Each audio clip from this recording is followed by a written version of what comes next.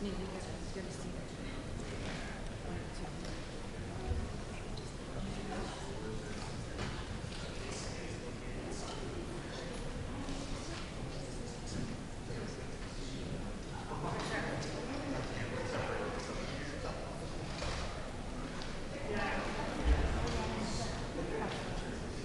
Are we on the reserved? Yes. Yes, please. Can we move some over, or do you want them Let me check with Mallory.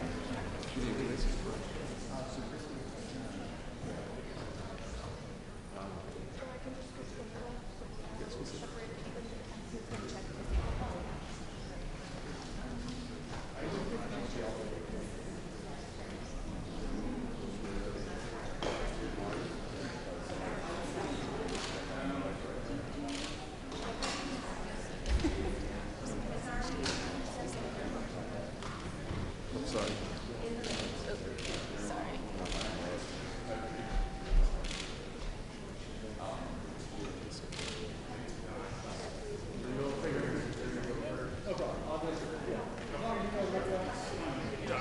Sorry. We need a few more chairs.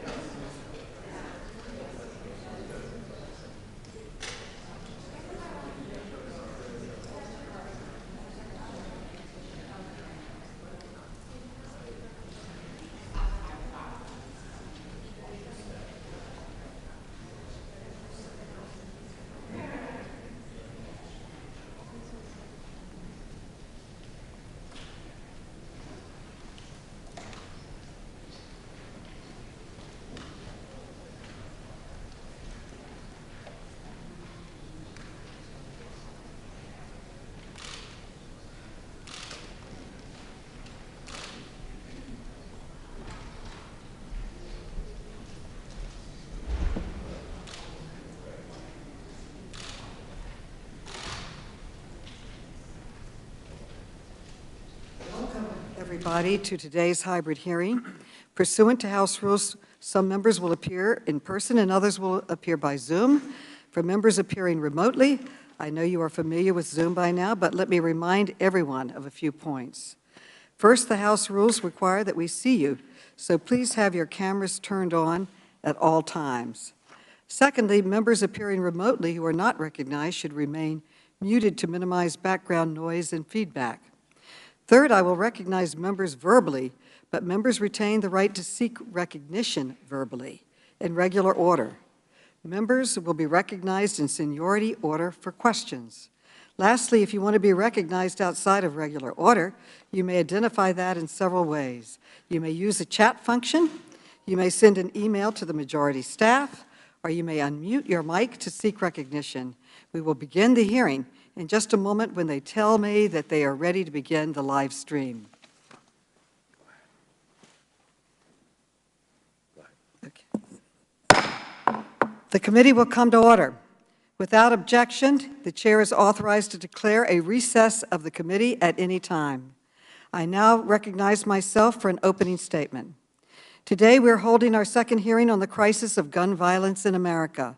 7 weeks ago, this committee heard heartbreaking testimony from witnesses whose lives were forever changed by gun violence, including Mia Cerrillo, a fourth grader who survived the massacre in Uvalde by smearing herself with blood so that they did not recognize her. Gun violence is now the top killer of children in the United States, causing more deaths in children than car accidents. In 2020, more than 45,000 people were killed by gun violence, the highest number ever recorded in our country. And since our first hearing, the evil of gun violence has continued to shatter our communities. On the 4th of July, a gunman rained down bullets on families at a parade in Highland Park, Illinois. He killed 7 people and injured dozens more. That shooter, like the killers in Uvalde, Buffalo, Las Vegas, Parkland, and Newtown, used an AR-15 style rifle.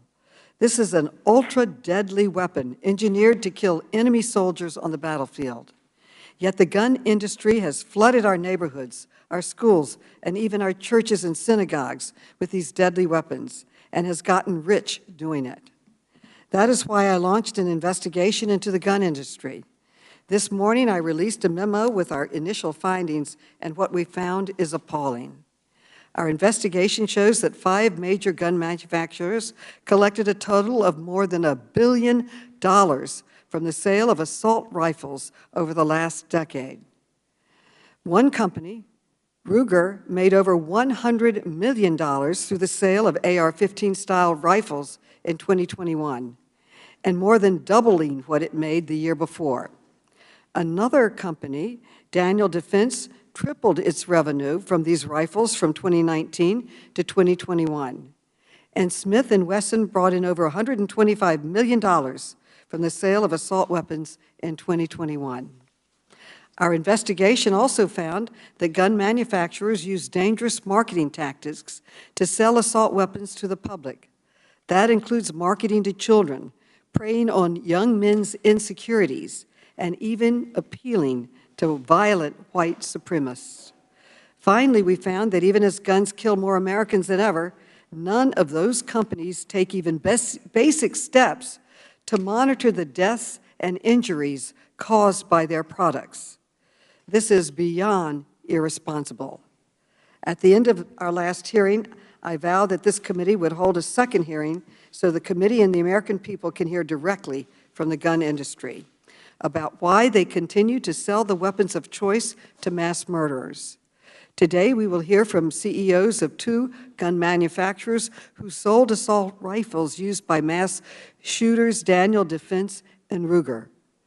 Daniel Defense sold the assault weapon that was used in Uvalde to murder 19 children and 2 teachers, and to wound 18 others.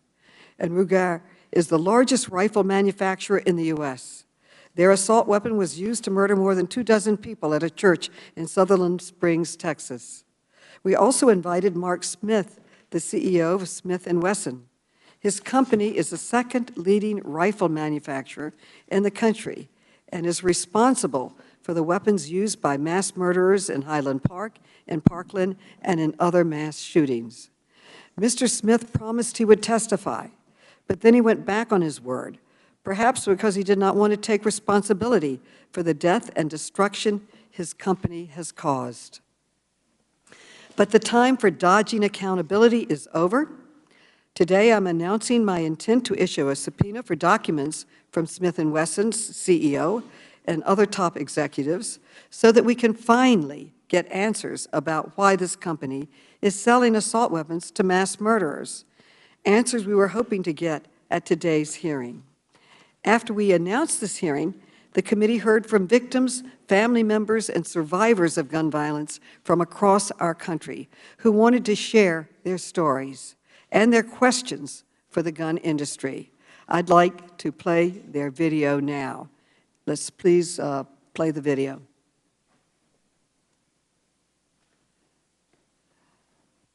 Hi, my name is Nicole, and nearly 10 years ago, I survived the Sandy Hook shooting in my elementary school when I was just 7 years old. Still to this day, I struggle through the horrible aftermath and PTSD. Our family was at the parade when I saw the shooter emerge above a second-floor roofline and point his long gun at my family and those around us and rapidly fire. I threw my wife and son behind a metal park bench to save our lives. After the shooting stopped, I saw the father of Cooper Roberts stand and scream for help, while my wife saw their son Cooper convulsing on the ground, shot through the abdomen and spine. As we ran, clutching hands, not knowing if someone was going to shoot us and if we were going to live or die, my son lost a huge part of his innocence. He is not the same person. He is broken. And every day, my husband and I are heartbroken as we try to help him get back to the carefree, sweet little boy he was before this happened. Hi, I'm Jasmine Caceres. I'm 17, and I lost my little sister, Jackie, at the Robb Elementary shooting in Uvalde, Texas. This picture was taken on her first communion on May 10th. 16 days later, she was shot and killed using a Daniel Defense AR-15. Hello, my name is Ana Rodriguez. I lost my daughter, Maite Juliana Rodriguez, on May 24, 2022 at the Robb school shooting. Maite was a sweet 10-year-old girl who dreamed of attending Texas A&M University in Corpus Christi to pursue a career in marine biology. Maite was robbed of her future due to gun violence. My fiance was shot and killed on May 14th by a white supremacist mass shooter when he went into Tops to buy our son a birthday cake. The shooter killed my fiance with a Bushmaster X-15 rifle.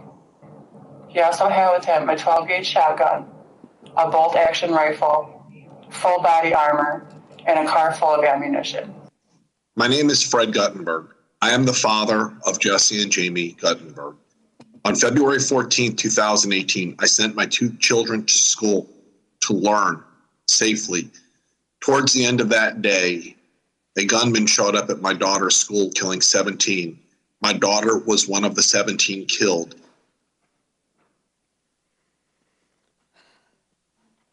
These people. I want to know, what are you doing to stop these shootings? Do you know how many children have been exposed to gun violence in schools since Columbine? What are you going to do? It's okay. To make sure that your products don't get into the hands of a white supremacist mass shooter ever again, who will take a child's father away? It's okay.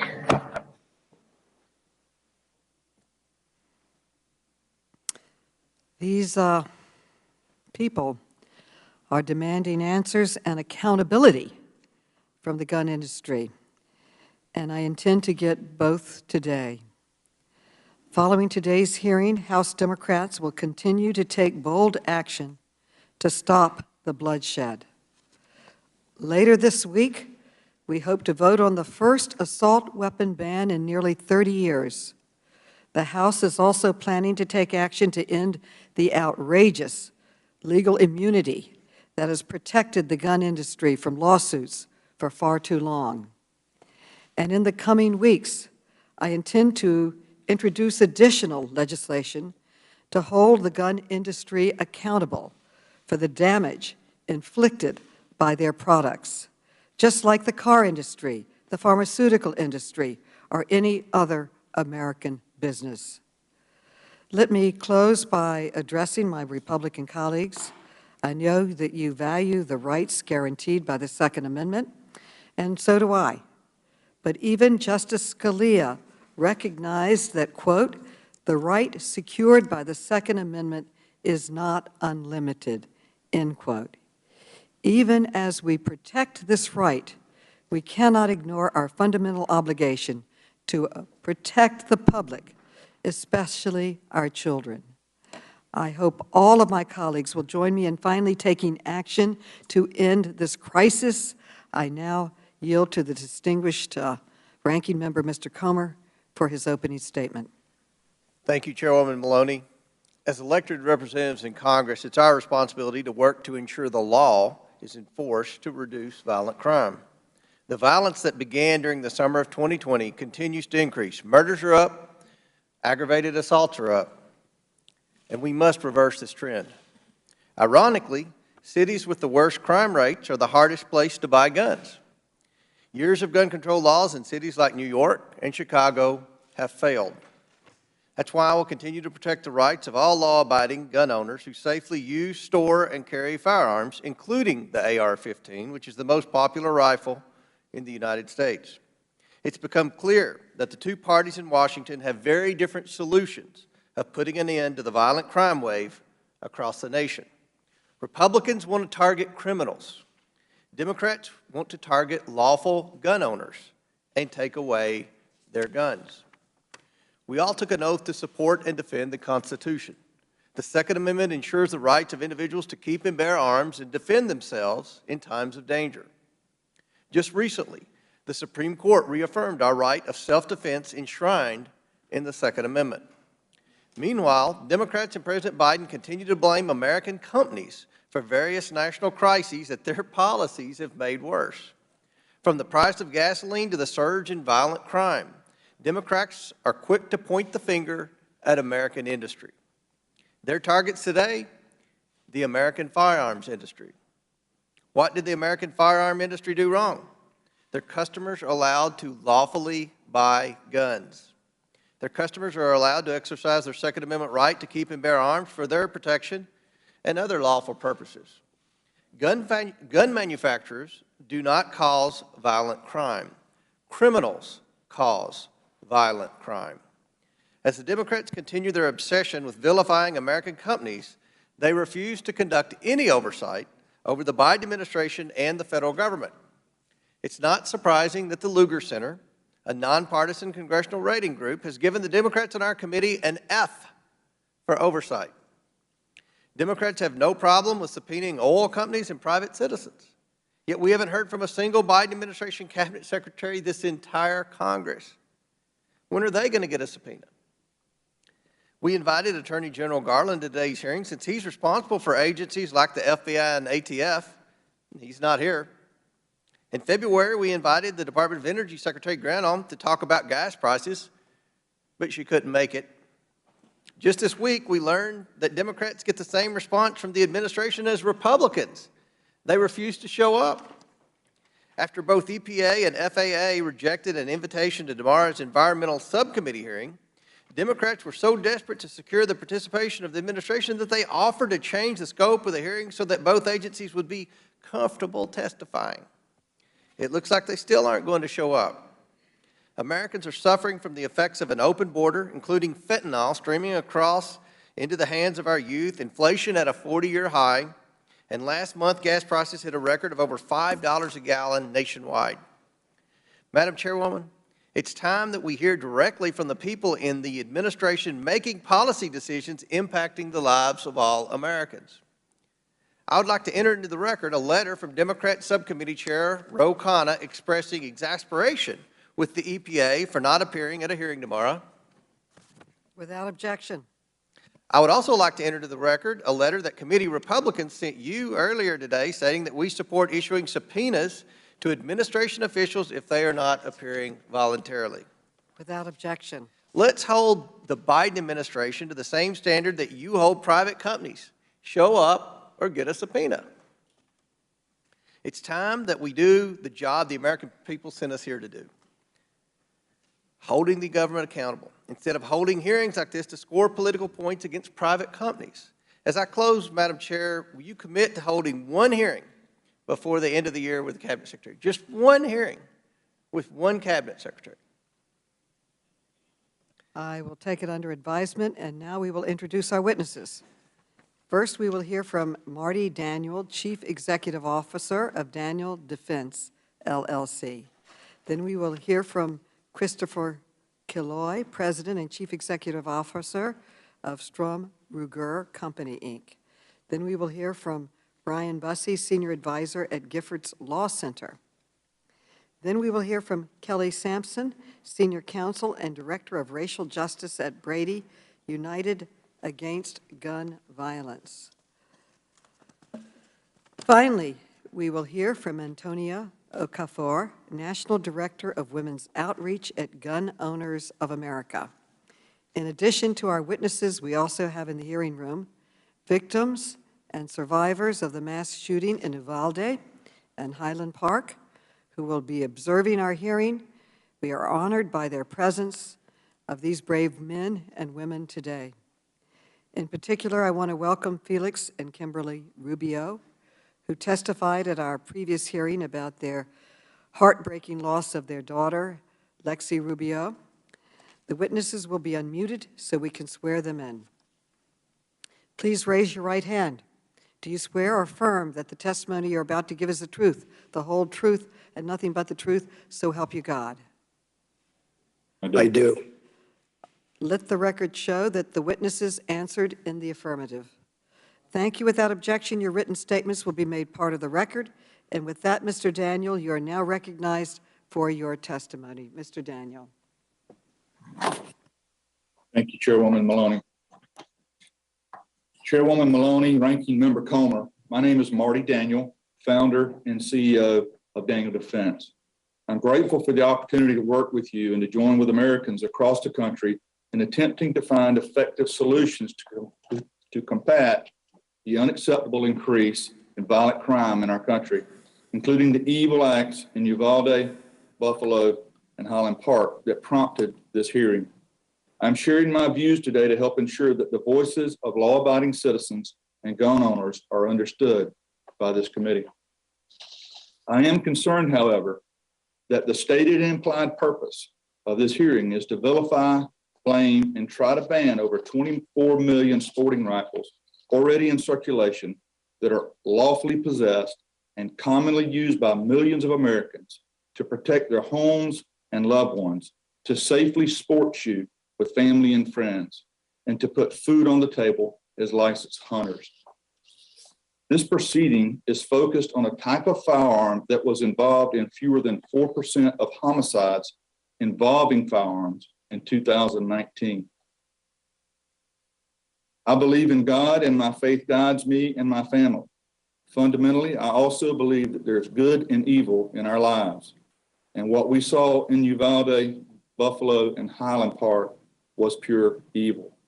The cruelty of the murderers who committed these acts is unfathomable and deeply disturbs me, my family, my employees, and millions of Americans across this country. Lately, many Americans, myself included, have witnessed an erosion of personal responsibility in our country and in our culture. Mass shootings were all but unheard of just a few decades ago. So what changed? Not the firearms.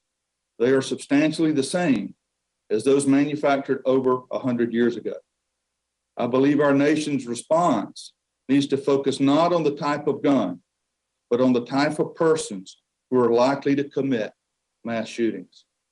In my judgment, the U.S. Secret Service and Department of Homeland Security have shown how we can best spend public resources in reducing these threats.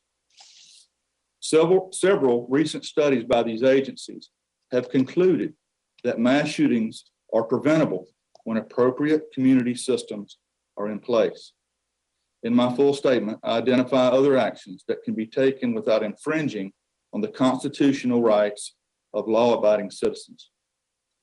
As the Supreme Court stated in Heller, the enshrinement of constitutional rights necessarily takes certain policy choices off the table, including those that would diminish the Second Amendment rights of law-abiding Americans, such as banning common and popular guns. To close, I'm appearing before you on a voluntary basis because I believe strongly in our constitutional form of government and the role of Congress in addressing the nation's problems. I have respect for Congress, and I hope you will afford me the same respect as both a citizen and a manufacturer of a lawful product built for responsible citizens. Thank you. And thank you, Mr. Killoy. You are now recognized for your testimony. Chairwoman Maloney, Ranking Member Comer, and distinguished members of the committee, good morning. My name is Chris Killoy, and I am both fortunate and proud to be the President and Chief Executive Officer of Sturm, Ruger and Company, Incorporated, more simply known as Ruger. At its core, Ruger, like all companies, is simply a collection of people. We are fathers, mothers, grandparents, friends, and neighbors. From humble beginnings in Southport, Connecticut, very close to where our corporate headquarters is today, we have grown to a team of nearly 2,000 hardworking folks. We have factories in Prescott, Arizona, Mayodan, North Carolina, Newport, New Hampshire, and Earth City, Missouri, with smaller offices and personnel in various locations around our great country. We come to work every day with the goal of building rugged, reliable firearms that responsible citizens are proud to own and lawfully use. Our motto, Arms Makers for Responsible Citizens, is a testament to our company culture and philosophy dating back nearly 75 years. Among the materials provided to the committee are a few examples of what we have done these many years to advance our philosophy and demonstrate our core values of respect, integrity, teamwork, and innovation.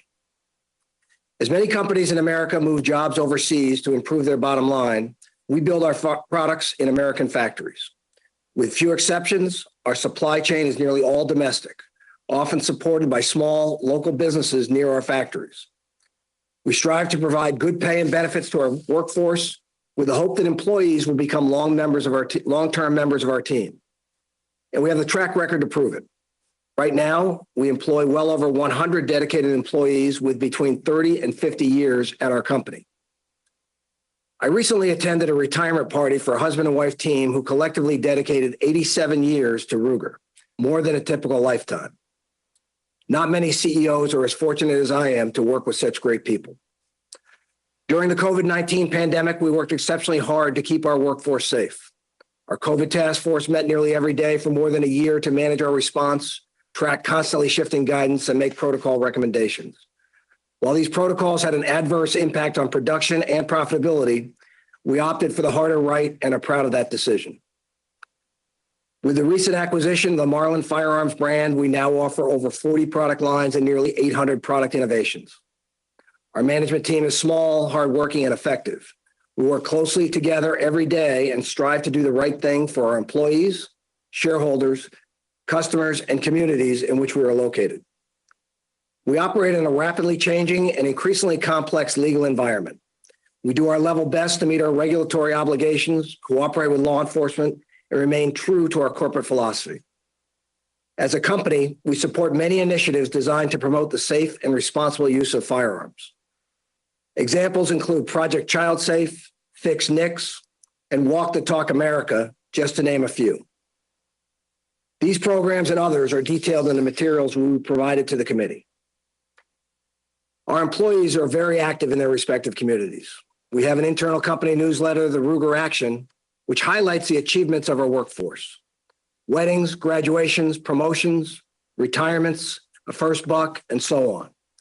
I am always proud and pleased by the community outreach and service of our employees that I read about so frequently. Ruger is a collection of nearly 2,000 hardworking, dedicated individuals sharing the common goal of supplying rugged, reliable, American-made firearms to responsible citizens who use them lawfully every day. That is who we are. The tension between our constitutional right to own firearms and the harm inflicted by criminals who acquire them is a complex topic that evokes strong emotions, regardless of your position on the issue. At Ruger, we are proud Americans who embrace the Constitution and the blanket of protections it provides, including specifically those guaranteed by the Second Amendment. We firmly believe that it is wrong to deprive citizens of their constitutional right to purchase the lawful firearm they desire because of the criminal acts of wicked people. A firearm, any firearm, can be used for good or for evil. The difference is in the intent of the individual possessing it, which we respectfully submit should be the focus of any investigation into the root causes of criminal violence involving firearms. Thank you. I look forward to your questions. Thank you. Mr. Bousset, you are now recognized for your testimony. Good morning, Chairwoman Maloney. Thank you for inviting me today. My testimony is about decisions, the ones I've made, the ones the firearms industry has made, and ultimately the decisions you must make. Like so many gun owners in America, I grew up with guns and was taught that responsibility and safety are critical components of firearms ownership. In 1995, I made the decision to get into the gun industry. For the first several years of my career, the same responsibility I was raised with prevailed there. Tactical gear was not allowed in the largest trade shows. Companies like Ruger even included their founding motto on all advertising, arms maker for responsible citizens. By 2007, change was happening as most companies began combining guns with the political fear and conspiracy machine of the NRA. It worked very well because the same things that drove NRA radicalization also drove gun sales. Prior to 2008, guns like the AR-15 were a pariah, but they represented a new and untapped market, and the NRA and the NSSF needed new political symbols and profit. And so companies like Smith & Wesson made the decision to get into the AR-15 business. A few years later, the M&P 15, as in military and police, became the best-selling rifle in America. Eventually, young male gun customers in places like Parkland, Florida, Highland Park, Illinois, and Kenosha, Wisconsin, all decided to use an M&P 15. By 2008, Ruger made the decision to remove the responsible citizen motto from most of its public advertising. Those industry leaders who spoke out against this new trajectory were attacked and marginalized. Everyone was told that any new gun buyer or any gun marketing was good, so long as it furthered political aims and sold guns. The trend of dismissing responsibility has only worsened, and today the industry condones frightening marketing that openly partners with domestic terror orgs like the Boogaloo Boys, a group that hopes for race wars and wears Hawaiian shirts. There is no industry criticism of marketing like this. In fact, the maker of this Boogaloo rifle is also one of the nation's largest gun retailers, and they boast of the public support of most of the largest gun companies, including Smith & Wesson. It's not that the industry and the NSSF are shy about aggressively policing the actions of members. In 2018, after the Parkland shooting, Ed Stack, the CEO of Dick's Sporting Goods, removed AR-15s and tactical gear from his stores. Stack still sold plenty of other guns, but within days, the NSSF Board of Governors officially expelled Stack and Dick's to let everyone know that anything short of complete devotion would not be tolerated. I was inside the industry as new companies like Daniel Defense built businesses by advertising AR-15s with slogans encouraging young men to use what the Special Forces guys use. Like many companies, they also sought and celebrated the inclusion of their AR-15s in first-person shooter games and movies.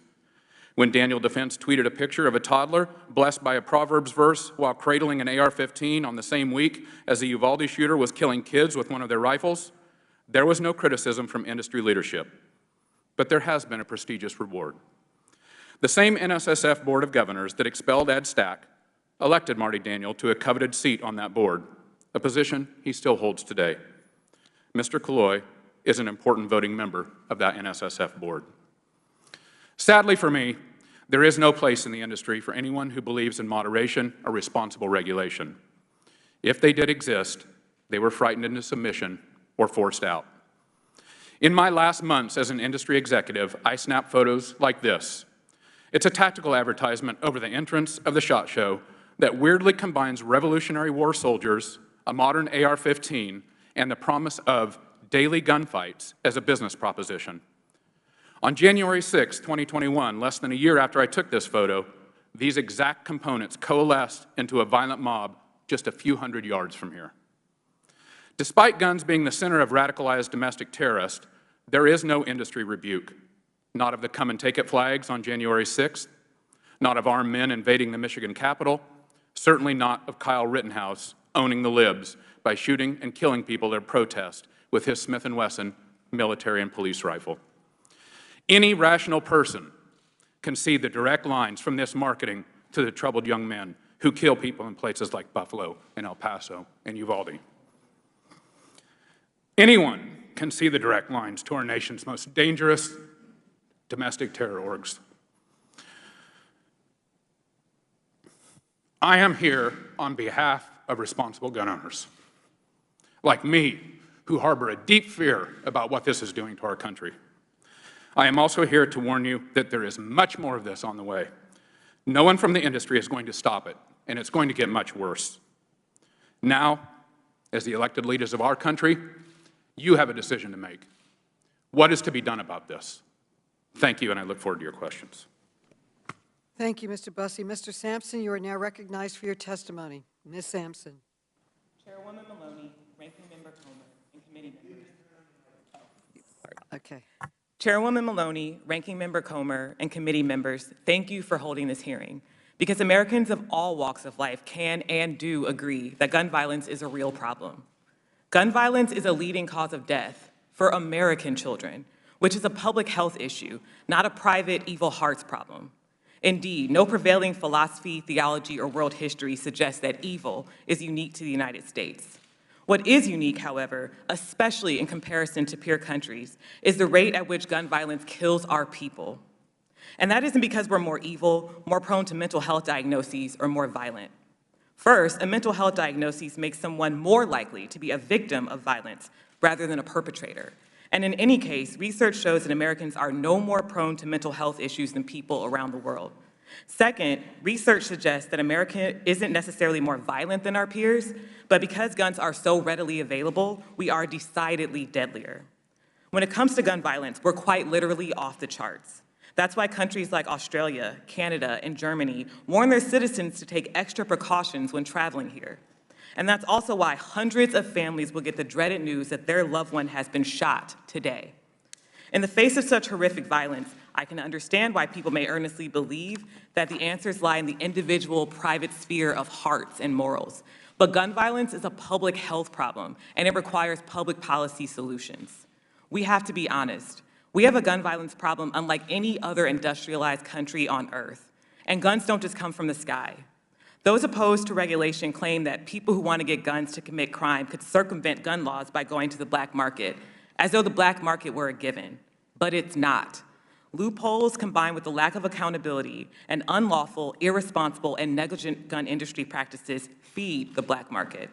I'm going to focus on those business practices. Almost all guns start in licensed manufacturers' factories. Generally, manufacturers sell to distributors who sell to dealers who sell to the public. Dealers are supposed to screen for gun trafficking, and most do. The majority of gun dealers won't sell a single crime gun in a given year. But the most recently available data shows that 5% of licensed dealers sell about 90% of crime guns. And you might be asking what manufacturers have to do with that. A lot. Through trace data from the Bureau of Alcohol, Tobacco, Firearms, and Explosives, or the ATF, manufacturers know which dealers and distributors are routinely selling crime guns. Since the majority of gun dealers don't sell crime guns in a given year, then if a dealer has multiple traces, that should at least trigger the manufacturer to investigate and at most compel the manufacturer to cut business ties. But they don't do that. And you don't have to take my word for it. Several industry insiders have said as much, and I've detailed it in my written testimony. Despite manufacturers' role in supplying the black market, they face little accountability for a couple key reasons. First, they've lobbied to undercut the ATF. Second, they've bought themselves a shield in the Protection of Lawful Commerce in Arms Act, also called PLACA, a law that makes it much harder for those harmed by industry misconduct to get justice. So we've got paltry enforcement and PLACA. And the gun industry sows carnage by flooding communities with guns, then reaps profit by saying the only thing that'll stop the bad guys with guns are good guys with guns. This more guns, less crime frame isn't just wrong, it's dangerous. First, we know that states with looser gun laws have more crime. Secondly, framing guns around good and bad guys isn't neutral. Because of the racial inequities in our society, good guy with a gun is usually code for white, resulting in disparate treatment for Black gun owners. For example, police shot and killed Philando Castile, a Black licensed concealed carry permit holder during a traffic stop, whereas police were peacefully able to take an armed white man into custody who'd fled after shooting and killing 7 people at a July 4th parade in Highland Park. Further, some manufacturers use militaristic marketing, suggesting that assault-style rifles are the way to protect freedom. But as I've detailed in my written testimony, freedom in the firearms context is linked to a distorted view of the Second Amendment that falsely claims that people have the right to take up arms against the government. This insurrectionist interpretation is particularly seductive to extremists, and it threatened this very body on January 6th. Neither history nor any Supreme Court precedent supports the notion that the Second Amendment is the right to insurrection. As Representative Raskin pointed out just last week, it's absolutely absurd, yet we see manufacturers using it to sell guns all the time. The gun industry's role in fueling our country's gun violence epidemic can't be understated. That cannot stand, and I look forward to your questions. Thank you. Thank you so much. Ms. Okafor, you are now recognized for your testimony. Thank you, Chairwoman Maloney, Ranking Member Comer, and members of the House Oversight Committee. Thank you for inviting me to testify today and for giving me the opportunity to defend the rights of millions of American gun owners to own and maintain AR-15s for self-defense. My name is Antonia Okafor-Cover, and I'm the National Director of Women's Outreach for Gun Owners of America. I'm also a national spokesperson. I'm a certified firearms instructor and range safety officer who specializes in working with women, particularly those with traumatic backgrounds. I'm what you would call an accidental activist. My parents are immigrants from Nigeria, and I grew up primarily with an anti-gun, anti-Second Amendment mindset until I arrived in college in 2009 and was greatly grieved at the epidemic of sexual assaults occurring at universities across the U.S. As a sexual assault survivor myself, I have since become a passionate advocate of empowering women. And in my years as a range safety officer and firearms instructor, I have found that my female students tend to give the AR-15 the best review overall. This year, Gun Owners of America put on free events for women that let new female shooters try out an array of firearms, from handguns to rifles to shotguns. Out of all the firearms, it was always the AR-15 that they raved about.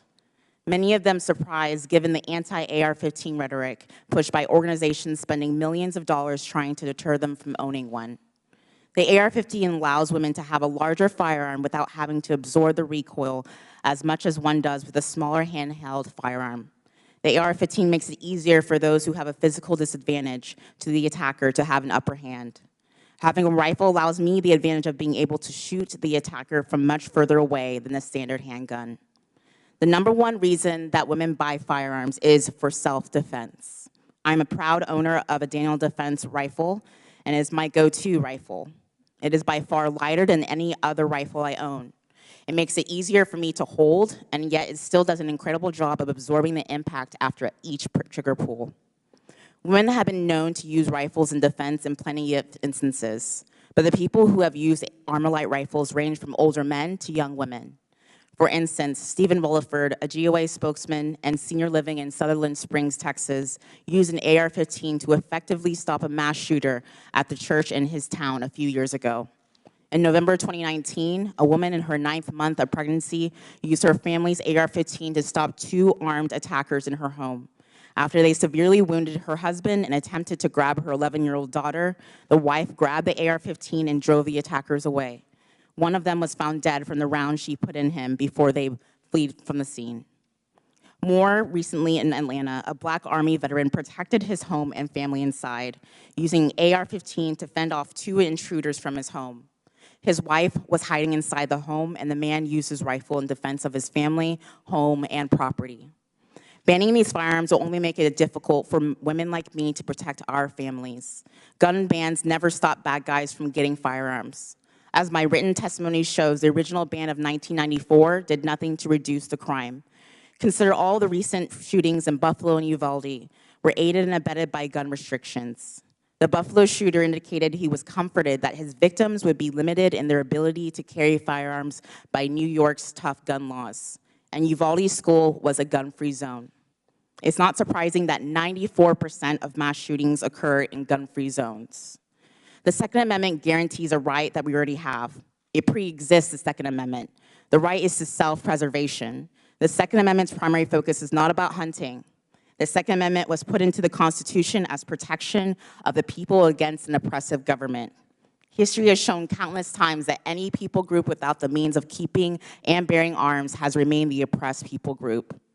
Our history in America has shown oppression correlated with gun control. Even after Black people fought alongside their white counterparts in the military, many came home to racist governments and institutions that systematically took away firearms from Black communities that relied on firearms to deter attacks from the Ku Klux Klan and other anti-gun organizations. Martin Luther King Jr. applied 2 times for a concealed carry permit. Both times, the racist police in charge of giving Dr. King a permit refused to give him one. In conclusion, because of the many benefits of the AR-15 for women and those with physical disadvantages, including the fact that our Constitution is clear that no government body has the power to determine which firearm I choose to keep in my possession, the Armalite rifle is a platform that is an exceptional, commonly owned firearm and should be protected as such. Thank you. Thank you so much. I thank all the panelists. I now recognize myself for questions. Today's hearing is historic. It's the first time in nearly 2 decades that the CEOs of leading gun manufacturers have testified before Congress about their business practices. Mr. Daniel, the gunman in Uvalde, used an assault weapon from your company to murder 19 children and 2 teachers. Your company said that this shooting was, and I quote, a horrifying tragedy, end quote, and that the victims and families are, quote, in our thoughts and they are in our prayers, end quote. You even canceled your company's appearance at the NRA convention after the shooting. And you testified today that there has been a decline in personal responsibility, using your words. Mr. Daniel, do you agree that the murder of these children and teachers in Uvalde was a tragedy? And do you feel any personal responsibility for that tragedy?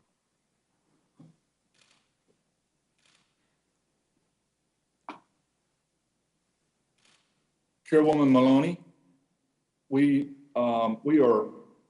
I am deeply disturbed by these horrific acts committed by evil people. I cannot even imagine what those innocent children had to go through, and the teachers.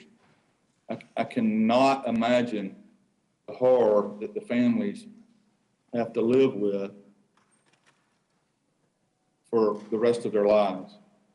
These acts were horrible, and these acts need to be stopped. Thank you.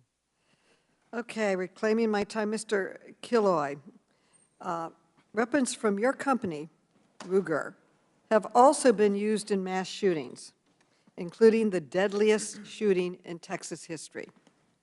I played a video earlier in which Americans impacted by gun violence had a simple question. What is the gun industry doing to stop the violence? We just heard from Mr. Daniel that we have to stop the violence. I think we all agree. What is the gun industry doing? And one obvious step is to end the sale of assault weapons to civilians and children. Yet neither company before us has been willing to take that step. Congress is moving to take that step.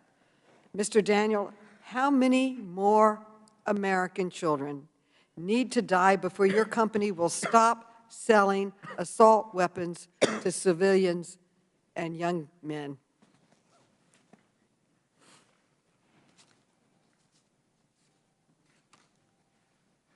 Congressman, was that directed to myself or Mr. Daniel? Okay. Mr. Daniel, yes.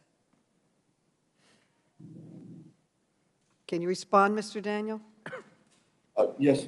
Can you, I thought that question was for Mr. Cloyd. Can you repeat the question, please? How many more American children need to die before your company will stop selling assault weapons to civilians and children, the weapon of choice in most mass murders in our country? Congresswoman Maloney, I believe that these murders are local problems that have to be solved locally. I believe that okay. My time is limited, and I have to go to the next question. Mr. Killoy, how about you? Is there any number of shootings in schools and churches and synagogues that would convince you to stop selling weapons of war to civilians? Respectfully, Congresswoman, I don't consider the modern sporting rifles today that my company produces to be weapons of war. And like all Americans, I grieve, when we read about these tragic incidences. You ask what the industry has done and what our company has done and can do. One of the things you referenced was the Sutherland Springs situation. In that case, the evil person who perpetrated those crimes and committed those murders was allowed to buy a firearm that, frankly, he should not have been allowed to do. Reclaiming my time. And it seems to me that if a company really cared that its products were being used to kill scores of Americans, it would stop selling them. But of course, the gun industry won't do that because they're making lots and lots of money from these weapons. As shown in the chart behind me, over the last 10 years, Daniel Defense collected more than $500 million in revenue selling AR-15 style assault weapons, the weapon of choice in too many mass shootings. Ruger also made over $500 million on these weapons, and Smith & Wesson made more than $600 million. That is the very definition of putting profits over people. Today, the committee room, there are victims and surviving family members from the Highland Park and Uvalde shootings. Mr. Daniel, you have sent thoughts and prayers to the victims of Uvalde, but you have never accepted responsibility for selling the weapons that killed these innocent children. And you testified earlier that there has been a decline in personal responsibility. I want to give you the opportunity now to show personal responsibility. Will you accept personal responsibility for your company's role in this tragedy and apologize to the families of Uvalde? Chairwoman Maloney, these acts are committed by murderers. The murderers are responsible. Reclaiming my time. Mr. Killoy, how about you? Will you apologize to the victims here today and victims around our country and their families in Sutherland Springs, Boulder, and other cities who were harmed by your products? Congresswoman, with all due respect, while as I grieve like all Americans at these tragic incidences, again, to blame the firearm, the particular firearm in use here that we're talking about, modern sporting rifles, Thank you. to blame the firearm as an inanimate object. Reclaiming my time. So let me get this straight, and with all due respect, you market weapons of war to civilians and children. You make millions by selling them, but when someone pulls the trigger, you refuse to accept responsibility. And I would call that a staggering lack of accountability. I hope the American people are paying attention today. It is clear that gun makers are not going to change unless Congress forces them to finally put people over profits. I yield back and recognize the gentleman from Georgia, Mr. Heiss. He is now recognized. Thank you. I want to thank each of our witnesses for being here for your testimonies. Also want to thank Chairwoman Maloney for holding this hearing so that the American people can see the disturbing trend in this committee of going after both private citizens and the constitutional rights of American citizens. Just the other day, this committee went after those in the energy sector and now going after firearm manufacturers, all for political purposes. And just to go with the Chairwoman's comments, I want to know, when are you, Chairwoman Maloney, going to apologize to the American citizens for not dealing with the real issue and showing responsibility and accountability? When are we going to have hearings in this committee holding people responsible in cities, municipalities, states, and right here in our own Congress for being soft on crime? When are we going to have hearings to do away with the ridiculous, outrageous policies of defunding the police? And do we really think that that is a good idea when it comes to dealing with crime? Would anyone in their right mind think that crime would go down when we attack and defund the police, when we're soft on crime? And here we have a southern border that remains open, allowing gang members to come in. We've not had one hearing about that. We've not dealt with one thing of the issue. This is like the old saying that we're going to blame the manufacturers of forks and spoons for obesity. I guess you're going to subpoena some of them as well to deal with obesity in this country. It is absolutely absurd that we're not dealing with the issues, and I want to know, when are you going to apologize for the lack of leadership in this committee of dealing with the issues that this country is facing? This committee should have jurisdiction over government oversight and federal issues, not going after private citizens and private companies like we're doing here today. Yes, violent crime is on the increase. That's a concern for all of us. But to go after the manufacturers of guns while at the same time remaining soft on crime, defunding the police, supporting those policies, and keeping our southern border open for all sorts of criminals is absolutely disgusting to me and unthinkable. The height of irresponsibility and lack of accountability. My colleagues seem to forget that the American people have a right to own guns. It's a constitutional right to defend themselves, and yet we have a perpetual barrage of politicized buzzwords like have already been used here this morning, like assault weapons and weapons of war, to support arbitrary gun grabs, not from criminals, but from law-abiding American citizens. And it's time that we see some changes. Mr. Daniel, I'd like to go to you. There are approximately 8.5 million Americans purchased a firearm for the first time in 2020, and this is a trend that's continued to go up for the last several years. Does your company make or produce any illegal product?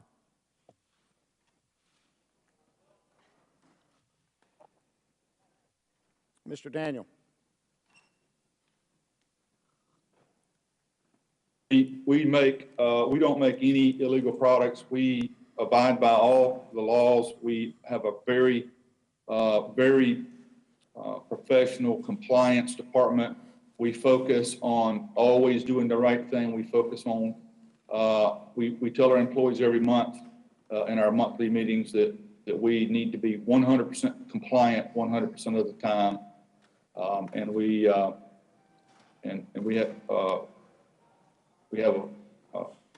known to have a great system of making sure that we're everything is legal. And I've been to your company. I've toured it. It's an amazing place. Why do you believe so many Americans are choosing to exercise their constitutional rights for firearms and purchase firearms, particularly things like the AR-15, which seems to be under attack this morning? Congressman, I believe our data agrees with what you have stated, that there were 8 million plus new gun owners in 2020. That number has continued. Those types of numbers have continued through today, equaling 16 million plus new gun owners. Our internal data shows us, sir, that less than 20% of those new gun owners who have never owned a gun before are Republicans, and that people who have made a decision in the past to never own a gun have changed their minds and are buying guns in unprecedented quantities.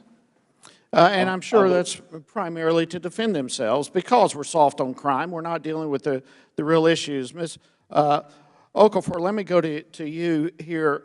Lawful gun ownership is an integral part of a citizen's right to defend themselves. In fact, it's interesting, and Chairwoman, I have 2 articles here, but in 1982, the city of Kennesaw, Georgia, passed an ordinance requiring heads of households to maintain working firearms and ammunition. And interestingly, Kennesaw, which is a metro Atlanta city, certainly not a depopulated rural area, they have incredibly low crime rates, particularly violent crime. In fact, between 2012 and 2020, only 2 homicides in that city. And I have a couple of articles I'd like to submit to the record, please. Without objection. Thank you. Ms. Okafor, in your opinion, is private gun ownership one of, if not the most effective means of self-defense? Thank you, Congressman. Yes, absolutely. That is one of the most impactful ways of deterring any criminal from wanting to go to the places that are most vulnerable and defenseless. Like I said in my testimony, 94% of mass shootings occur in gun-free zones. So a criminal is going to go where they can do the most amount of harm in the least amount of time. And so those places that they know that they're not going to be able to do that, they're going to be a deterrent. Is that answer data-based? That's absolutely data-based. Okay. Thank you very much. I appreciate the chairwoman's allowing us to go a little bit over our time, but with that, I'll yield back, and I thank the witnesses for being here. The gentleman's time is expired, and he yields back. Our votes have been called, and after the questioning from the District of Columbia, Ms. Norton, who is now recognized, we will recess for the purpose of going to the floor to vote. Ms. Norton, you are now recognized. Thank you, Chairwoman Maloney, for this especially timely hearing. You're having this hearing at a time when gun violence is menacing the entire country. You do not open a paper these days, these mornings, without reading about gun violence, often involving many, many victims. I would like to preface my questions by noting that without statehood, the District of Columbia could have its local gun violence prevention laws, including its ban on assault weapons and high-capacity magazines, overturned by Congress. Republicans, including this Congress, have repeatedly tried to overturn D.C.'s common-sense gun violence prevention laws. We have defeated each such effort, and I will continue to try to do so. It is clear that there is a common denominator to mass shootings that occur over and over and again in America, and that is the use of assault weapons. Mr.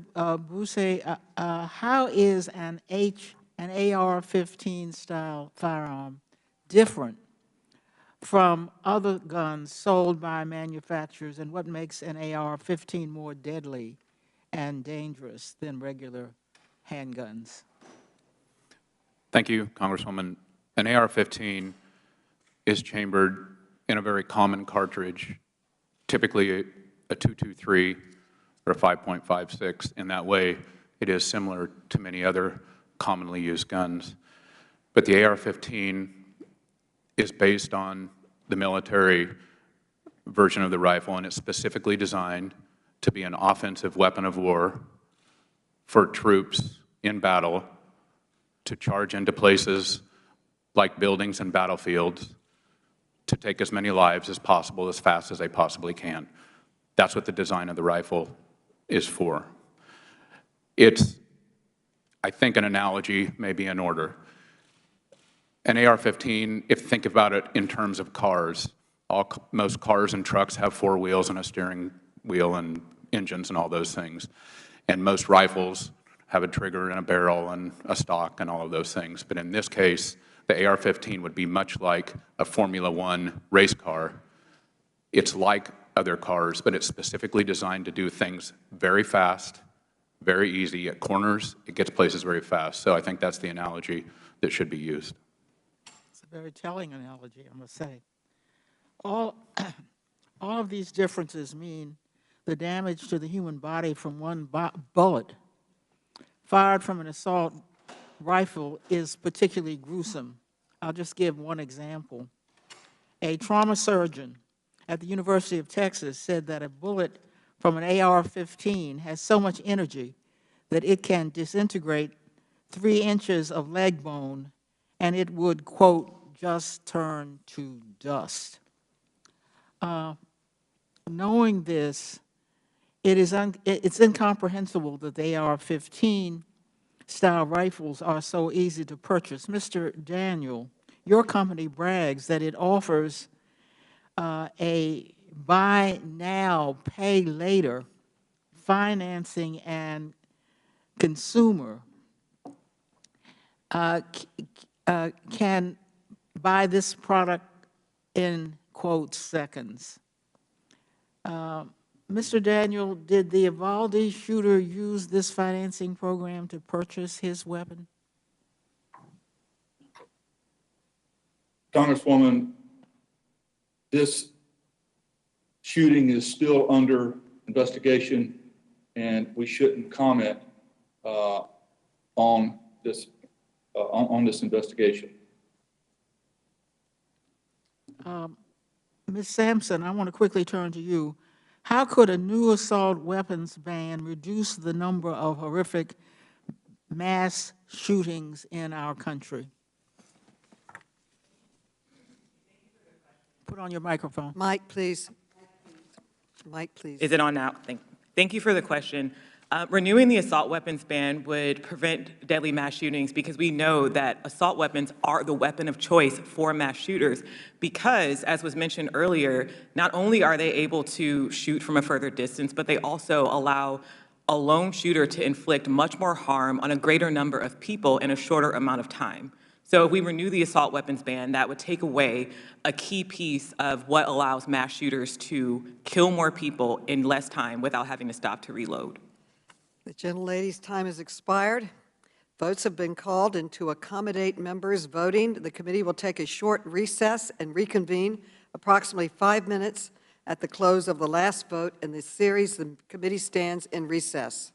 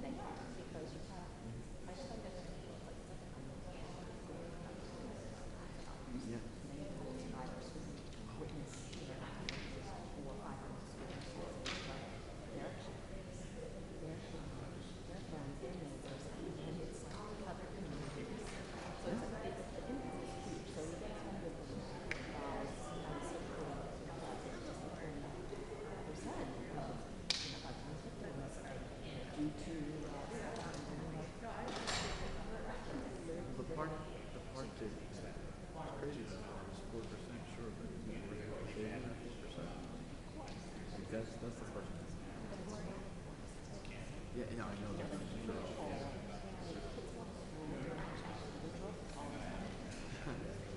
I never had those.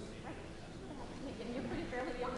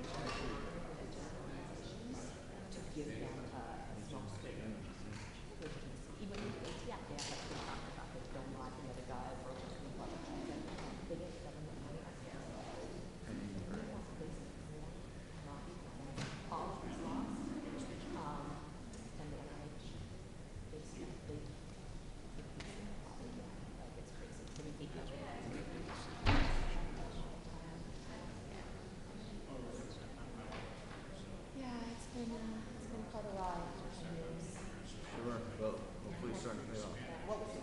Here. That's cool stuff. Well, I'm sure I will be seeing you. Yeah. Yeah. Oh, these two family drop. Yep. Yeah. Our air date's going to be the 1 year anniversary. Probably end up at the National Vigil then. Probably. Every community of Christians will be there. When will that be?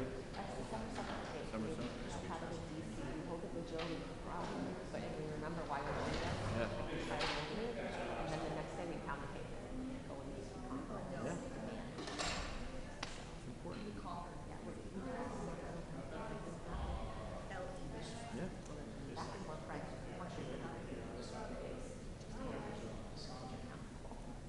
Yeah, I went to Sacred Heart, so I lived with a girl from Newtown. When that happened, it was like crazy. It was the home that was. Yeah. I'm just waiting for like when school opens.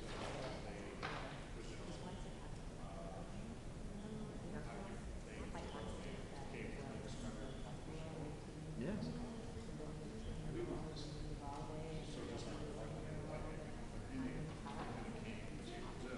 Yeah. That's coming in a couple of weeks, right? School open? Yep. Is this it?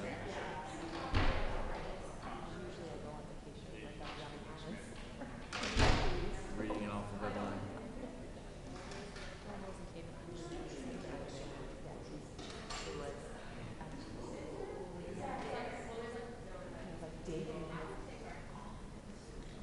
Now they just run together like that.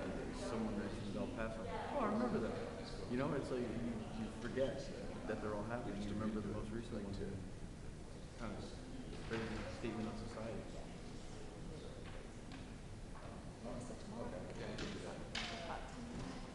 Say it again.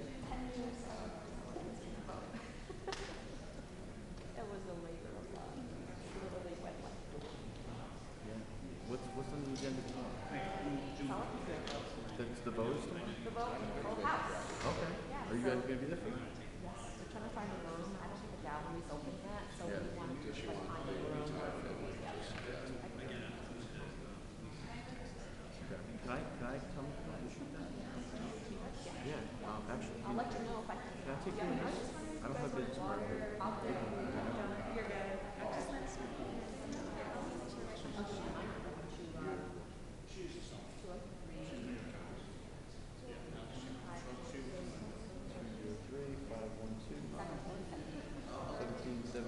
Yeah. That's it, right? I'm sorry, the last name is? Murray. There you go. Hey, good people, yeah. Yes, those Irish.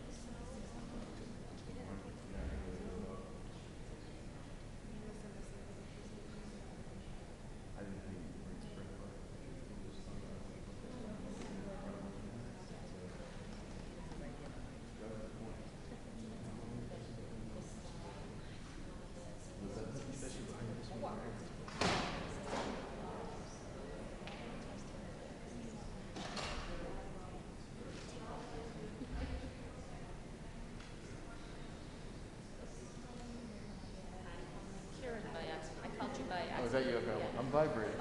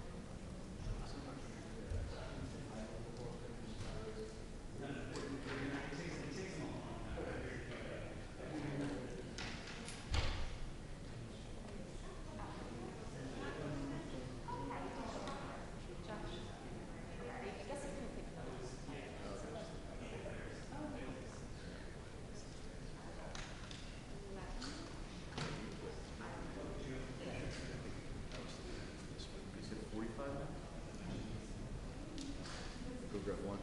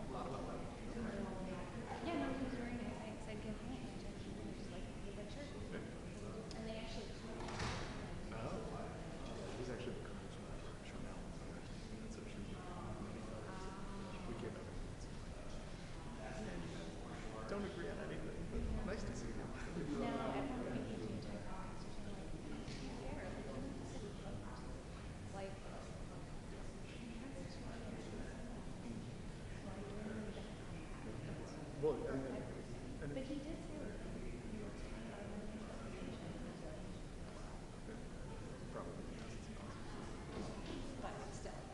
I'm glad to hear that. That's got some courage. It sounds like you have a kid who comes and in. honestly, I don't know anything about what Well, I think being able to speak is a problem.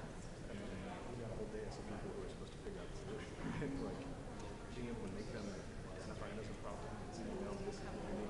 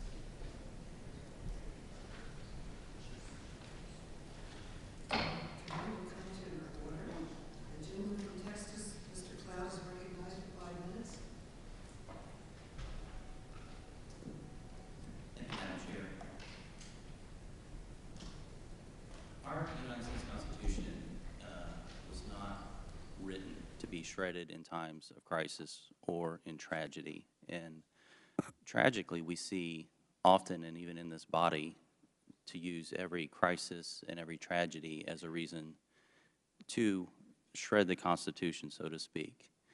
Even today in this hearing, we see once again the attempt to punish society for the acts of an individual. This ideology, this blame shifting that's really rooted in Marxism. It's the same ideology that gives terrorists and those who commit genocide their reasoning, and demagogues throughout history to justify their actions.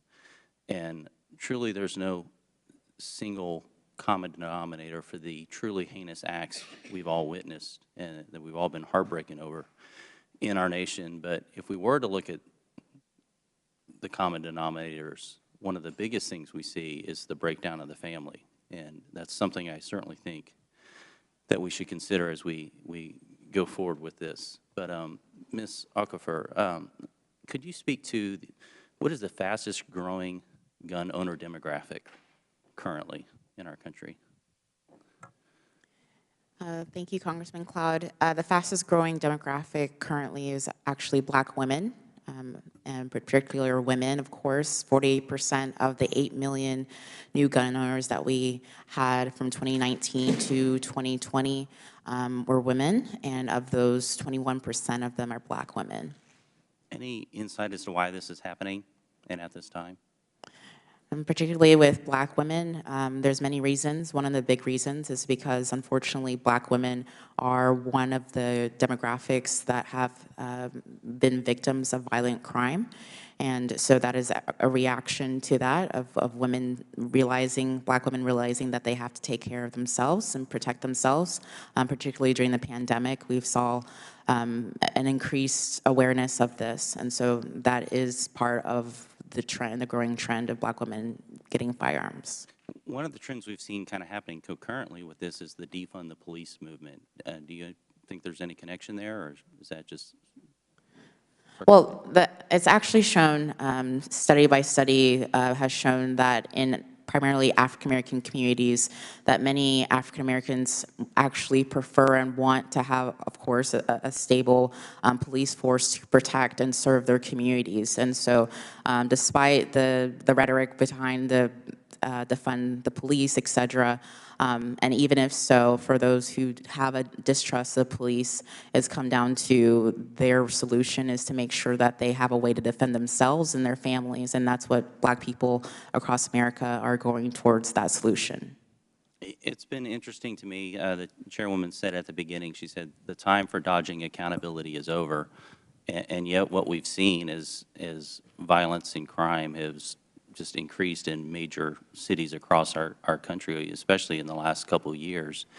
A lot of it seems to be because of the lack of accountability. We continue to have almost daily stories of criminals who committed heinous acts be released only to commit heinous acts once again. And in that context, we've seen a number of people realizing that they have a need to protect themselves and to protect their families and such. We have leftist DAs in almost all of these cities where this is happening. We have an Attorney General here, or Attorney General Garland, who's really laid the groundwork for an understanding that there aren't consequences for bad actions for the individual, and it's really upended the rule of law in this country, and we've seen the tragic results. I was wondering, too, if you could speak to one of the big concerns with red flag laws is that there's a discriminatory nature to them. Could you speak to that?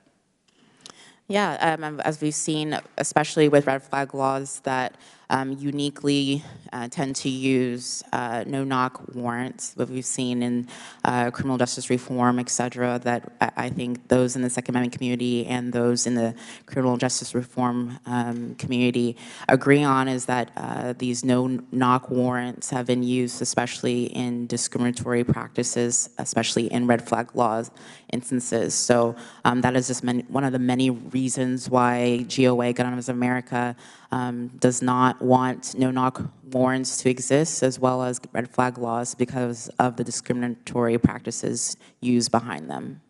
One of the things we've seen recently, too, is the ATF has amassed a massive database of gun records. It's almost 1 billion, if not that, already. And then recently we've seen that it's a searchable database, basically. Now, federal law says that they are not allowed to create a gun registry, but they have a searchable database for all practical purposes, and recently we've begun to see stories of them trying to enforce this through local law enforcement, in showing up and surveying gun, or do you have this serial number in your house and those kind of things. Does that kind of thing concern you, and how do you think that squares with the Second Amendment? It absolutely concerns us at Gun Owners of America. When it comes down to it, is that this is what exactly why people are concerned about any type of registration, is because once registration is allowed, then it's very easy for any type of government agency to be able to use that to essentially, again, discriminate against gun owners and those that they deem to be, quote unquote, dangerous. And what that actually means tends to be anything from what they believe is a First Amendment difference or something like that. So when it comes down to it, that's part of the issue, is that any type of registration leads to gun confiscation in the end. The gentleman's time has expired. Thank you. The gentleman from Massachusetts, Mr. Lynch, is recognized. Thank you, Madam Chair, and really appreciate you holding this hearing. I thank the ranking member as well and our witnesses. On one of my other committees, I actually serve as the chairman of the Task Force on Financial Technology, FinTech. And our task force is continuing to investigate the emerging use of so-called buy now, pay later financing for online purchases. So I want to direct this question to Mr. Bussey and Ms. Sampson. A buy now, pay later allows consumers to purchase and immediately take possession of an item after agreeing to pay the purchase price over a fixed period of time. The use of buy now, pay later has really dramatically increased in the last few years, especially with the pandemic. Not surprisingly, buy now, pay later is also extremely popular with younger consumers because it entails a very, very light credit pull or credit check, and really targets those with minimal disposable income and little or no credit history. And by far, millennials and Gen Z consumers make up the majority of buy now, pay later users by age group.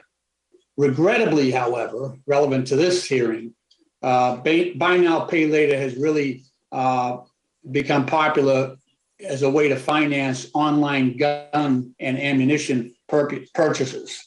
While some of the major buy now, pay later providers like Affirm and Klarna and Afterpay explicitly prohibit purchasing guns and ammunition, some do not. And as recently reported by the New York Times, Credova Financial LLC and some other niche firms are actively exploiting the gap in gun sales market by teaming up with gun merchants to offer buy now, pay later financing to facilitate online purchases. In fact, Credova boasts a multitude of retail partners on its website, including several gun merchants. For example, the company is the financing arm for grabagun.com, which is an online gun seller offering handguns, shotguns, and what they say on the website, a huge number of AR-15s. Grabagun.com prominently highlights the convenience and benefits associated with Credova buy now, pay later, including no hard credit inquiries for pre-approval and zero money down. The website also dangerously markets Credova's services as advertised on Grabagun.com. A consumer can select Credova financing in order to what they call shoot now, pay later.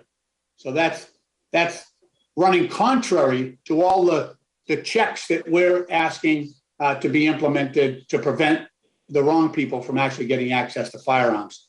So Mr. Bussey and Ms. Sampson, can you offer us your thoughts on how this new mechanism of buy now, pay later in the gun industry could affect and exacerbate the gun violence epidemic?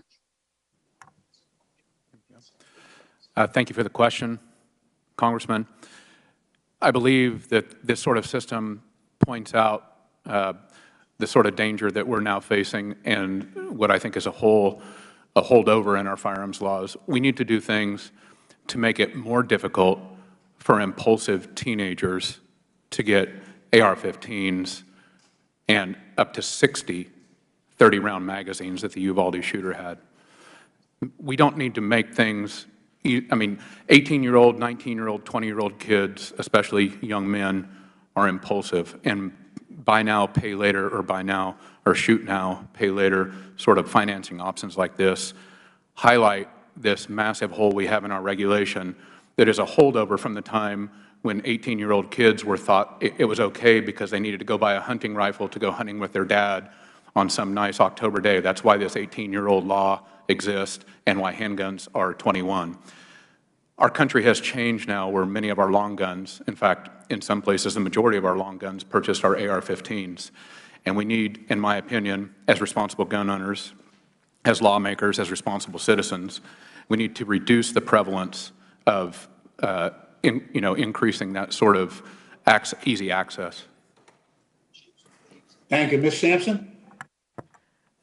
I would also just add that the reason why this is so compelling, especially for younger consumers, is because AR-15s and the like are rather expensive weapons. And so for individuals who may be younger, this may be another way to allow them to get their hands on them. And it all goes around to the deliberate marketing to some of the most vulnerable and impulsive members of our society. And the gentleman's time has expired. The gentleman Thank you from very much, Louisiana. Madam Chair. I yield back. Thank you. Thank you, thank you. The gentleman from Louisiana, Mr. Higgins, is now recognized. Thank you, Madam Chair. Mr. Bousse, does an American citizen have the right to defend their home from armed, violent home invasion? Just yes or no. It's not a trick question. Yes, sir. I believe that the Supreme Court has established that right. Yeah, it was well-defined 240 years ago, reaffirmed by Article 3 and every sovereign state since. Ms. Sampson, you believe an American citizen, a free American, has a right to defend his home from armed, violent invasion? with respect, thank you for the question. The things that we're talking about won't prevent. Well, Americans we're moving from having past that you. right. Ms. Okafor, does an American citizen have the right to defend their home from armed and violent invasion? Absolutely. Not only is it a human right, it's also guaranteed by the Constitution. Absolutely. What my colleagues are doing, it's unbelievably beyond the pale of anything reasonable or constitutional. Everything we're leading towards here is the seizure of weapons from the homes of law-abiding American citizens that have purchased those weapons legally. You're setting up gunfights in the homes of Americans between Americans responding in the dead of night. When do you think ATF and the FBI comes to a house? In the dead of night. You're setting up gunfights between American citizens defending their homes from dark shadows, clearly armed, coming into our home, onto our porch, and through our door. You're setting up death. Americans killing Americans over some fantasy that you can define. What is a dangerous weapon in the hands of those Americans just living beyond their true right to exercise their own decisions about what type of firearm they legally purchase and own. It's insane what you're pushing. It's not going to end well. Once again, I clarify. Yeah, you have majority control, and you're most certainly exercising it, and you can push this bill through by party line vote. But Americans are not going to sit and allow, without responding. Man, people make decisions like that in the worst possible circumstances, again, in the dead of night. You're setting up some extreme stuff and you're 100% responsible for it. My colleagues in the Democratic Party, when those gunfights happen, that blood will be on your hands over this political charade of pretending to be able to identify weapons that you, from your ivory tower in D.C., you know better. I can define the weapons that Americans shouldn't have the right to own. It's already, we can't buy a tank or howitzer or caliber above 50. We carry light arms and we own them. We own them legally and we intend to keep them. Ms. Okafor, thank you for being here today, man. Very contentious, this issue in America today, but doesn't have to be. If anyone that would actually read the Constitution that they teach, they would know that this is a rabbit hole there's no escaping from. And ultimately it ends with an American citizen standing to defend his freedom. The only question is, can we have that debate reasonably through Article 1 in the legislative branch? Will we have reasonable regulatory effort out of Article 2 in our executive branch? Will it be argued in court, or will it be settled on the front porch of Americans when the FBI and the ATF shows up to seize legally owned weapons from a law-abiding American citizen? That's what you're setting up. I'm sorry, Ms. Okafor, my time has expired, but my passion has not in defense of the Second Amendment. Madam Chair, I yield. The gentleman yields back. The gentleman from Virginia, Mr. Conley, is recognized for 5 minutes. I thank the chair. And let me just say to my friend from Louisiana, I can match his passion with my own. And we will not be threatened with violence and bloodshed because we want reasonable gun control. Is the gentleman pointing? I will not yield. I will not yield. It's my time, Madam Chairman. And I'd like the time I'd ask the restored. gentleman I'd like to the time retract restored that from the statement. interruption. You just heard it. Another threat of violence. Madam Chair, I'd like the word stricken. Madam Chairman, it is my time. Madam Chair, point of order, Madam Chair. Can I put up? Members will suspend. The gentleman has a point of order. Madam Chair, the gentleman from Louisiana requested a retraction, and I do believe that Mr. Connolly said something that was not what Mr. Higgins said, and I don't feel that with our rules you're allowed to say things that are not true. Okay. Mr. Conley, will you retract? I don't know what it is I'm expected to retract. I heard you pointed at me and said I was threatening you, brother. If I can finish, Madam Chairman, if I can finish in response to your question, Madam Chairwoman, I heard the gentleman from Louisiana say that blood would be on our hands if we attempted to pass legislation that could yield to his imagination, apparently, of ATF agents and FBI agents going to someone's front porch and taking away their weapons. And what I heard in that remark was an implied threat that people would resort to violence. Respectfully, I accept the gentleman's tone. He's my friend and colleague. We disagree from time to time, sometimes passionately, but I accept the tone of your explanations. I thank my friend. I withdraw my request to have the word stricken, Madam Chair. Thank you. The gentleman withdraws. The time is Mr. Conley's. Thank you. And I thank my friend from Louisiana. He is a gentleman. I would ask my visual be put up. Use what they use. Yeah. Mr. Daniel, this is one of your ads. Use what they use, and it shows a military picture using a military weapon, and it would seem to imply that you are encouraging people to purchase military weapons and, quote, use what they use. Is that your intent with this, that in fact people should buy military-style weapons and use them like the military uses them? Mr. Daniel? Congressman, thank you for your question. This ad is an ad for a rail system that can be added to an AR-15. We sell products to the military.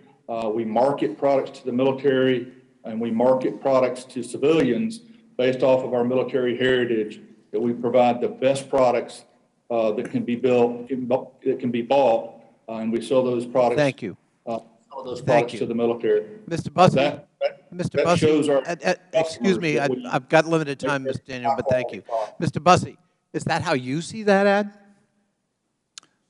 Thank you, Congressman. This ad is a common practice in the firearms industry to build up the sort of military credentials of a firearm so that, frankly, oftentimes more young men want to purchase the gun as if they are in or still in or wish to be in the military. Would it be fair to say that just looking at the visual, this isn't what Mr. Akafa has talked about, self-protection and protecting my home. This is, in fact, invoking a military image explicitly and inviting you to purchase the same kind of military-style weapon the military has. Is that correct? Yes, sir. These kind of ads are very prevalent in the industry now, and it's changed much in the last 10 or 15 years to this style of advertising. If we could put up visual number 2. Yeah. So this is extraordinary to me. What weapon is that, Mr. Bussey, that is being handed to a toddler? That's a Daniel Defense AR-15 version. So this is an ad by Daniel Defense handing an AR-15, and what it says is, train up a child in the way he should go, and when he is old, he will not depart from it. What are we to take from that message, Mr. Bussey? I don't think that's the meaning of the original Proverbs verse, sir. No. No, it's kind of a distortion of Scripture, maybe. Of course, I don't think they had A-15s when Scripture was written. Mr. Daniel, if a child uses one of those guns to shoot himself, under the law, is your company liable, or are you liable by law? Ad about, this is not a question about safety, sir. This is a question about the purpose of this ad. No, no, no. I'm asking you a different question right now because I got limited time. I'm asking you a legal question. Are you liable if a child shoots himself with one of those guns? I don't know the answer to that, sir. I'll be happy to talk to my lawyers and get back to you. I would suggest you respectfully the answer is no, but all right. If a child uses one of those guns to shoot a friend or sibling, are you or your company liable? Congressman, this child in this photo was not being taught to use a gun. I'm not talking about that just yet. I'm asking a legal question about liability, and the answer again is no, because of the law, which protects people like you and your company. Ms. Sampson, I want to give you an opportunity to respond to the witness testimony from your companion at the table who talked about AR-15s. You know, they're safer, they're easier, the recoils, and they protect us. They protect us, including she invoked sexual assault. And I want to give you an opportunity, given your role. What do you think about that? AR-15s are the best way to go in terms of self-protection? Thank you for that question, Congressman. There's actually been research done into the number of shots fired by individuals when they're facing a home invasion, for example. And in any case, most of the time, the answer is about 2 to 3 shots, if at all. So an AR-15 is totally unnecessary for something like personal self-defense. It is, on the other hand, very effective for inflicting mass casualties, as we saw at Uvalde, as we saw at Parkland, as we saw at Highland Park, and as we see over and over again in our country. I thank you. My time has expired. Thank you, Madam Chairwoman, for holding this very important hearing. The time has expired. The gentleman from Ohio, Mr. Jordan, is recognized. Okay, Mr. Clyde. Mr. Clyde is recognized. Thank you. Thank you for yielding, Mr. Jordan. Might I remind my friend, Mr. Conley, of Justice Scalia's words when he says, it may be objected that if weapons that are most useful in military service, M16 rifles and the like, may be banned, then the Second Amendment right is completely detached from the prefatory clause.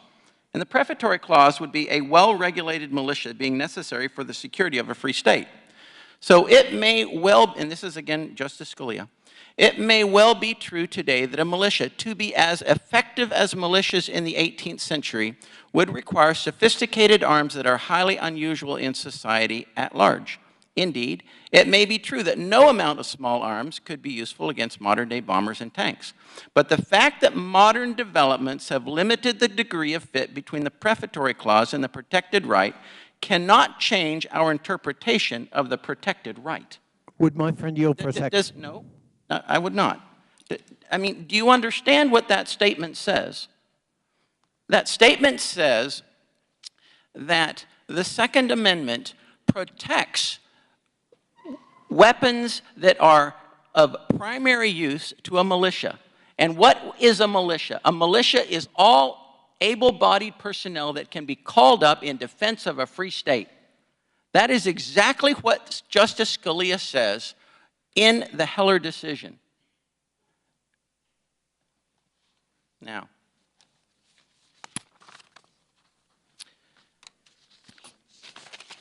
I would ask Mr. Busey, I think. You said that you have a lot of experience in the firearms industry. How is an AR-15 any different from any other semi-automatic rifle with a detachable magazine? Let's say like a Remington 7400, chambered in .223 or .556. The AR-15 and the military version rifle on which it is based is designed specifically for offensive use in war, and the Remington rifle to which you refer is not designed for that. There are numerous design factors.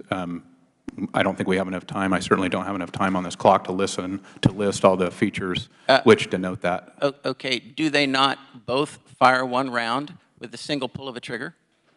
Yes, sir, they do. Okay. Do they not fire the same caliber of round, .223 or 5.56 ammunition? They both can be chambered in that caliber, yes, sir. Okay. Do they not both feed from a detachable box magazine? Yes, sir, they do. Okay. So basically what you see is looks. Just it looks different. That's not true. Between a Remington 7400 and an AR-15. It does exactly the same thing. If that was the case, sir, I would expect that we would be soon arming our special forces with the Remington 7400. I'm not aware of any such demands. Well, you know, our special forces, they don't use AR-15s, do they? Some do, yes, sir. They use M4s. No, some use AR-15s. And they have different things that attach to them, like optics, and like laser designators, and like flashlights, and all sorts of other things. Most of which are available to civilians as well, sir. Absolutely, they are, okay? But the Remington 7400 does exactly the same thing with every pull of the trigger that an AR-15 does. So I disagree completely with your statement that the AR-15 is a weapon of war. Sir, you must disagree with the folks in the military who request the AR-15 and the Mr. military Busey, this version. is not a discussion. Okay, thank you. Now I would ask Ms. Sampson.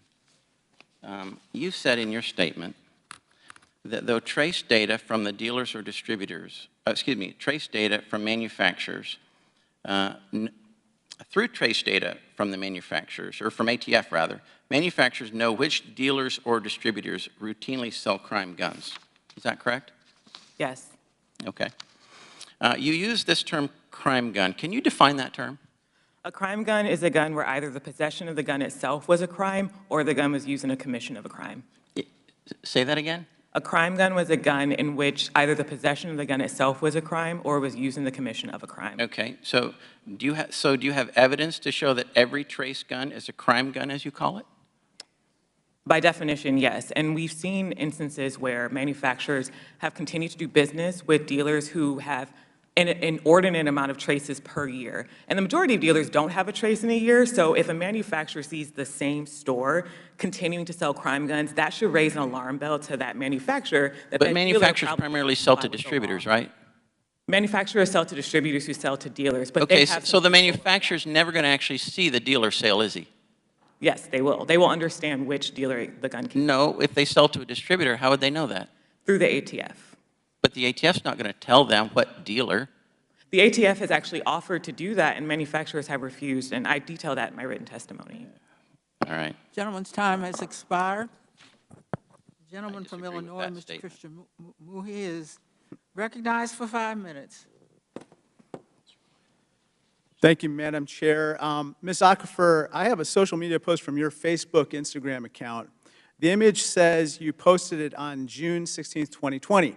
Here we have the seal of the Bureau of Alcohol, Tobacco, Firearms, and Explosions. And next to it you said, quote, "We said what we said. Hashtag GOA, Gun Owners of America. Hashtag abolish the ATF." That's what your post says, correct? Correct. Then underneath this ATF seal, your post says, in big letters, defund, correct? Correct. Defund the ATF. So just to be clear, you say defund the ATF and then abolish the ATF. On July 4th in Highland Park, Illinois, just very close to my district in the Chicago suburbs, the shooter shot and killed 7 and injured 30 with an AR-style rifle, AR-15-style rifle. The shooter fled the scene, but despite this, he was identified and caught because ATF agents were able to quickly trace a weapon he left at the scene back to him using the ATF's National Tracing Center. Yet, ma'am, you want to abolish this agency. You want to abolish this National Tracing Center. That is an extreme and radical viewpoint. Unfortunately, some folks on the other side have introduced the extremist bill, quote, "Eliminate the ATF Act." I respectfully submit we should help keep our law enforcement intact. We should help keep our communities safe, and we should be investing in the ATF and law enforcement, not defunding and abolishing it, as you would suggest, ma'am. Mr. Daniel, I want to turn your attention to a tweet on your account. This tweet says, it's actually from March 2nd, depicting the Delta 5 Pro precision rifle. Your post reads, quote, "Rooftop ready, even at midnight." Then a smiley face emoji follows that statement. Mr. Daniel, this is what your tweet says, correct?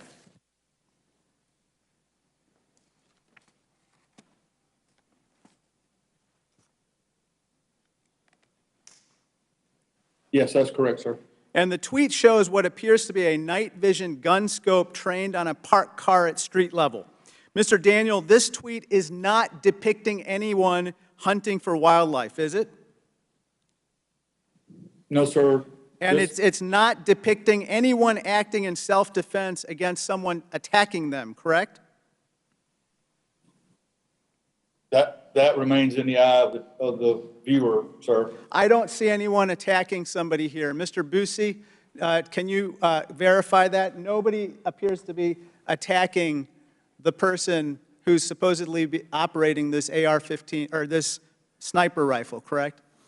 Yes, sir. That appears to be an ad which in some way glorifies the idea of becoming a sniper with that rifle. Mr. Daniel, this advertisement appears to depict premeditated violence or murder from a rooftop.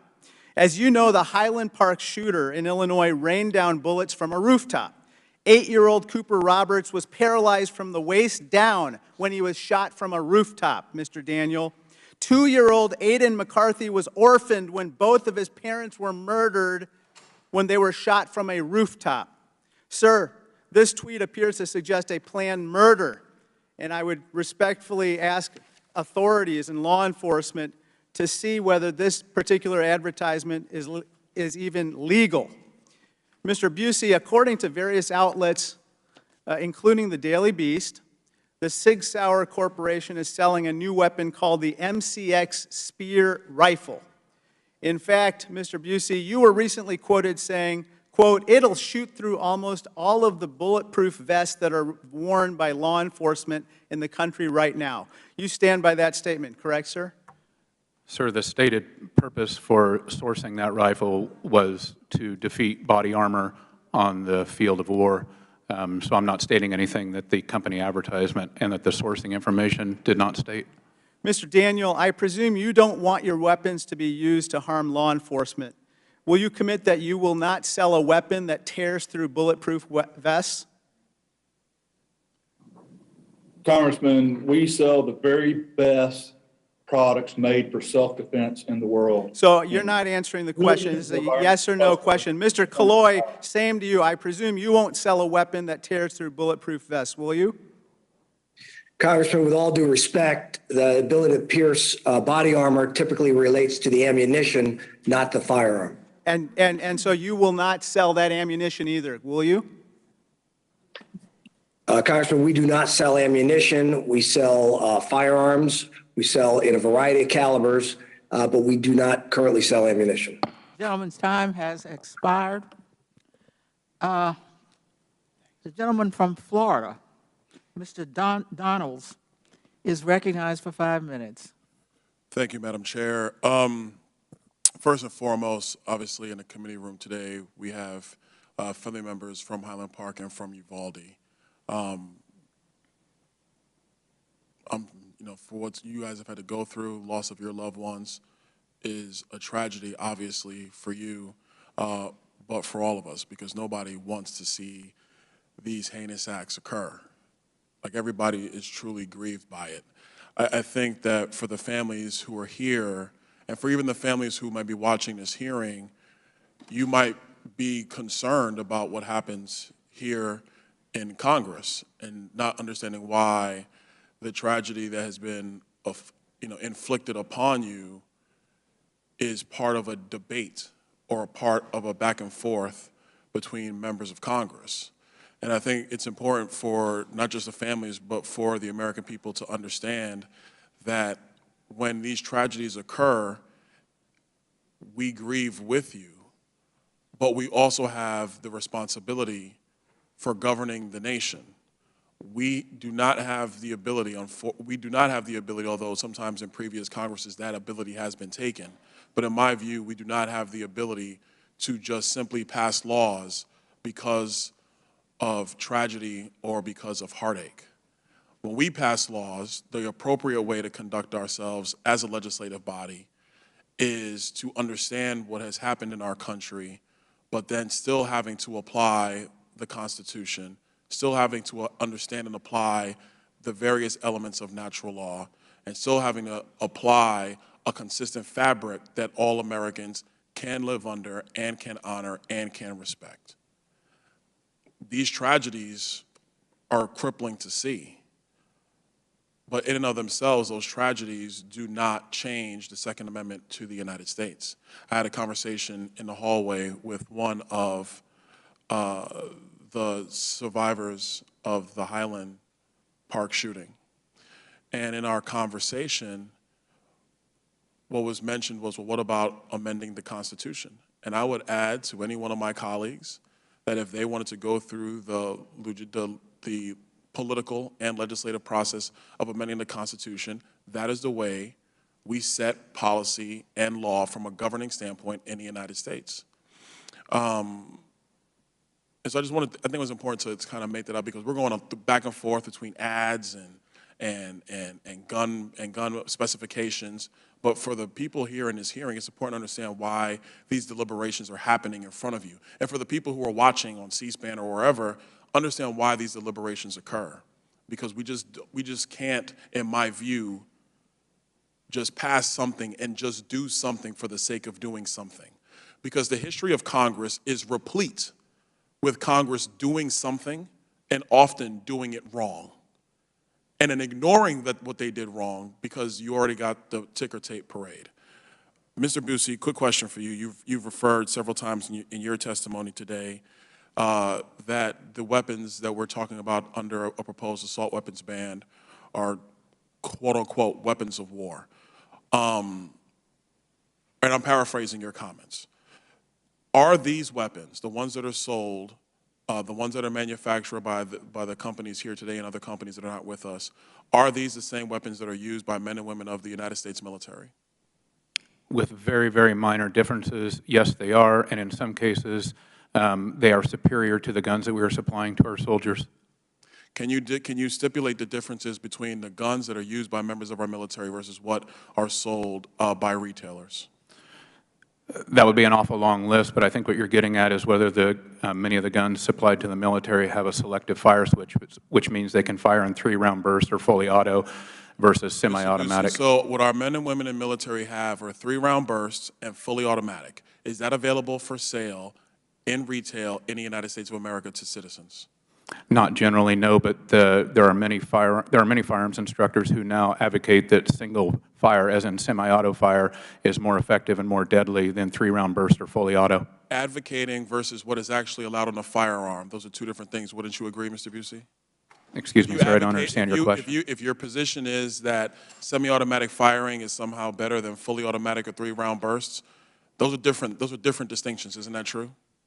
I didn't make that designation, but there are many firearms instructors, including military firearms instructors, who now advocate for single shot as in semi-auto. Ms. Okafor, the weapons that are used by the United States military, are they superior in frankly, stopping power and ability to repel forces in a military theater than what is sold on the open market today to Americans? No, sir, I don't believe so. I'm talking to Ms. Okafor, sorry. Sorry.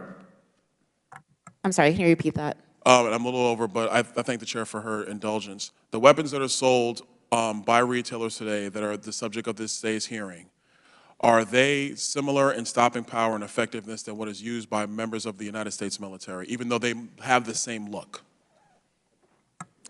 An M16 or M4 or an AR-15 are different in the fact that you're able to have the bursts or 3-round bursts or the fully automatic option that's readily available to military versus having to have a Class 3 license that a civilian has to have and obtain in order to have a firearm with that capacity.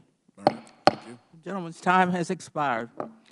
Gentleman from Maryland, Mr. Raskin, is recognized for 5 minutes. Thank you, Ms. Chair. Mr. Daniel, you said that the suffering of the children in Uvalde and other victims of the AR-15 was, quote, unfathomable to you. Does this mean that you do not understand the impact of AR-15s on human flesh and the human body? Congressman, what I was referring to is the horrible situation that these people had to endure and do we understand the impact on the human flesh of your product? Yes, sir. Every firearm is capable of killing a human. Okay, reclaiming my time. In his important testimony today, Mr. Bussey referenced the bloody violence that we experienced on January 6, 2021, something not mentioned by our colleagues who continue to think it was a tourist visit and are clearly soft on criminal insurrection and soft on criminal violence against our police officers. Americans killing Americans, that's a good description of what's taking place with gun violence today. But on January 6, we experienced the worst domestic insurrection against our government since the Civil War. More than 150 officers were wounded and injured, and several people were left dead in the rampage. The rioters shut down the counting of electoral votes and drove the House and the Senate out of our chambers. And although there was a huge arsenal of pistols, rifles, AR-15s, and other firearms brought to the area by the insurrectionists on January 6th, the email and text traffic of the extremist groups reveals that many of them decided to temporarily leave their firearms in specific sites outside of D.C. because of the district's stringent gun laws until they thought the firearms would be necessary. Now, amazingly, in the wake of this savage insurrectionary attack against our government, the NRA and its followers in Congress continue to propound the idea that the Constitution, specifically the Second Amendment, gives people a right to violently attack and overthrow the government of the United States. This so-called insurrectionary theory of the Second Amendment maintains that its purpose is to allow citizens to wage armed resistance if they think the government is being unfair or unjust. The reading is absurd and flies in the face of the plain text of the Constitution, which in at least 7 different places that I count clearly forbids and punishes armed resistance against the U.S. government. A few examples. The Republican Guarantee Clause, Article 4, Section 4, provides the U.S. shall guarantee to every state in this union a Republican form of government and shall protect each of them against invasion and against domestic violence. This was written in the Constitution specifically in response to Shays' rebellion and armed resistance to the government, which the founders strongly condemned. The Treason Clause, Article 3, Section 3, Clause 1, states, treason against the United States shall consist only in levying war against them or in adhering to their enemies. What is violent insurrection against the government if not levying war against the United States? Section 3 of the 14th Amendment says, anyone is sworn an oath under the Constitution to defend it and support it, but betrays it by engaging in insurrection shall never be allowed to hold federal or state office again. And one more example, Article 1, Section 8, Clause 15 says, Congress shall have the power to provide for calling forth the militia to execute the laws of the Union, suppress insurrections, and repel invasions. Now, do our colleagues really believe that the Constitution explicitly and repeatedly gives the government the power to suppress violent insurrections, but the Second Amendment in invisible ink gives the people the right to engage in violent insurrections? This is absurd and outlandish. And when I've pointed it out, the only substantive response I've gotten from my colleagues is a quotation from Patrick Henry, an anti-federalist who strongly opposed the Constitution precisely because he thought it gave the government way too much power and the people not enough to rebel against the government. And when I pointed this out, my friend Mr. Roy of Texas, who's by far the most articulate and able defender of this doctrine, concedes that I'm right about the Constitution, but shifts over to talk about the Declaration of Independence, which I cheerfully concede is a revolutionary document, and which explained why, after a long train of abuses and usurpations by the Crown and Parliament, we needed to dissolve the political bands of union with England. But that's the whole point. We are governed by the Constitution, which is positive law, and nowhere does it grant a right of insurrection. It opposes it at every turn. As a matter not of constitutional law, but natural law, people can decide to overthrow their government, but you do that on your own time, at your own risk. The Constitution does not give you the right to destroy the Constitution and the government. And another way to understand this point is to think about nonviolent civil disobedience. Even nonviolent civil disobedience is not protected by our Constitution. Dr. King and SNCC, those people went to jail because they believed in civil rights and were willing to pay the cost. They never claimed that the Constitution gives people the right to break the law, much less take up arms against the government. So the facts are very clear. The Second Amendment does not give you the right to engage in insurrection. They should stop saying that. And Justice Scalia was extremely clear in the Heller decision that the Second Amendment does not give an unlimited right to carry whatever guns you want, wherever you want. I yield back to you, Madam Chair. Gentleman's time the gentleman is over time. I now recognize the gentleman from Ohio, Mr. Jordan. You are recognized for 5 minutes. Thank you, Madam Chair. I'll tell you what we believe. We believe the right to keep and bear arms shall not be infringed, period. Particularly arms, as the United States Supreme Court has said, particularly arms that are in common use. Ms. Okafor, are handguns in common use? They are, Congressman. How about AR-15s? Are they in common use in the country today? Yes, Millions of people have them. 24.6 million. Are firearms used in self-defense, Ms. Okafor? Yes, 1.6 million every year. Unfortunately, it's probably more and more common in light of the Democrats' ridiculous policies of defunding the police, and no cash bail, not prosecuting criminals when they do crimes, letting people who attack a United States congressman running for governor, letting him out on bail in the state of New York. That probably, unfortunately, leads to the idea that people need guns to protect themselves, their family, their property, right? Right. It's a human right, again, guaranteed by the Constitution. Are AR-15s used in self-defense?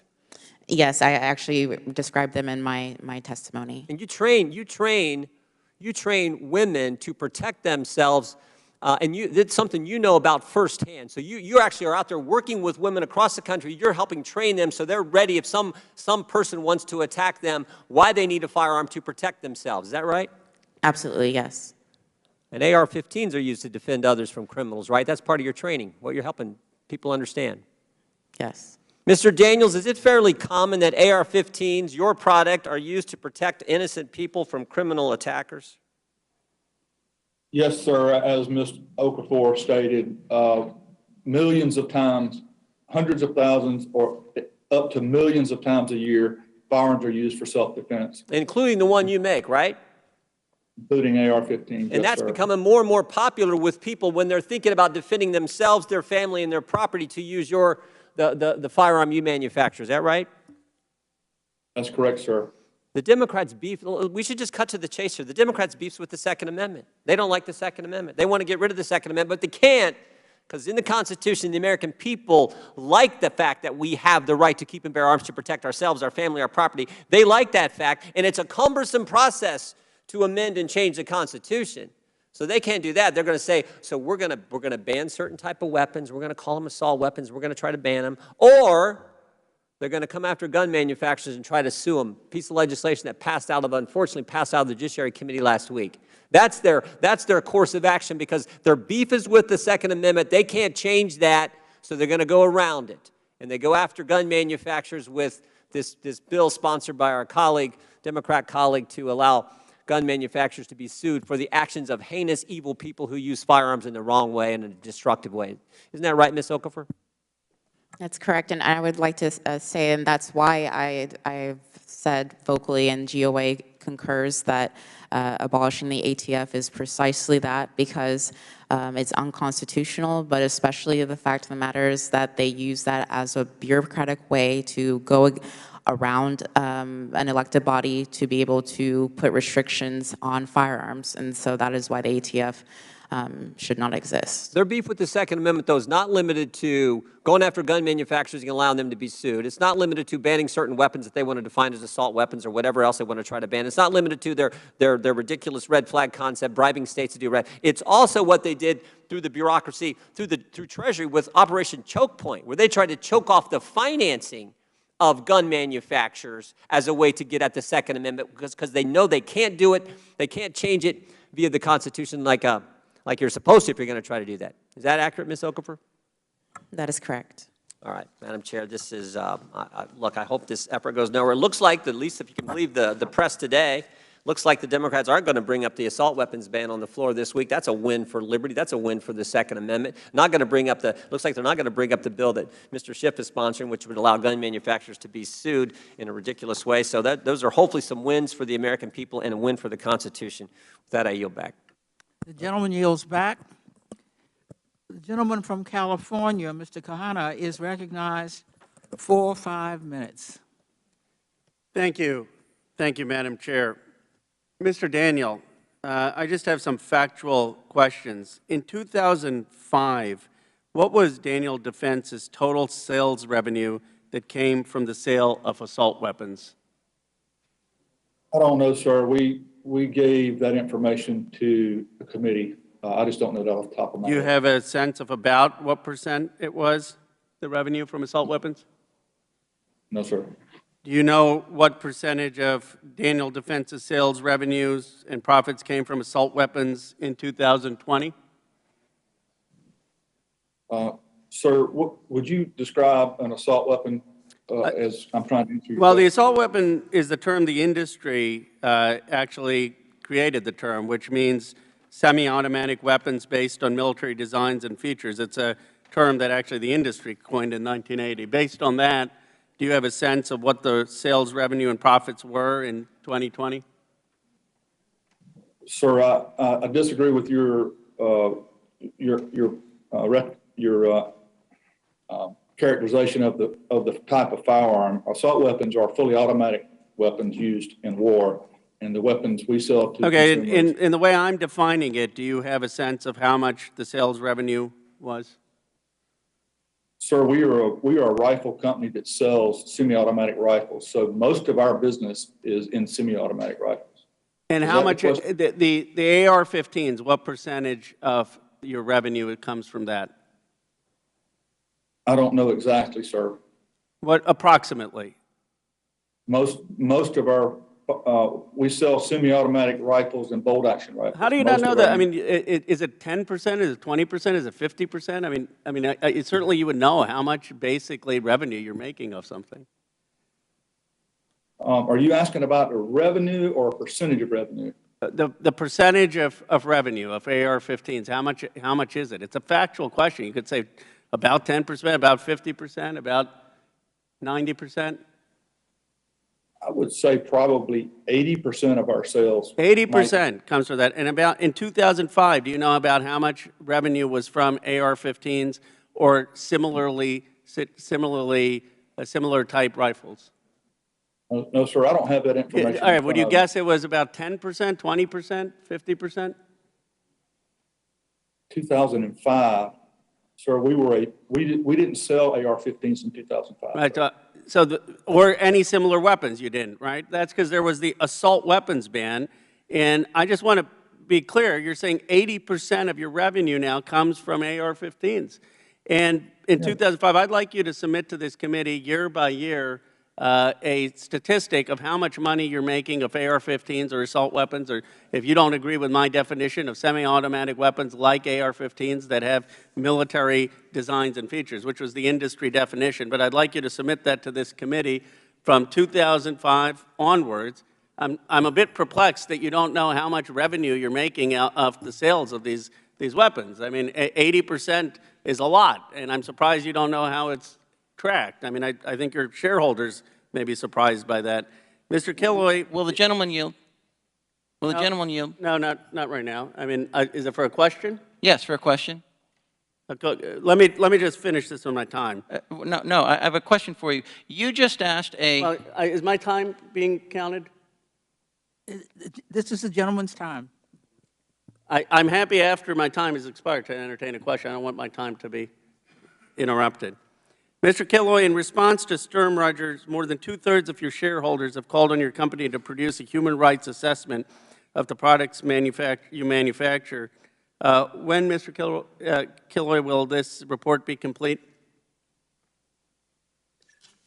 Congressman, actually, less than 50% of our shareholders actually voted for that proposal. However, it did pass at our most recent annual meeting. We plan to consider that in due course at the next upcoming Ruger board meeting. However, I would remind the committee that was an advisory vote. Let me just say this. Do you currently track crimes committed by the products that you sell? No, sir, we do not. Would you commit to tracking that as part of this report, a human rights assessment that you're now required to do? Congressman, respectfully, that's not our job. We're not law enforcement. We don't have the resources, training, or capability to do anything other than monitor the board wants you to do a human rights assessment of the products you manufacture. I would assume that the first thing you would want to know is how many people were injured or killed based on those products to do that assessment. And you're saying you wouldn't do that? Sir, it was actually a shareholder vote. The board, of which I am one of 9 members, we will consider that and consider how we go forward on doing that. But frankly, we don't violate human rights. And to say we do is just not correct. Well, I'm just saying what your shareholders are saying. The gentleman's time has expired. The gentleman from Pennsylvania, Mr. Keller, is recognized for 5 minutes. Thank you, Chairwoman, and Ranking Member Comer, and our witnesses for being here today. The Second Amendment protects Americans' constitutional right to keep and bear arms. And as a gun owner myself, I have immense respect for the responsibility that comes with owning and operating a firearm. Ms. Okafor, as an instructor, can you please explain to us or walk us through some of the best practices you teach regarding firearm storage and safety?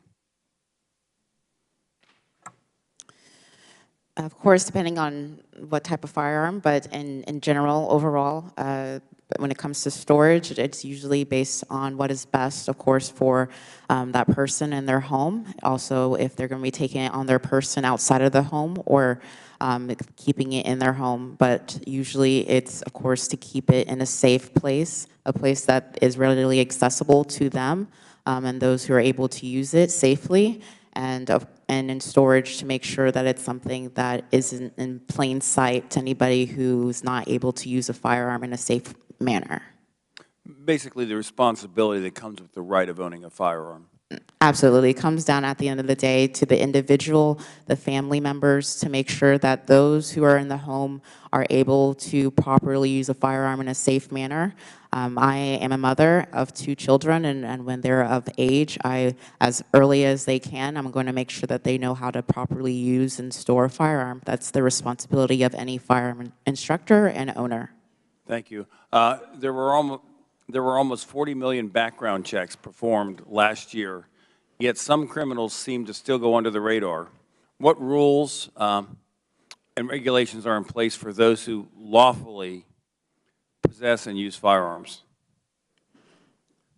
The rules and regulations go from safety, of course, of making sure that they know the 4 safety rules of making sure they know their target and what's behind it. They know that any firearm should be seen as loaded. There's several different safety measures that any instructor is going to impart upon their person that they're working with. When it comes down to it, though, it comes down to their home and their environment and what's best for their environment to make sure, again, that they're able to defend themselves in their home in a quick manner. Yeah. Do you think stricter laws on firearm manufacturers would actually curb violent crime? No, I mean, right now we already have strict laws on gun manufacturers. The fact that, again, the ATF has already rules of an FFL, for example. The fact that, again, the typical person, it's very, very expensive to even acquire any type of fully automatic firearm to begin with, because of the Hughes Amendment and the 1986 amendment that kept it very, very hard for most people of any type of lower to middle class socioeconomic status to be able to achieve, to have a firearm in that sense. When it comes down to it, most people can't afford most AR-15s because of the prices that are behind it. So when it comes down to it, ATF and the FFL laws that go with the ATF have put many restrictions already on gun manufacturers as it is. It was already mentioned about you know, the estimation of how many guns are used in self-defense. You know, it's a CDC ordered a study, and it estimated, you know, 500,000 to 3 million times a year in self-defense. So how would additional rules and regulations impact Americans' ability to protect themselves, especially women and people in communities of high crime? These additional gun restrictions have already shown to restrict those, particularly those of a lower socioeconomic status. I know we were referring to this buy now, pay later. The thing is that really what it's going down to is that you're making it harder, you're putting a financial barrier on those who only quote-unquote crime is that they unfortunately don't have the means of paying for something which is their fundamental right to exercise is the Second Amendment. So that's unfortunately what we're seeing when we see these gun restrictions. We're seeing it really keep people who should be able to protect themselves and their families from being able to do so because of financial barriers. Yeah, thank you. It's time for Democrats to stop villainizing law-abiding citizens for exercising their constitutionally protected rights and instead focus on enforcing current law by supporting law enforcement and full prosecution of violent individuals and criminals. As President Reagan once said, we must reject the idea that every time a law is broken, society is guilty rather than the lawbreaker. It's time to restore the American precept that each individual is accountable for his actions. Thank you, and I yield back. The gentleman yields back. The gentlewoman from California, Ms. Porter, is recognized for 5 minutes. Thank you. Other industries take seriously their responsibility to manufacture products that protect consumers. With firearms, this responsibility is a matter of life and death. One study found that nearly 40% of accidental gun deaths could be prevented with technology that prevents non-authorized users from firing guns. And these ideas are not new. This study was published nearly 20 years ago. Yet technology like fingerprint scanners or bracelets with radio frequency identifiers are nowhere near the standard for firearms. Mr. Killoy, how many of your firearms come equipped with fingerprint scanning mechanisms? Congresswoman, none of them currently come equipped with such a device. None. Mr. Daniel, how about Daniel Defense? How many of your weapons come equipped with fingerprint identity scanners? Congresswoman, we do not sell any type of firearm this way. Our customers have not asked for such. Okay, so that's a no. This is my cell phone. Mr. Killoy, it scans my fingerprint each time I go to unlock it. Is this a weapon? No, ma'am. Can this fire bullets that shred people's vital organs? This phone? No, Congresswoman, it can't. Then why should this device require more steps to operate than your company's firearms, which have been used in accidental shootings, mass shootings, and homicides? Congresswoman, respectfully, your cell phone doesn't generate internal pressures of upwards of 60,000 pounds per square inch. The operating system of a firearm is extremely dynamic, extreme high pressures, lots of moving pieces, and first and foremost,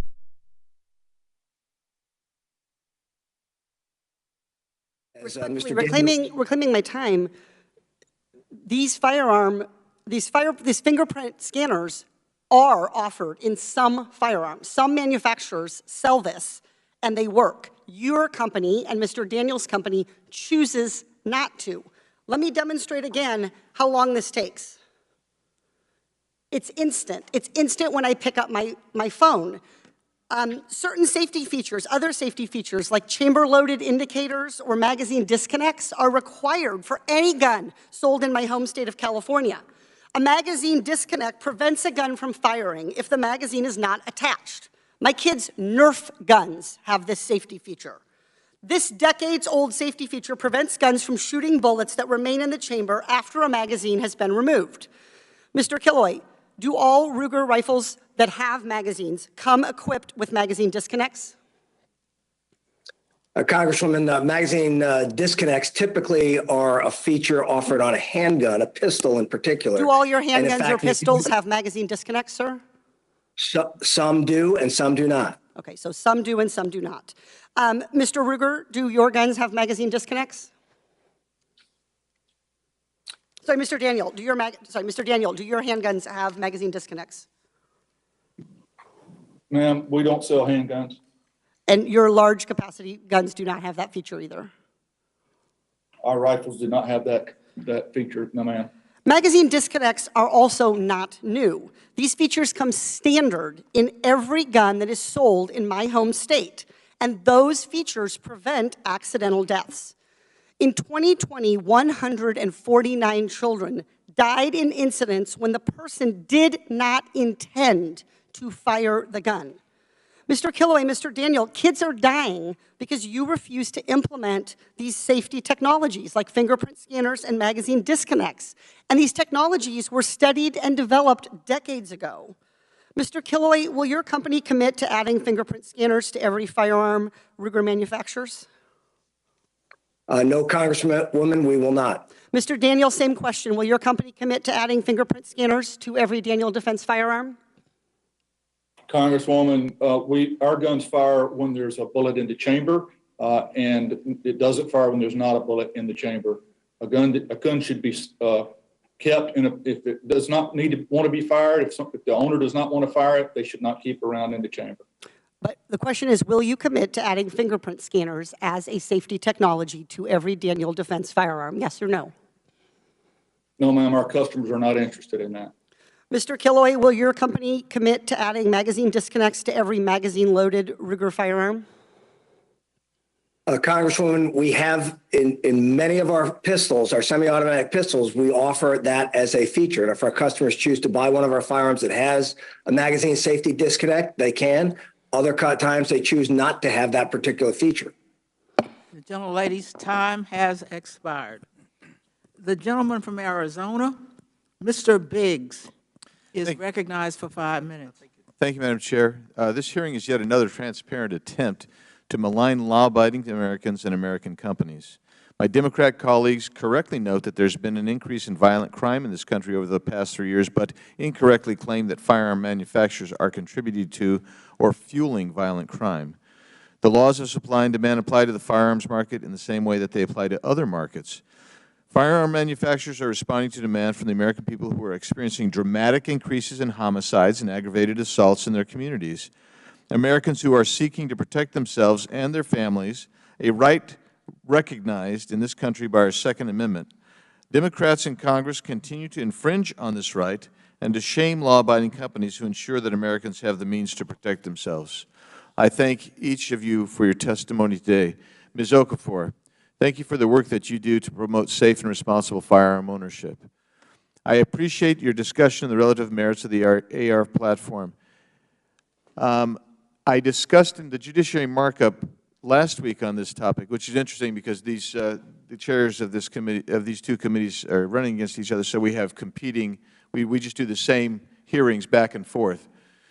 But I mentioned that my wife actually prefers the AR-15 because it is easier to handle. It's more stable for her, and in a case of defense and the need for stability and be able to respond under a stressful situation, she'd be more comfortable with an AR-15. The features of the AR-15 make it an incredibly viable weapon for defense. In your written testimony, Ms. Okafor, you discussed some of the recent trends in new firearm ownership. And before I ask you to discuss those with us, I'll tell you that I talked to multiple gun dealers, retailers in my district who tell me that the #1 new owner trend in my district are women who are Democrats, which I find interesting. Ms. Okafor, can you discuss the trends with us, please? Absolutely. What I discussed earlier is that the fastest growing demographic of gun owners are African American women.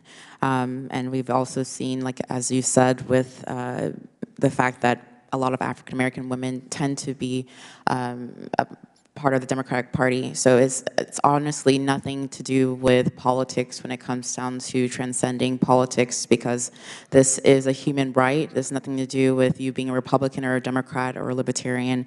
It has to do with the fact that you understand your right to defend yourself, and you want to be able to do so. So many people in America are doing just that.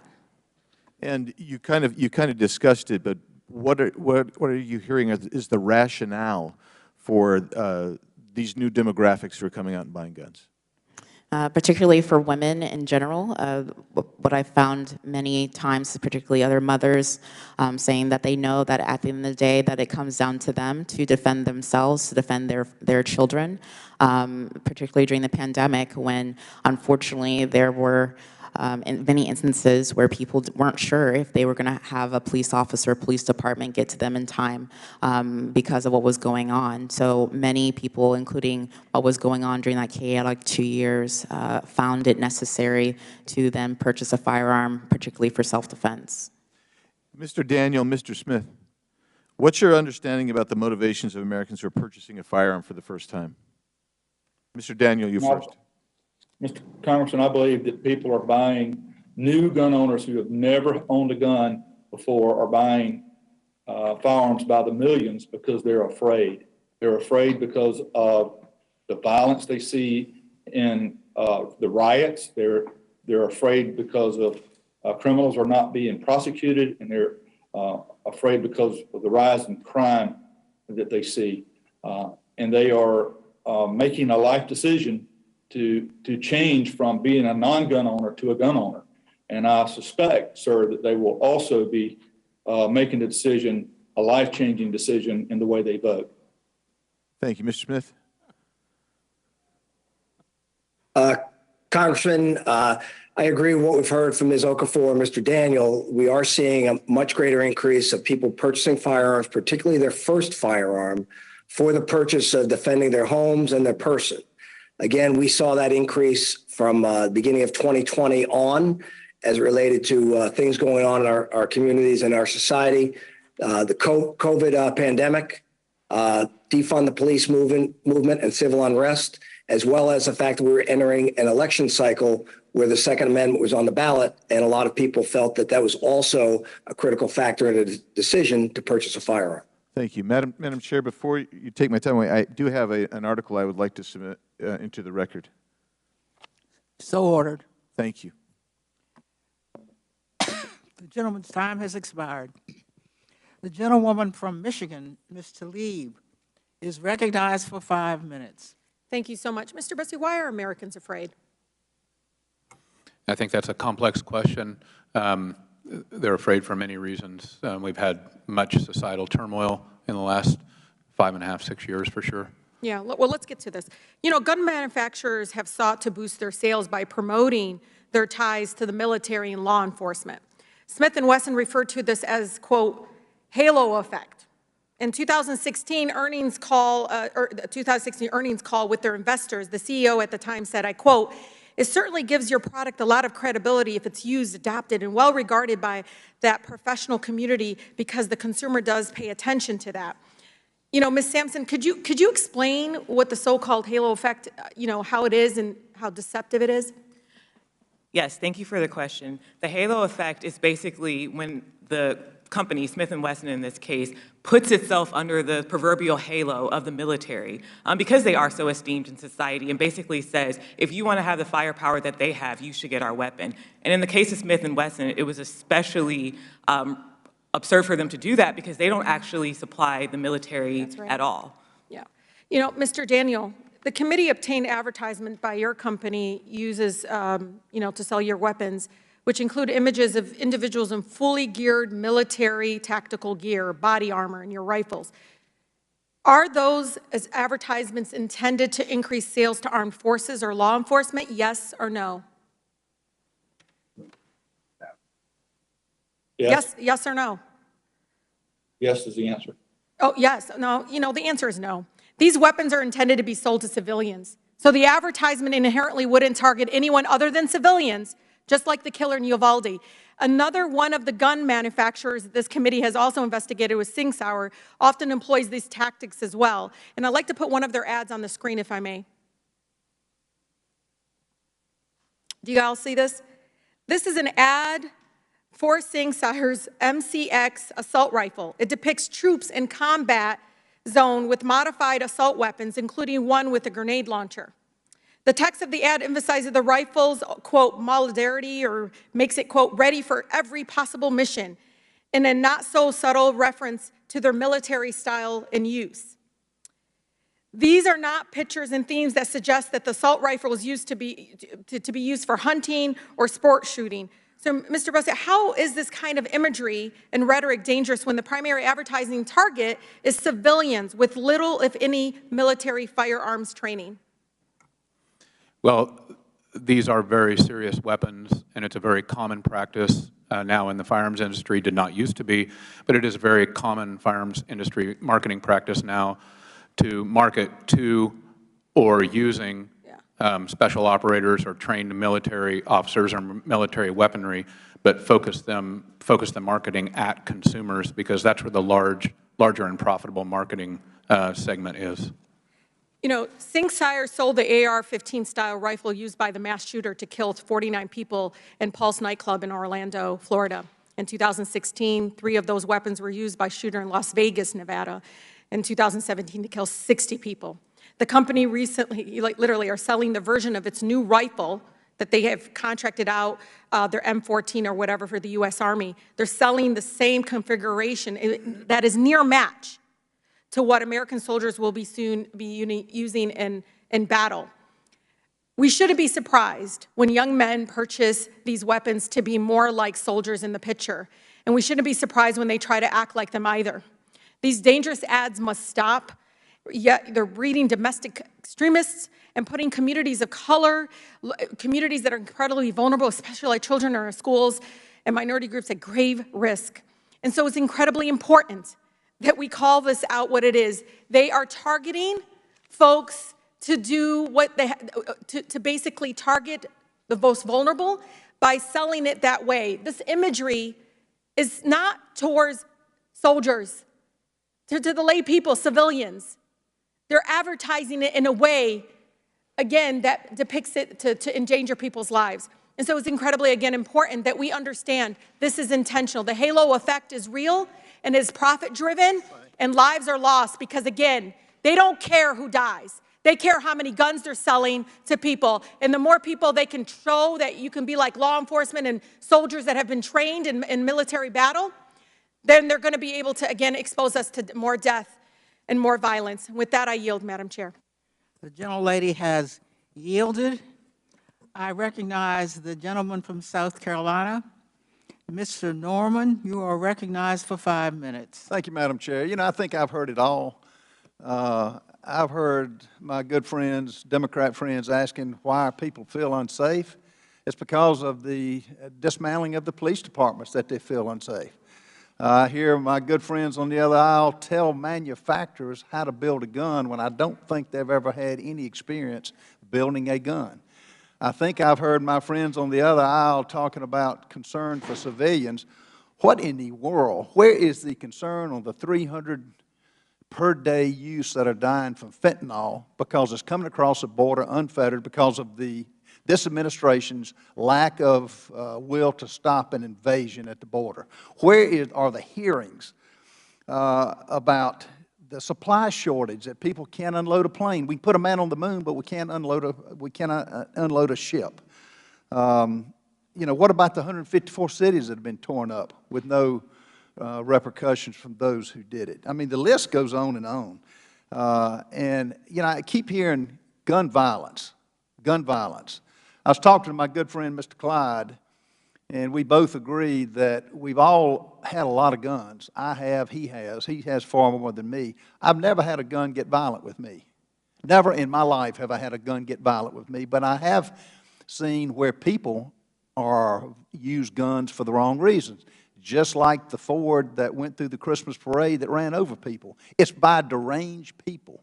It's by mentally unstable people. And it's insane, some of the things that my Democrat colleagues want to do. Make the gun manufacturers liable. You know, it's unbelievable that you'd make the Ford makers of automobiles liable for every wreck, or those who get drunk on Jack Daniels, make them liable. I mean, make the Jack Daniels company liable. It doesn't make sense, but that's just usual with what's going on today in this country, and particularly with this administration. Mr. Smith, President Biden has said that gun manufacturers are completely immune from liability of any kind. Is this a correct statement? Congressman, I'm curious, you directed that to me, Chris Killoy from Ruger? Yes, sir, you can take it. Take the question. Yeah. All right. Yes, sir. You know, we are not immune from prosecution. If we make a defective product, you know, certainly we are subject to normal product liability like everyone else. You know, the Protection of Lawful Commerce in Arms Act, which is typically what we're talking about here, really codifies existing common law. If you know, and the average time to crime that the ATF has recently reported is over 7 years from when a firearm is first legally sold. On average, if that gun is recovered in a crime and used in a crime, 7 years time to crime. And again, to try to hold a firearms manufacturer liable for that crime or that criminal activity just does not make sense, does not comport with our jurisprudence in this country.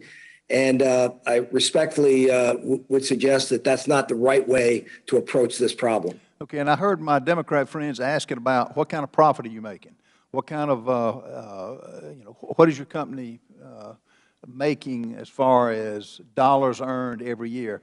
Has any municipality ever returned the tax dollars that support our public education? Has any of the money that your company pays to support our first responders ever been returned? Has any of the municipalities returned the money that goes for law enforcement? No, Congressman, it is not. So they take your tax money, yet we've got my Democrat colleagues who are basically trying to say that you're making obscene profits. You compete with other gun companies, don't you? You don't have a monopoly, do you?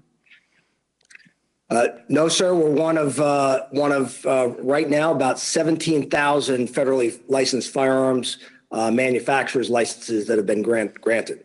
So that you compete on the open market. It's called capitalism. And it's what so many of my Democrat colleagues, they're professional politicians, but they've never been in the free market. They have never experienced making money or losing money. And for politicians to tell you how to build a gun, I think I've heard it all.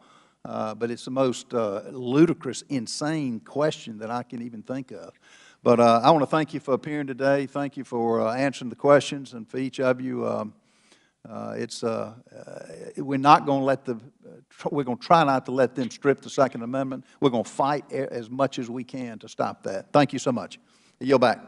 The gentleman yields back. The gentlelady from Ohio, Ms. Brown, is now recognized for questions. Thank you, Madam Chair, for hosting this very pressing and relevant hearing. For years, gun manufacturers... You need a mic. You need a mic. Thank you. For years, gun manufacturers have operated with little to no oversight and have been shielded from accountability by NRA-backed members of Congress and a conservative Supreme Court. Their irresponsible advertising and sales practices have flooded communities like mine with weapons of war, resulting in loss of life and generational trauma. This history mirrors the unchecked greed of pharmaceutical companies who are only now facing the consequences of the harm caused by their own irresponsible advertising and the role they've played in the opioid crisis. It is far past time for gun manufacturers to face some accountability. So, in an effort to maximize the use of my time, Mr. Daniels, I'll be asking you a series of yes or no questions. So, Mr. Daniel, are you familiar with the ongoing opioid crisis and the role that irresponsible advertising played in getting millions of Americans, including many Ohioans, addicted to drugs? I'm somewhat familiar with an opioid issue, a problem, but I'm not real familiar with the advertising. What is the advertising? I would encourage you to then look into the well-documented reports about these advertising practices and familiarize yourself with the guilty plea of Purdue Pharma, which has been filed and resulted in billions of dollars of fines that they have been directed to pay as a result of their dangerous advertising. You will see an ad. Mr. Daniel, I have a photo of some promotional items Purdue Pharma once distributed to promote the purchase and consumption of OxyContin displayed. As an American, do you have any concerns with the marketing of OxyContin in a way that could have been viewed as trivializing the addiction and deaths that occur from it? Yes or no, please. I'm not familiar with this advertising, and I'm not sure what they're trying to do here. Well, let me help you. These irresponsible advertisements are not exclusive to the pharmaceutical industry. Your companies have also continued to make irresponsible advertisements for these dangerous weapons. Mr. Daniel, do you understand that firearms your company produces, markets, and sells are deadly and dangerous weapons? Yes or no? Congresswoman, we make the best firearms for self-defense. Yes or no? They have to be dangerous to be good for yes or no? Let me help you. To be clear, the U.S. law does consider a firearm to be a deadly weapon.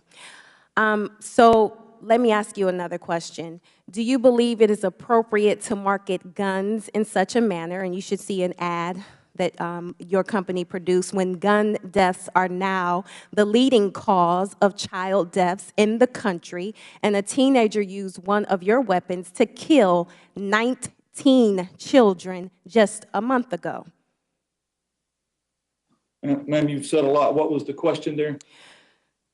Do you believe it is appropriate to market guns in such a manner, as your advertising has done, when gun deaths are now the leading cause of child deaths in the country, and a teenager used one of your weapons to kill 19 children just a month ago? It's a yes or no question. This advertisement you're showing is a safety advertisement. Is it appropriate? It's a yes or no question. This is an appropriate ad for safety, teaching to advertise. It's a yes or no. Is that a yes? This advertisement Reclaiming is about my time. Mr. Bousse, you're familiar with the marketing practices of gun manufacturers. Can you speak to why this kind of advertising is dangerous and which groups this advertising is often directed at? I can testify to the fact that advertising practices in the firearms industry have changed radically in the last 10 or 15 years, and I am very concerned about the degree to which there is now irresponsible advertising encouraging or marketing to irresponsible activities. Thank you. Madam Chair, I represent a community that is facing a gun violence epidemic. Just like during the opioid crisis, irresponsible companies are pumping vast amounts of dangerous product into our communities without a care for the lives that have been lost or the inherent lethality of their products. History is repeating itself, and gun manufacturers are playing fast and loose with their advertising. If they do not take responsibility for the weapons of war they are selling to the public, Congress will gladly step in and do so for them. And with that, Madam Chair, I yield back the remainder of my time. The gentlelady yields back, and the gentlelady from South Carolina, Ms. Mace, is recognized for 5 minutes. Thank you, Madam Chair. And I want to thank everyone who was here today, particularly for the families who have experienced enormous grief in their lives. Thank you for having the courage to show up on the Hill today for what is, I'm sure, a very difficult day for each and every one of you. I hail from South Carolina's 1st Congressional District, and unfortunately, we are no stranger to gun violence or mass shootings. 7 years ago this summer, we had Mother Emanuel, where a white supremacist bought a gun he should not have legally been able to buy, went down to Charleston, South Carolina in the 1st Congressional District and murdered 9 black church members at Mother Emanuel. Just a few months ago, on April 26th, there was another shooting in a parking lot next door to a Little League baseball game where over 30 shots were fired, and the video showing the terrified children crawling off the baseball field and their parents in fear in Pepper Hill in North Charleston. And we've seen these spikes in crime, spikes in shootings, but it's not just crime with firearms, it's crime, it's women who've been raped. Rapes are up, assaults are up, aggravated assaults are up, mental health issues are up in this country over the last 2 years. Political crime is up. We saw someone who showed up on the steps of a Supreme Court justice, basically, armed and dangerous and ready to kill. And I've seen political crime in my own neighborhood. I had someone come up to my house and spray paint it. I've had my car keyed. I've had my life threatened. Someone threatened to hang me 2 weeks ago.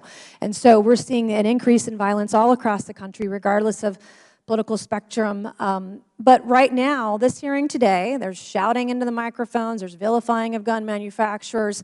There's debate on, a particular bill we might vote on this week that we're not going to be able to vote on right now because it's not progressive enough. But what we're talking about today isn't getting at the heart or the root of the problem.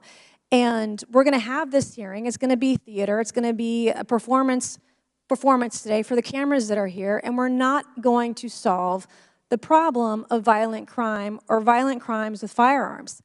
And we've got folks on this committee that want to defund the police. Well, the reason Democrats can't have a vote on banning certain types of firearms this week because there's other legislation out there that doesn't go far enough that funds police, doesn't defund them. And we can't have a real conversation about what's getting at the root of the problem. We had Highland Park devastatingly a few weeks ago where 7 people were killed. Well, just last weekend, just a few days ago in the city of Chicago, 65 people were shot, 5 people were killed. And this is every single weekend in the city of Chicago where they have gun control measures and they're not working. And this is a very emotional subject. It's personal to me. It means a lot in my district. And we've got to get to the root of the problem. And many things that we could be talking about today. The active shooter alert that we passed out of the House a few weeks ago, one step in the right direction. But what I've learned in my research trying to figure out gun crimes in this country is most of the legislation that we are tackling at the federal and state level will not address the issue whatsoever. Ms. Sampson, I have a few questions, and Ms. Okafor, I have a few questions with the little bit of time that I have left. Ms. Sampson, my first question for you today is, does a gun commit a crime? Individuals with guns commit crimes. Thank you. Is there any other industry in the country where we punish the manufacturer of a product that's made legally, purchased legally, that might then be later used to break the law? Do we do that? Do we punish manufacturers of alcohol or cars or knives for crimes that may be committed with those products later? So the distinction there, thank you for that question, because there's been a conflation. We're not trying to hold manufacturers accountable for other people's activities. We're trying to hold manufacturers accountable for their activities and fueling the market. And when it comes to that, we do that. So the example Okay, would I'm be going to reclaim my time just real quick because I have a couple more questions, but thank you. And I would argue that my colleagues on the other side of the aisle are making it more about that than the other. So recently we passed legislation up here that would ban certain firearms under the age of 21. Did you know that Dylan Roof, who killed the mother of Emanuel 9, he was 21 at the age when he bought his gun. He was also 21 when he committed that crime. Ms. Sampson, do you know the percentage of folks across the country who are picked up with firearms illegally? Do you know what percentage are maybe charged with a crime and or convicted? I do not. Okay. It's hard to get that data. In fact, in the state of South Carolina, when we had this vote on this bill a couple of weeks ago, I learned that the vast majority of crimes committed with guns in the state of South Carolina, and I'm sure states are different, but the vast majority are going to be the same, over 3,000 last year alone, but the vast majority of crimes with guns are committed by people over the age of 21. Thank you, and I yield back. The gentlelady yields back. The gentlewoman from Florida, Ms. Wasserman Schultz, is recognized. Thank you, Madam Chair. I'd like to talk about how gun manufacturers market weapons of war to young people today. In 2012, the editor of Junior Shooters magazine wrote, and I quote, "Each person who is introduced to the shooting sports and has a positive experience is another vote in favor of keeping our American heritage and freedom alive," unquote.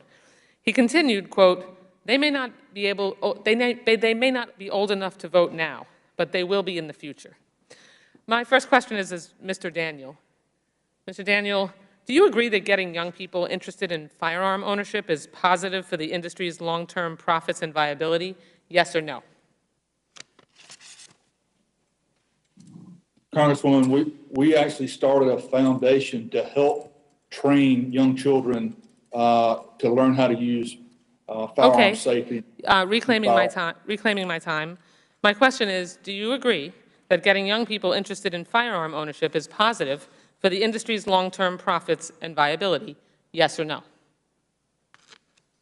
Congresswoman, gun safety is important to our company. I wasn't asking, reclaiming my time, I'm not asking about gun safety.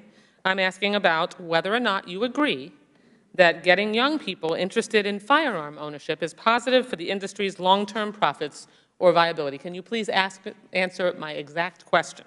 Yes or no? Yes, parents buy guns for their children all the time. Yep. I ask because gun manufacturers employ various strategies to zero in on young people. And this marketing and mainstreaming of weapons of war in children's hands shows up in shocking and disturbing places. In the world's tourist mecca of Orlando, Florida, and even in my own community of Miami, firing weapons of war is marketed as a fun tourist attraction, even to visitors as young as 10 to 13 years old, as we can see from this promotional package from the Lock and Load Miami machine gun experience, as you can see right here. Mr. Daniel, you have included children in your advertisements and social media market, correct? Congresswoman, if you're referring to the ad was just shown. I'm asking you if you included children in your advertisements and social media marketing, yes or no? Yes, but we're not marketing to the children. It's a simple question. You have included children in your social media market. I'm reclaiming my time. In fact, you post images of pop stars like Post Malone posing with a machine gun, and hashtags like hashtag gun porn and hashtag pew pew. Yes or no? Ma'am, the gun that Post Malone was okay, did you or did you not, reclaiming my time, excuse me, sir, I'm reclaiming my time. Did you post, Mr. Daniel, I'm trying to ask you a question. Did you post a social media post with Post Malone posing with a machine gun and the hashtags gun porn and pew pew? Yes or no? Did you do that? No, ma'am. No, ma'am, we did not. I can produce the social media post if you'd like. That's fine if you'd like to, but the gun was not a machine gun. It was a semi-automatic firearm. We're splitting hairs. We're splitting hairs. Clearly, clearly the gentleman is acknowledging that they posted something and we're splitting hairs over whether you called the weapon a machine gun. This strategy basically turns killing machines into social media thirst traps for young people who will see these weapons as sexy, hip, and alluring. The gentleman acknowledged that they have children in their social media. They had a social media star that is appealing to children, post with a machine gun, and hashtags gun porn and pew pew. I mean, it really boggles the mind. Mr. Daniel, are you even remotely worried that these youth-focused marketing tactics appeal to impulsive teens who we've recognized can't even be trusted to buy cigarettes or a beer when they are under 21? Are you worried about that at all? Congresswoman, we are focused on teaching young people to use guns responsibly and safely. Okay, reclaiming my time. The social media and marketing that you do to children is not remotely focused on safety, nor is it trying to do anything other than having guns be more appealing to children. And just as I lose my time, Ms. Sampson, have there been any studies that correlate how the marketing tactics used by Mr. Daniel and other companies are related to incidents of gun violence among kids and adolescents? Yes, and they're in my written testimony. I'm sorry? Yes, and they're in my written testimony. But basically it has to do with the fact that young people are susceptible, especially susceptible to messages from advertisers. And so when you tell children that these guns will give them more adrenaline, or you use first-person shooter games to promote firearms, things of that nature, it draws in young people who are more vulnerable and maybe not able to sort out reality from fiction. The gentlelady's time has expired. Thank you, Madam Chair. I appreciate the opportunity. I yield back. Okay, I just want to remind members that the chair has been even-handed while allowing members on both sides of the aisle latitude with respect to their 5 minutes today, and would ask that recognized members not be interrupted except by the chair. So now, Mr. Fallon, you are now recognized from Texas. Thank you, Madam Chair, witnesses and colleagues. I appreciate the opportunity to examine a critical industry that helps protect the freedom of American citizens every day. Ms. Aquifer, I just wanted to say it's great to see you again. Denton County strong. Good to see you. Good to see you, too. It seems strange to me that this committee has decided to bring in some of the largest firearm manufacturers in the country, but not the Attorney General, who is actually in charge of enforcing our gun laws and who conducts oversight on the ATF, the FBI, and other pertinent agencies, or why this committee hasn't brought in city and state attorneys who are refusing to uphold the law in a lot of these democratic areas. And why on earth aren't we discussing the scourge of violent crime in those same democratically controlled areas? Fact of the matter is that more gun laws and restrictive gun laws do not lessen crime. And I have to restate the last thing I said in our previous Second Amendment infringement hearing, that if you look at countries, for instance, like El Salvador, Jamaica, Venezuela, Honduras, that have some of the most restrictive gun laws in the world, they're also the most dangerous countries in the world with the highest homicide and violent crime rates. But it shouldn't escape our notice that democratically controlled cities in our country with the most restrictive gun laws in our nation have actually higher murder rates than those aforementioned countries. St. Louis has a higher murder rate than El Salvador, and so does Baltimore. And it's actually safer to visit and live in Venezuela than it is to live and visit Detroit, Michigan. 50 years ago, there were 180 million guns in this country, and the murder rate was 9.6 per 100,000. And just before COVID, there were almost 400 million guns in this country, and the murder rate was 6 per 100,000. Again, more gun laws doesn't equal less crime. Mr. Busey, I got a quick question for you.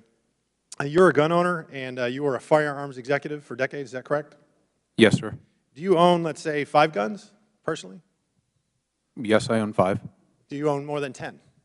Yes, I do. Okay, so fair to say that you know a lot about different types of guns. I know some about some types of guns. All right, civilian AR-15, is that a fully automatic weapon? No, sir. Okay. And then there are several states that have so-called assault weapons bans, is that correct? There are some, yes, sir. And are they uniform? Are they exactly the same, or are they different, each state? I'm not an expert on each state law, don't know. So you don't know if they're exactly the same cookie cutter? I don't. Okay. They're not, and I think it's because maybe, just maybe, we can't even seem to define what an assault weapon is, and that is a vague term and left up for interpretation. And Mr. Busey, you also are on record, if I'm not mistaken, please correct me, that you're calling guns weapons of war. I just heard one of my colleagues say it as well. I'm not sure your question there, sir. All right. Have you called firearms weapons of war?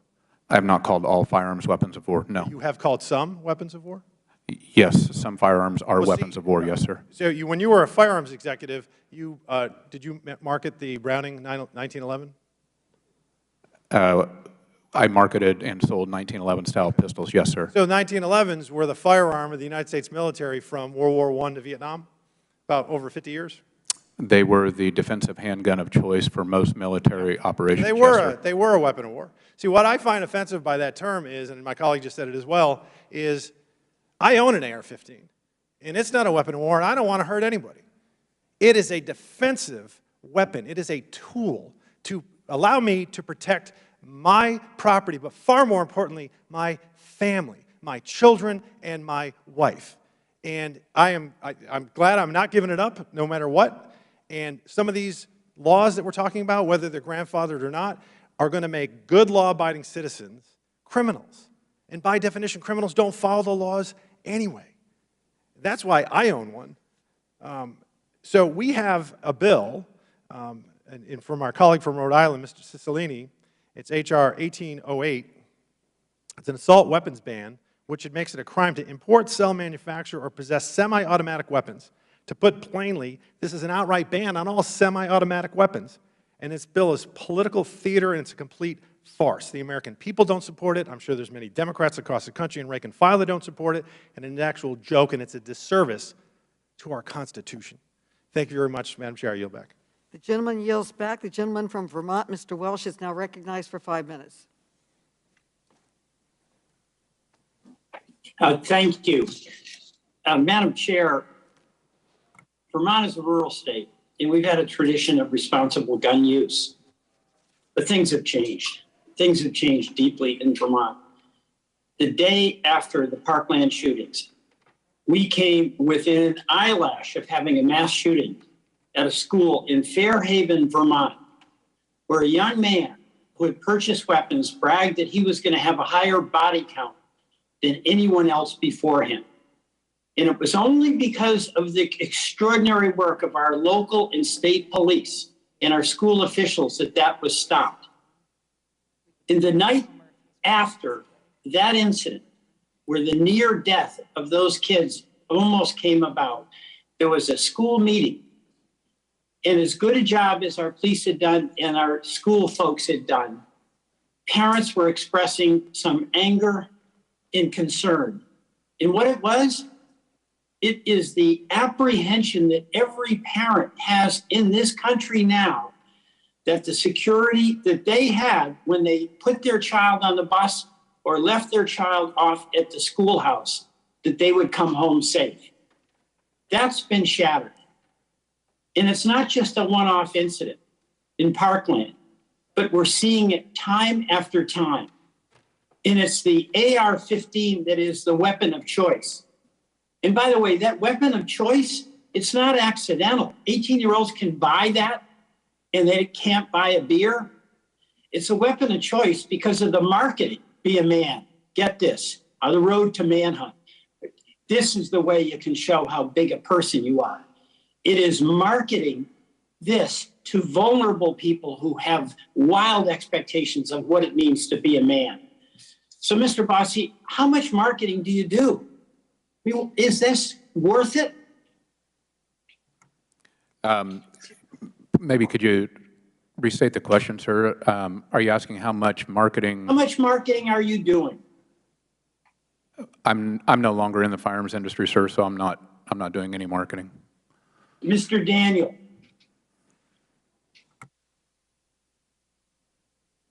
Yes, sir. Repeat the question, please. How much marketing are you doing?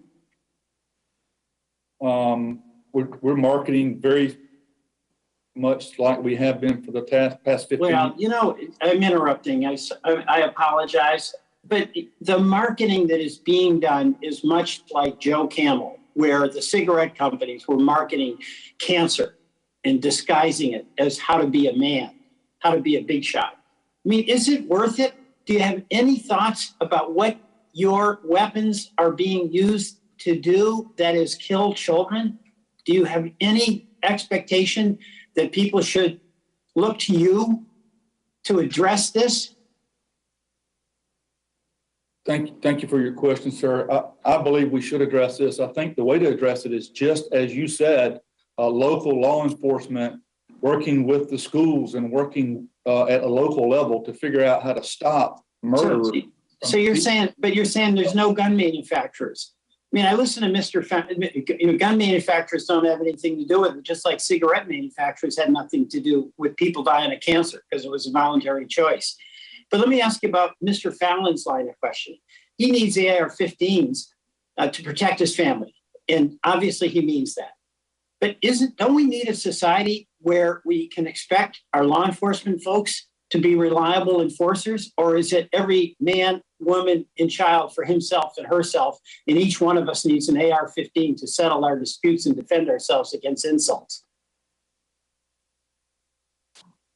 Congressman, as I understand it, many of your constituents are over an hour away from the police.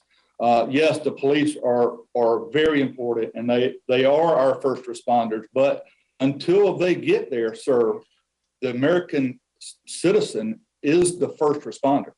Right. So what you have is a culture that you support to arm everybody so they can defend themselves while they're waiting for the police. So our civic society, our civil society depends on everybody being armed and having a more powerful, longer range weapon than their neighbor.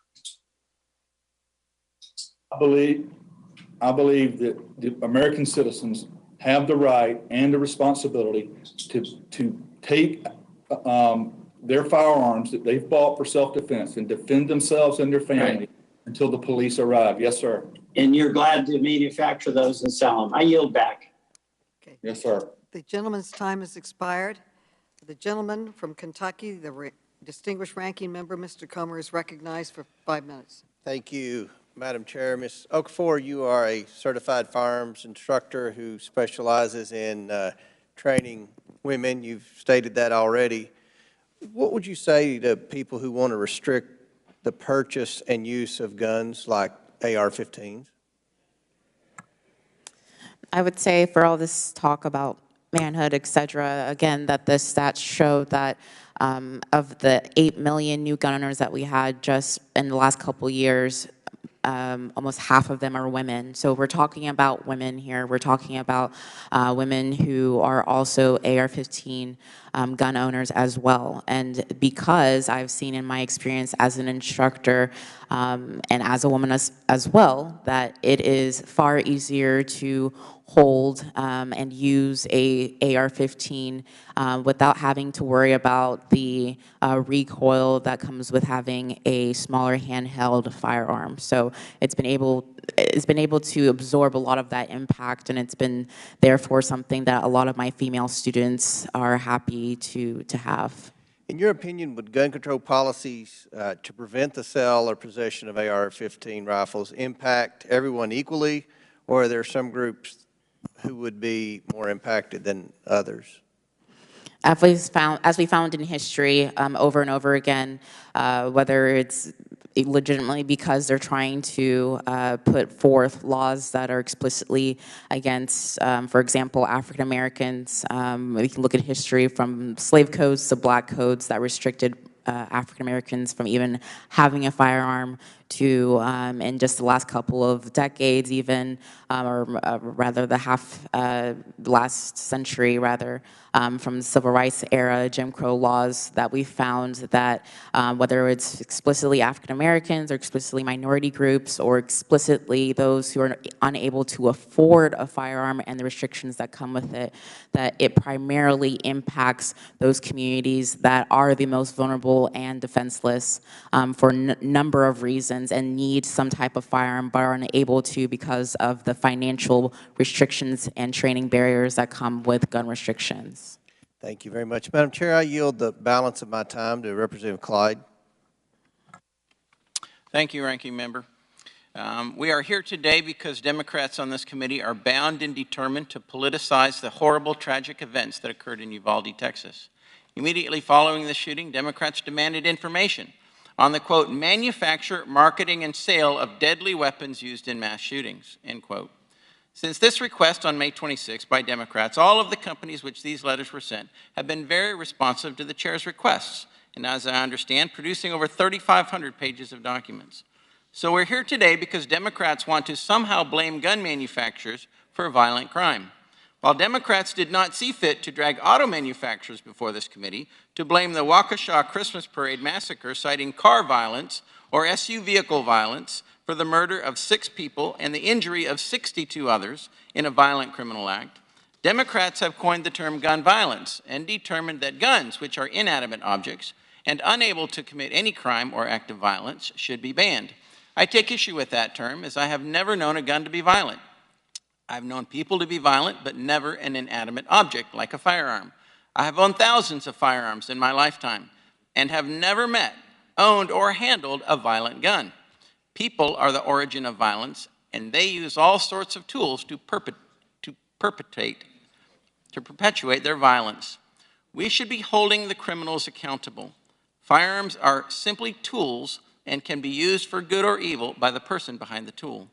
But Democrats want to blame the existence of the Second Amendment, which the Founding Fathers enshrined in the Constitution because they understood the first step toward tyranny is disarming the citizenry. They want to blame the Second Amendment for all the violence that occurs in this country. Let me be clear, gun manufacturers do not cause violence, and the Second Amendment is not to blame for violence in this country. Criminals are the ones who engage in violence and who commit crime. I've been a federal firearms licensee for 30 years. And I realized early on that every firearms business, whether a manufacturer, an importer, or a dealer, is a true constitutional business. Because without them, most citizens would not be able to exercise their Second Amendment rights, which have been so vital in achieving and maintaining our freedoms for now 246 years. I believe a good motto for our nation's firearms industry would be, we enable individual participation in the preservation of liberty. And that, as we know, is what the Second Amendment does. It helps preserve our liberty because it allows individuals to defend themselves against unlawful aggression, whether it is defending against someone committing a crime or against the government bent on tyranny and eliminating our liberty. Since federal firearms licensees are constitutional businesses, it makes it even more imperative that the government use every tool at our disposal to protect these types of businesses so they can continue to serve law-abiding and free citizens. Governments are instituted among men, as our Declaration of Independence says, that to secure these rights, governments are instituted among men, deriving their just powers from the consent of the governed. Thank you, and I yield back. Okay, the gentleman's time has expired. The gentleman from Illinois, Mr. Davis, is recognized for 5 minutes. Thank you, Madam Chairman, and I also want to thank all of our witnesses and especially the families who have come who've been impacted negatively by gun violence. Gun manufacturers would have us to believe that they are helpless to stop mass shootings. They want us to forget the assault rifles that are designed to kill people quickly and efficiently. And with the right parts, including high-capacity magazines, these weapons can shoot hundreds of rounds in a matter of seconds. One of the gun makers here with us today famously came up with the very idea of banning high-capacity magazines more than 20 years ago. In the lead up to the 1994 assault weapons ban, William Ruger, a founder of Sturm, Ruger reportedly told Tom Brokaw in an interview that, and I quote, "No honest man needs more than 10 rounds in any gun." Mr. Ruger then lobbied every member of Congress to put in place, and I quote again, "a simple, complete, and unequivocal ban on large capacity magazines." But after he retired, the company took a turn. Mr. Ruger began to lobby against restrictions on large capacity magazines and now sells them for profit. Mr. Killoy, does your company currently make guns that accept magazines with more than 10 rounds? Yes, Congressman, we do. Mr. Daniels, same question to you. Sir. I'm Yes, sir. sorry. Mr. Daniel? Yes. Thank you. Mass shooters have used legally purchased high-capacity magazines in some of the worst killings this country or any country has seen. The shooter in the Las Vegas massacre was able to fire 100 rounds in 10 seconds because he used a high-capacity magazine. The Uvalde shooter carried more ammunition into Robb Elementary School than a United States soldier carries into combat. 10 states and the District of Columbia have banned high-capacity magazines, but they're not illegal everywhere. And these dangerous accessories have spread to all areas of the country. Ms. Sampson, why is banning high-capacity magazines at the federal level necessary? Thank you for the question. It's important to ban high-capacity magazines at the federal level because we are a country that's connected. States don't exist in an island, and we often hear people, for example, raise the city of Chicago as an example as to why laws don't work. But Chicago exists within Illinois, which exists in the United States. And it's an example of where guns have come from the state of Indiana, for example. And so even if we have a high-capacity magazine in one state, that doesn't mean that individuals in that state who want to do harm can't go to another state and get around it. So we need federal solutions because we are a nation of states that are united. And so there's no way to really get at the issue and deal with the problem effectively unless we have a national ban, unless there is unity across the country that these weapons of mass destruction really ought not to be available to regular, everyday, ordinary people to do what with? Nothing but kill. I mean, it's amazing that an individual can walk around with a weapon that you can fire off 30 rounds in 30 seconds, 100 rounds, before you even know what's happening. So let me thank all of our witnesses for their answers. The solution is really simple. We must ban these weapons of war and get them off our streets. I thank you, Madam Chairman, and yield back the balance. Gentleman yields back, and the gentleman from Wisconsin, Mr. Grossman, is recognized for 5 minutes. Well, I'd like you to thank you for having the hearing, but the topic always irritates me. First of all, I'm old enough to remember when I was a child, all they did was talk about pistols. It was all about handguns. We don't worry about long guns. You know, whatever, 98% of the murders in the country or whatever are committed by handguns, and we don't care about long guns. Now, if long guns are in the news, it's we don't care about handguns, we only care about law guns, which shows what I think we're really trying to get at.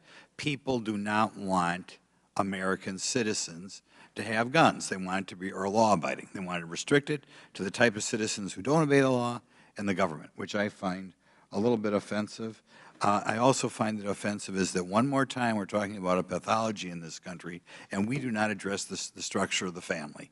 And I think like so many other things, there are areas in society where you have almost no murders and areas where you have a lot of murders, and I think they largely correspond with areas in which we have weak families and strong families. And one more time I'm attending hearing here, I get the same thing in the Education Committee. We just ignore this big elephant in the room, the structure of the family. But I'd like to yield the remainder of my time to Mr. Clyde. Thank you to my colleague from Wisconsin. Mr. Daniel, I want to ask you a couple questions here and reiterate something that's been mentioned already. President Biden made the claim that gun manufacturers are, quote, the only industry in America that is exempt from being sued by the public, the only one. Madam Chair, I would like to ask a unanimous consent to submit this article published by AP News on February 9th, 2022, that says, despite Biden's claim, gun makers can indeed be sued. Without objection. Thank you. Isn't it true that your company still remains liable under the law for any potential design or manufacturing defect that lead to injury or property damage or breach of contract or warranty of a product or facilitating a known transfer to a prohibited person? Is this not all laid out in the Protection of Lawful Commerce in Arms Act enacted in 2005? Can you still be sued by the public for any of these kind of breaches?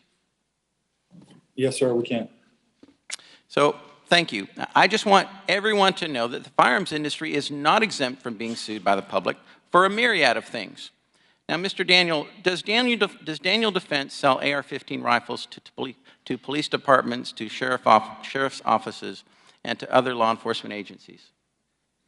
Yes, sir, average about 30 agencies a month. 30 agencies a month. That's pretty impressive.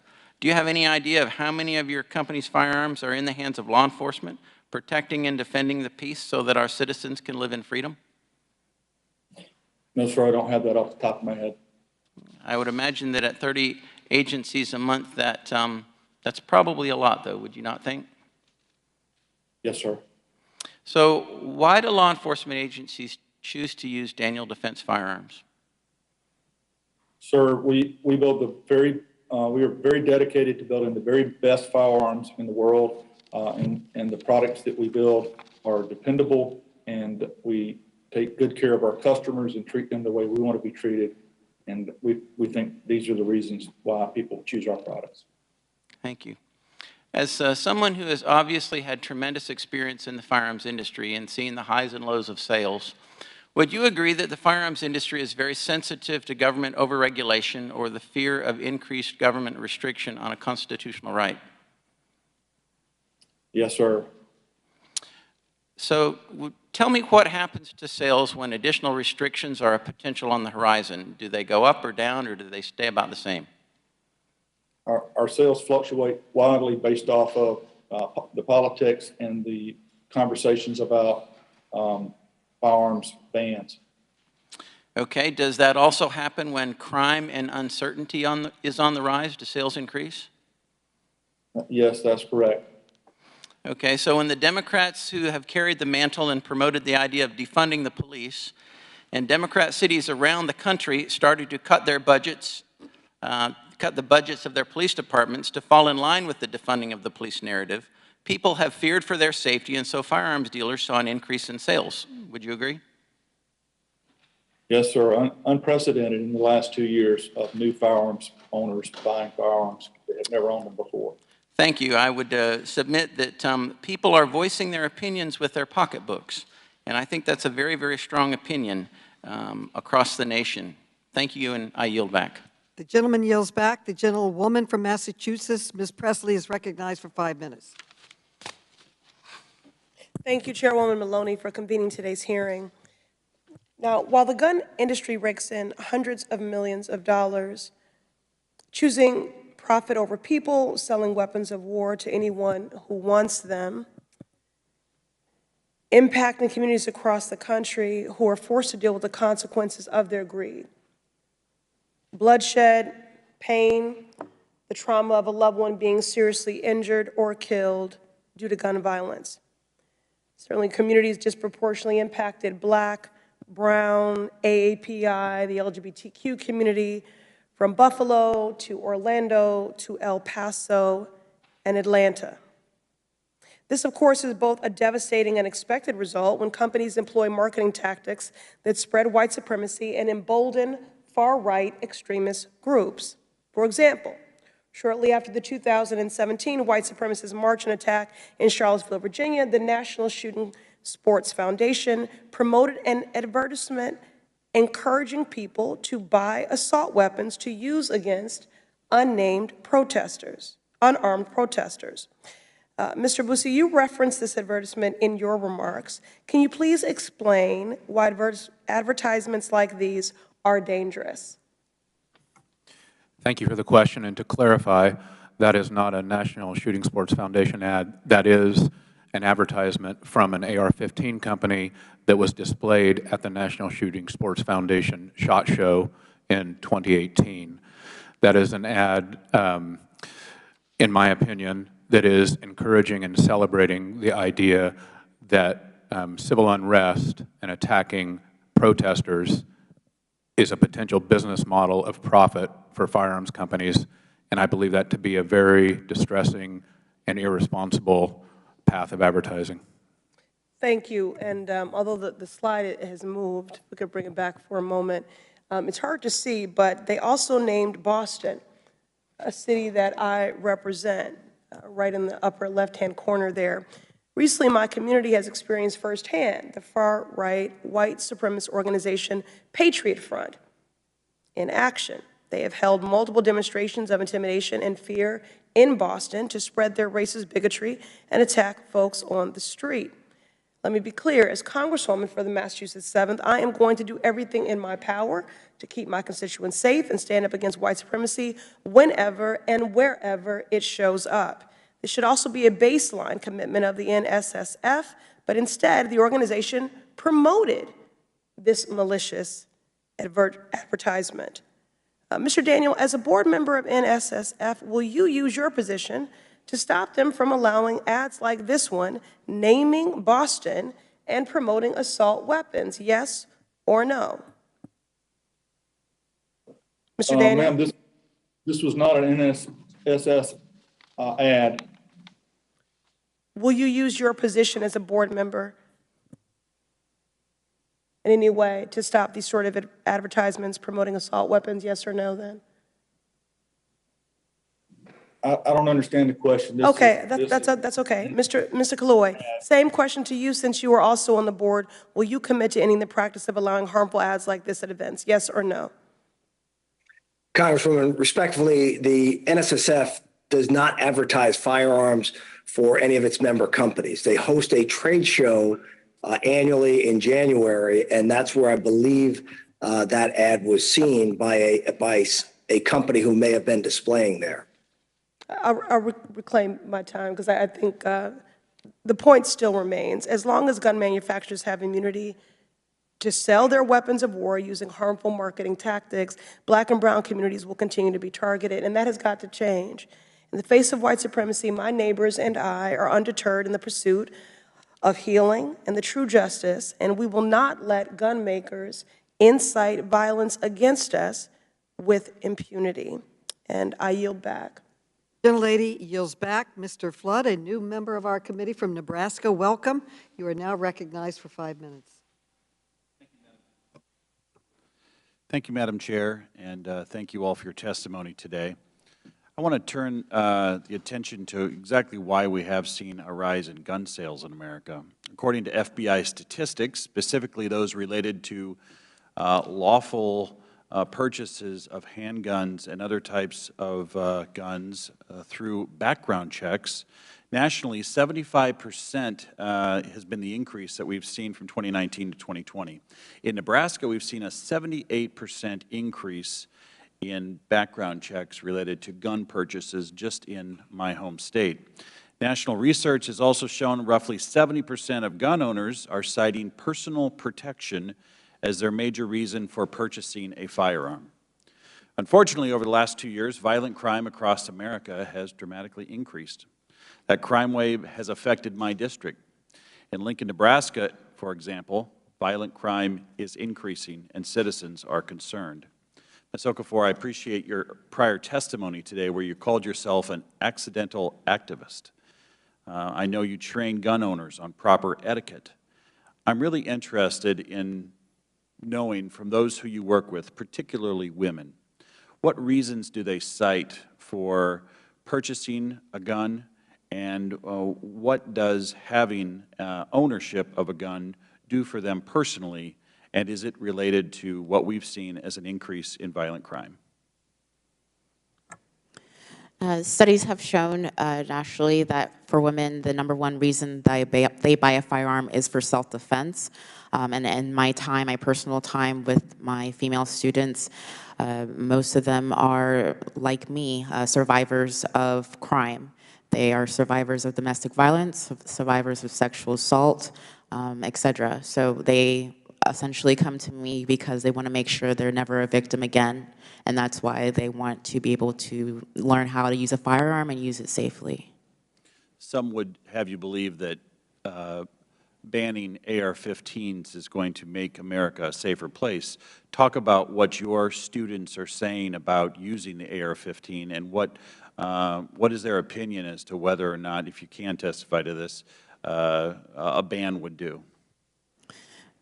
Well, it really comes down practically of what an AR-15 does, particularly a rifle, for a woman especially, or those who have any type of physical disability.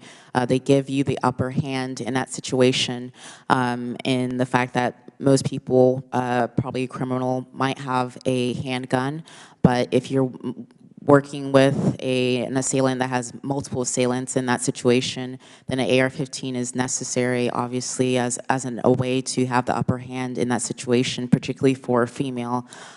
Like I said before in my testimony about AR-15s, you're able to mitigate the recoil much better than you would with a handgun. And so that's why a lot of people prefer to have that upper hand by having an AR-15. Was it your prior testimony today that of all the weapons that your female students have sampled, that the AR-15 was routinely one of their most, favorite? Yes, that's what I routinely get, is that other women tend to already have this preconceived idea what an AR-15 is or what an AR is, and because of a lot of advertising and rhetoric saying that they shouldn't have a firearm of that capacity, that they think it'd be something that they wouldn't enjoy until they actually shoot one, and they realize it's actually a benefit to them, and it's easier for them to hold and to actually enjoy shooting, so they can train and defend themselves if they ever have to use that in an unfortunate circumstance. We don't have much time left, but could you just briefly speak to the peace of mind that owning a weapon like this would give to one of those female students that you have instructed with firearms? Yeah, the peace of mind is, I believe, similar to anybody, but again, particularly in America. I know there's been a lot of talk about weapons of war, et cetera, and the difference, as if the Constitution is not explicit in that we have a right to keep and bear arms, and that includes all arms. Yes, even quote-unquote weapons of war. At the end of the day, it's to make sure that we have the ability to defend against an oppressive, tyrannical government, and there is no restriction, particularly with the Second Amendment, that says that there's a distinction between a civilian and someone in the military. So it comes down to an individual's right to defend themselves and to figure out what is best for them to defend themselves in that situation, and that's it. Thank you for your testimony. I yield back. The gentleman yields back. The gentleman from Maryland, Mr. Sarbanes, is recognized for 5 minutes. Thank you, Madam Chair. Before I proceed to my line of question, I just wanted to clarify, Ms. Sampson, can you, again, just for the record, clarify whether gun manufacturers enjoy legal immunity? Thank you. Gun manufacturers do not necessarily enjoy complete immunity, but what they do have is an unnecessary level of protection from PLACA that makes it much more difficult for victims of their misconduct to hold them accountable in court. And what that means is that for most other industries, if an individual is harmed by their misconduct, they can file a claim, and then in a court of law, they can decide whether or not that claim has merit. With PLACA, what gun manufacturers are able to do is get in front of the courthouse doors and say, you have to get over a hurdle before you can even get to the merits. And that's not asking for anything that would be especially punishing to gun manufacturers. All we're asking is that gun manufacturers be held to the same standards as everyone else, and that's especially important because they don't even face consumer oversight. So they receive special treatment when it comes to the way manufacturers generally have to face legal liability for their products. Thank you for that. Let me get to why I think they might have some special treatment here.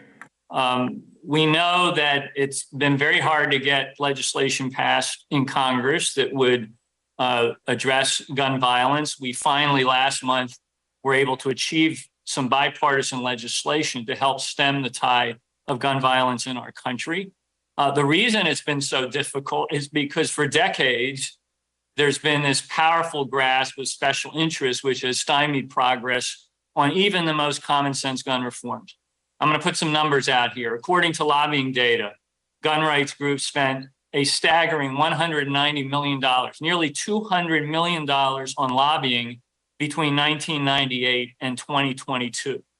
According to public records, the NRA itself spent $5.3 million on lobbying from 2021 to 2022, while the National Shooting Sports Foundation, a lobbying organization representing gun makers, distributors, and retailers, and by the way, upon whose board of governors Mr. Daniel sits, spent over $1 million on federal lobbying just in the first 3 months of 2022. We also know that in 2015 and 2016, Ruger gave the NRA over $12 million in cash payments, which is a staggering sum. And these sums of money have their effect.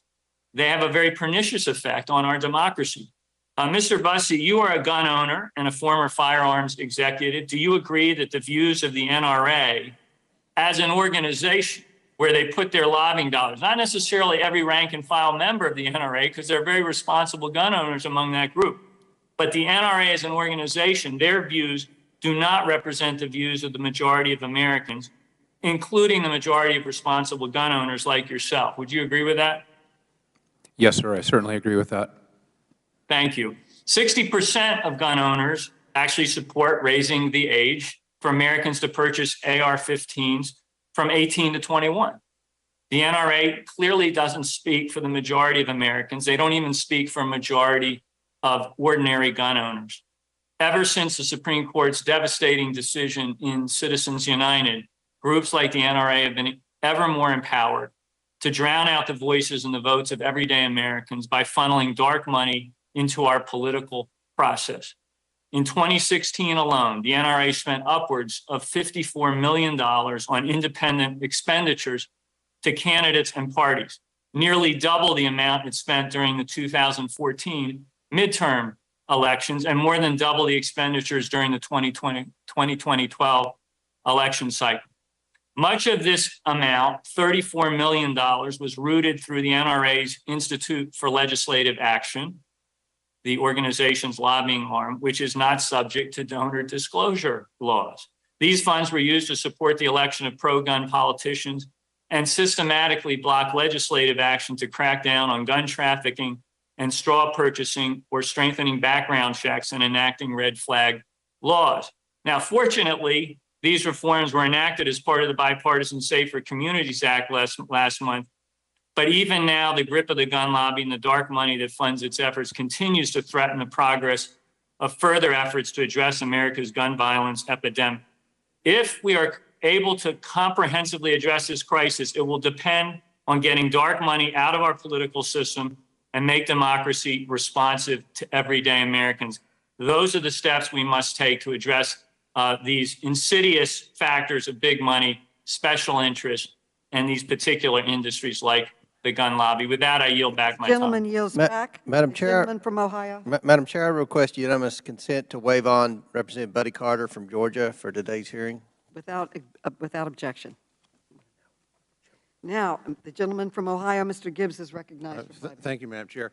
You know, I'm really amazed how the other side of the aisle keeps going after the gun manufacturers and the guns, like the guns have brains. It just amazes me.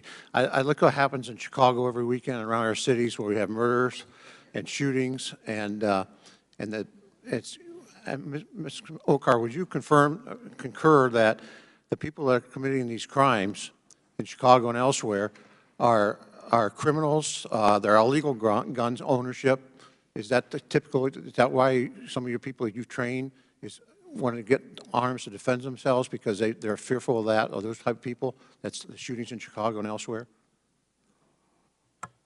The women that I train tend to be fearful of anybody, regardless of where they live, where they're going to do a criminal act towards them. But the people that they're fearful of are the people that are committing the crimes or have ownership illegally of firearms, and that's kind of typical of, as I broad brush it.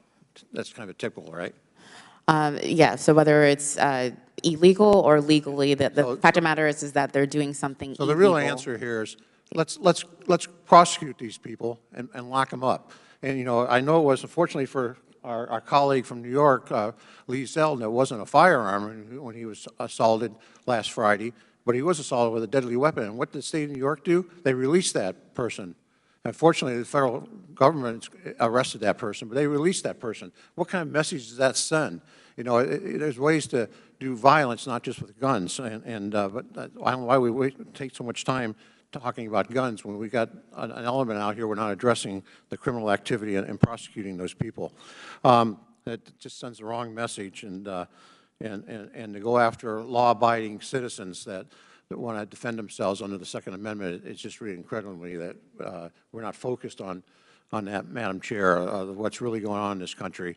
When you send a message to criminals out there that, hey, don't worry, we're going to let you go and you're not going to get prosecuted, and that just sends the wrong message. And so we really need to deal with that and not attack our Second Amendment rights. I yield the rest of my time to Representative Clyde. Thank you. Thank you very much to my colleague. Mr. Busey, in your statement you said that guns pretty much are at the center of radicalized domestic terrorists. Is that right? I made a statement similar to that, yes, sir. Okay, and then you also said in my last month as an industry executive, I snapped photos like this and with a photo. It's a tactical advertisement over the entrance of the SHOT Show that weirdly combines Revolutionary War soldiers, a modern AR-15, and the promise of daily gunfights as a business proposition. And then on January 6, 2021, less than a year after I took this photo, these exact components coalesced into a violent mob just a few hundred yards from here. Were there any AR-15s taken into the Capitol by rioters on January the 6th? Yes, I believe there is documentation of AR-15s in the mob. Not sure where they were location-wise. In the Capitol? Not to my knowledge, but I'm not Not in the Capitol. That is correct. Not to my knowledge. Were any guns taken into the Capitol, to your knowledge? Do not know the answer to that. I think the answer to that would be no, there weren't. So I don't really understand how you say these exact components, when you talk about firearms, coalesced into a violent mob just a few hundred yards from here. I don't really, can't quite understand how you get there in talking about firearms and January 6th, where there were no firearms whatsoever in the Capitol, taken into the Capitol by rioters. Now for Ruger. I would like to ask a question to our good friend, Mr. Killoy, the CEO of Ruger. Thank you for being here today. I understand that you're a West Point graduate and a veteran of the U.S. Army. Yes, sir, that's correct. I graduated in 1981, then spent 5 years on active duty and 15 in the Army Reserve. Wow, well, thank you for your service to our nation, sir. That is quite an impressive record. Can you tell me, does Ruger sell firearms to law enforcement agencies? Yes, Congressman, we sell to quite a few law enforcement agencies directly, as well as through our network of law enforcement distributors. And Ruger firearms are particularly popular as off-duty or backup guns for many law enforcement sworn officers. Thank you. And I want to thank you and your company for being a leader in the gun manufacturing industry. And also want to thank you for being a constitutional business and for the work that Ruger does to make quality firearms affordable to all economies of citizens so they can protect themselves, especially during this time of increasing crime across our nation. So thank you to Ruger and its employees. And the gentleman's time has expired. The gentlelady from Illinois, Ms. Kelly, is recognized.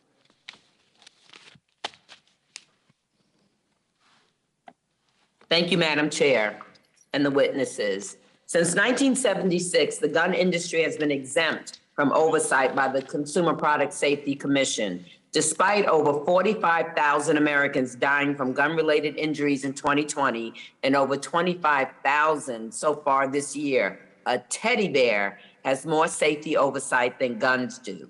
Mr. Busey, why would including guns under the Consumer Product Safety Act make them safer? I'm not an expert on the Consumer Product Safety Act. I'm sorry, Congresswoman. But do you think they should be included, like teddy bears and cribs and almost everything else you can name, and guns are exempt?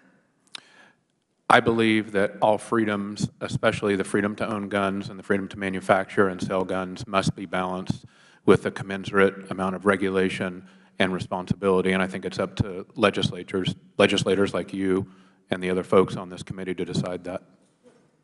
Well, I have a bill that would do just that, just this. The Firearms Safety Act will remove the gun industry's exemption under the Consumer Product Safety Act. Having strong safety standards on firearms is critical, and there's no good reason for firearms to be the only consumer product not under the supervision of the CPSC.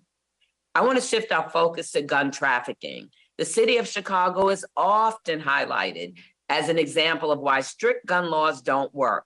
But what people fail to realize time and time again is that over 60% of crime guns come from out of state. This happens in other cities as well. New York City's Mayor Eric Adams testified before this committee that the NYPD has taken over 3,000 illegal guns off the street in 2022 alone, many which were trafficked through the so-called iron pipeline. Gun manufacturers are often contacted by the ATF to aid in their tracing investigations following the path of a gun from the manufacturer to the crime scene. Mr. Killoy, does Ruger take any steps to identify problematic patterns of dealers or stop shipments of firearms to dealers who sell a disproportionate amount of crime guns? Congresswoman, in the case of Ruger, we distribute our firearms in what we call a two-step distribution process. We sell through a network of 15 fairly large wholesalers, who in turn, they are all federally licensed firearms licensees. They then sell to the individual retailers who are also licensees. So we don't have visibility into those individual dealers. We sell to that much smaller network of our 15 wholesalers. Thank you. Mr. Daniel, does Daniel Defense take any steps to identify problematic patterns of dealers or stop shipments of firearms to dealers who sell a disproportionate number of crime guns? Congresswoman, we are a federally licensed by the ATF to manufacture firearms, and we sell our products through federally licensed dealers. And we are very good at our ability to make sure that our firearms are transferred legally through legal dealers. If there is a pipeline of guns coming into your district, the people who bring those in illegally, that's a crime, and those people should be prosecuted. I don't disagree. Mr. Sampson, in your view, could these companies do more to stop illegal gun trafficking? And if so, what could they do? Yes, they could. For starters, manufacturers could be much more vigilant around the distributors and dealers that they sell to. So even if they don't necessarily go directly to a dealer, if they go to a distributor and they realize that that distributor is working with dealers who are selling crime guns over and over again, that should trigger an investigation and perhaps a change to their business practices. Another thing that manufacturers could do is change the way that they design their guns. And you mentioned consumer product safety. That's a large part of what manufacturers have control over that dealers and distributors do not have control over. They could do things like chamber load indicators or some of the procedures that would make it harder for someone to use a weapon that doesn't belong to them. And that would also go a long way to stopping gun crime. Thank you. And lastly, one last question for Mr. Killoy and Mr. Daniels. We have heard today support for abolishing the ATF. Do you support abolishing the ATF? Speaking on behalf of Ruger, no, we do not. We work closely with our regulators, and we do not support that. Thank you. Okay. Mr. Daniel? Yeah, I agree with Mr. Kalloy. We are licensed dealers and we are licensed manufacturers. We sell through, we are regulated by the ATF, and we are not in support at this time of eliminating the ATF. Okay, the gentlelady's time has expired. Thank you so much. Thank you to the witnesses. Okay, the gentleman from Texas, Mr. Sessions, is now recognized.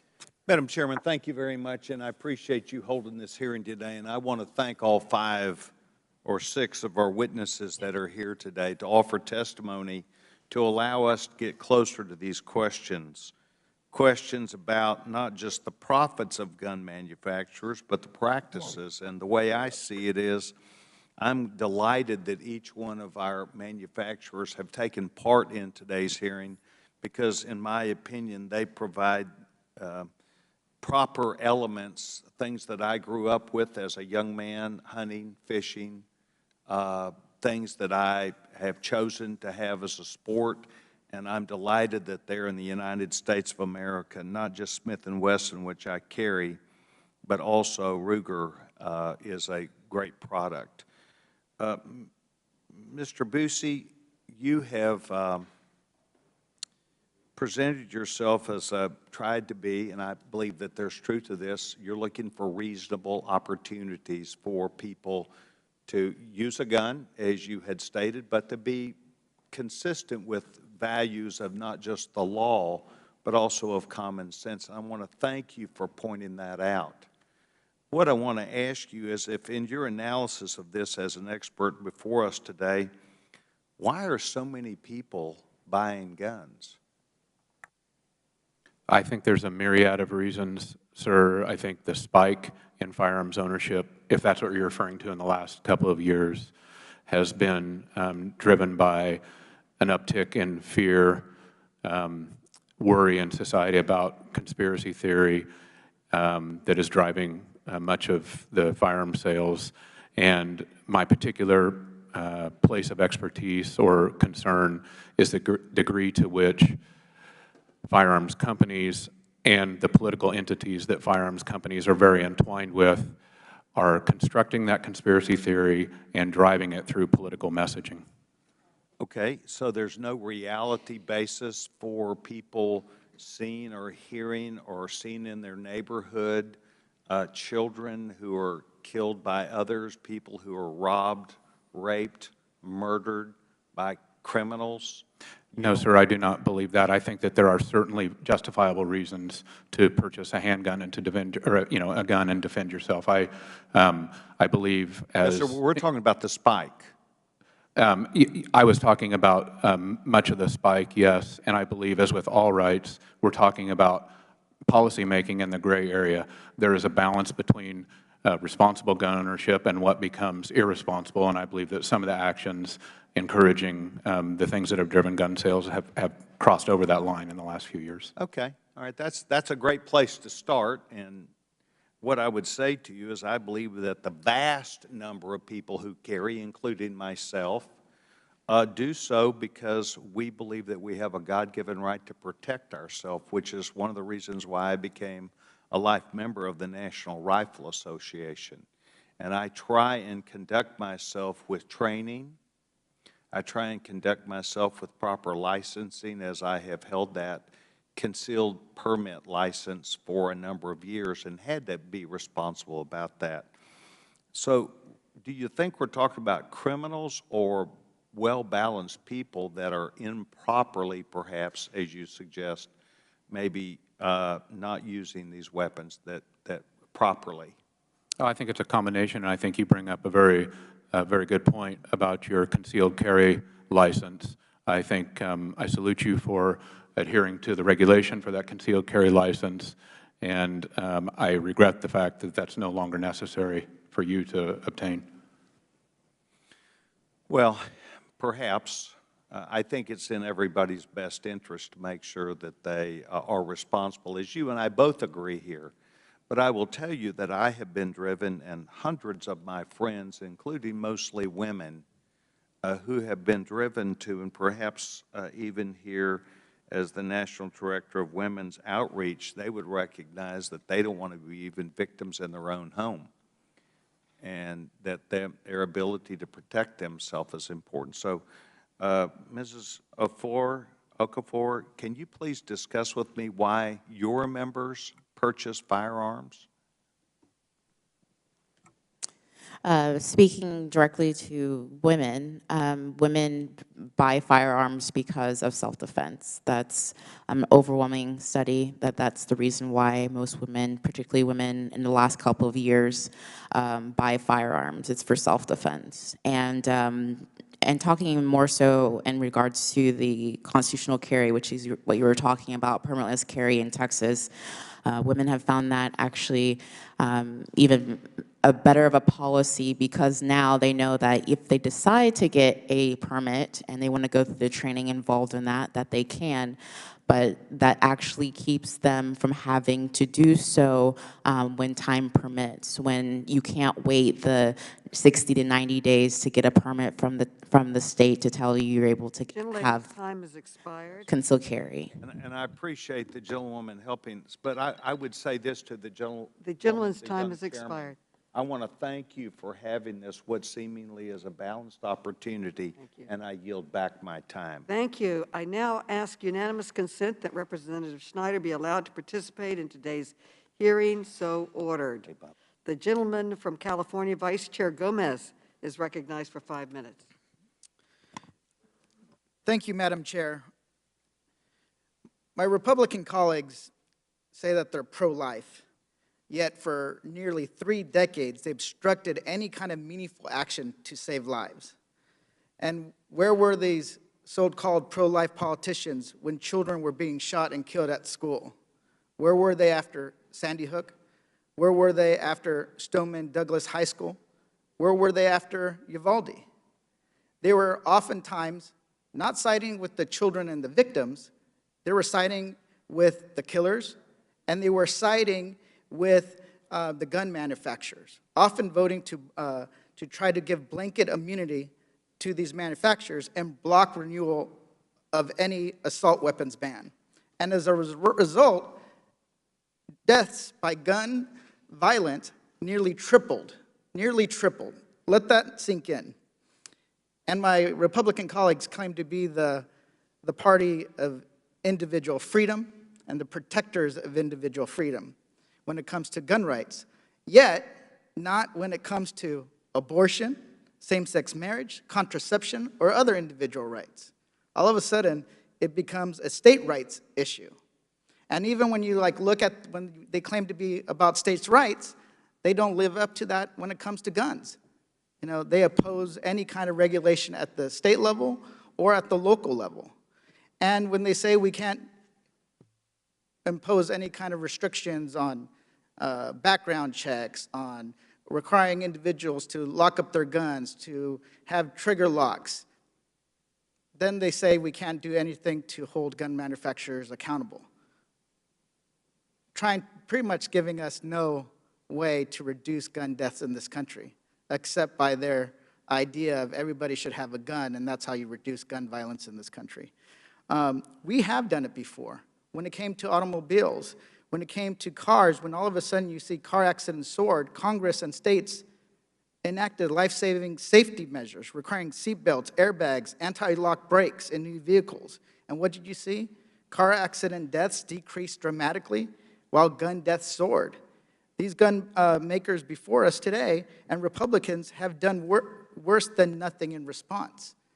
They actually help add fuel to the fire by advertising guns, AR-15s, and other weapons to white supremacists and children.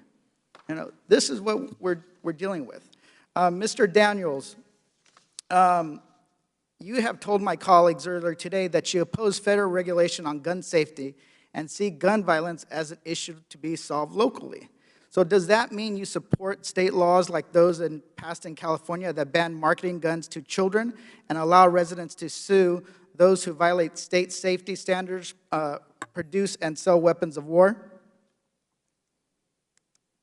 Sir, children can't buy guns, and I was speaking to the local community being taking responsibility of all the people who are involved. So that's a in the no. So community. you basically believe that guns should be marketed towards children?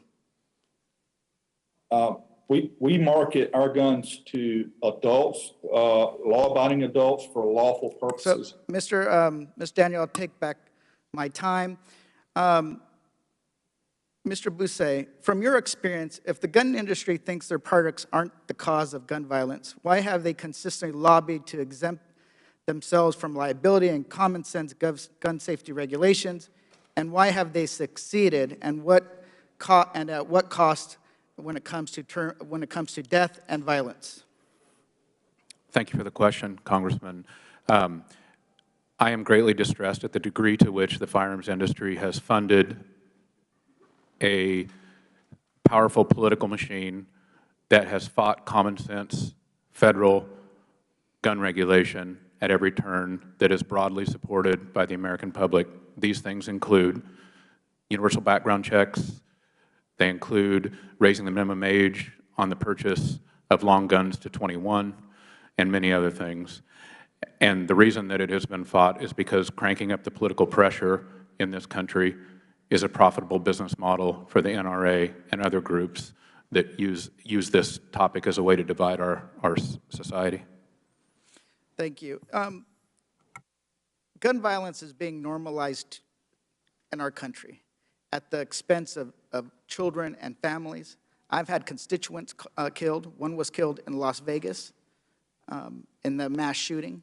You know, this is something that we have to fight against, because this isn't normal. It's not okay, right? Where we have to be in fear of our lives for our friends and families if they go to church, school, a parade. This is something that is not reasonable, and we must The gentleman's time is take steps expired. to lessen gun violence. Thank you so much. I yield back. Okay, the gentle lady from New York, Ms. Ocasio-Cortez, is recognized for. Thank you, Madam Chair. I'd like us to just dive right into it. I have a photo that I'd like to pull up for the committee and our witnesses to be able to see. Can we get that pulled up? It's on. Okay, perfect. Mr. Daniel, you are CEO of firearm manufacturer Daniel Defense. This photograph is from an advertisement featured for your company. Do you know, I'd like to draw your attention to that red tattoo featured in your company's advertisement. Do you know what that tattoo is? Mr. Daniels? Madam Congresswoman, I'm not sure this is our ad. Can you show the whole ad? Is this our ad or someone else's? Yes, this is your ad, Mr. Daniel. This is an advertisement for your company, Daniel Defense. Why is the brand name not in the photo? No worries, no worries. So this is featured prominently in your advertisement, that tattoo. You've indicated that you don't know what it is, but Ms. Sampson, as an expert in this area, can you briefly tell us what that tattoo is? That's a fall knot, and it's a symbol that has been increasingly embraced by white supremacists. So, Mr. Daniel, you may or may not know, but your company's advertisement prominently displays iconography associated with white supremacist movements. You can also find it in this other photo that I will be pulling up right now. Right there from January 6th, you can see the fall knot right there on this gentleman's chest. Mr. Daniel, yes or no, are you aware that your advertising department uses imagery affiliated with white supremacist movements in its marketing materials? No, ma'am, I don't think we do. Reclaiming my time, thank you. I apologize, I just have to move a bit quickly to fit these questions in. Mr. Bussey, you are a former reclaiming my time. Mr. Bussey, you are a former firearms executive. Do you think that the use of this kind of imagery is welcomed and encouraged in marketing for the firearms industry as a former executive yourself? I don't think it's welcomed and encouraged, but I think it's looked away from. And I think that there is a aura and an approach in the industry where any single gun customer is good, no matter how detestable their views or their actions may be. And I saw dozens of examples through my career of the acceptance of or looking away from racist things. I think that's different than seeking it out, but I don't think it's properly controlled or addressed. So in your experience, you believe that a lot of gun manufacturers may turn a blind eye to these kinds of instances?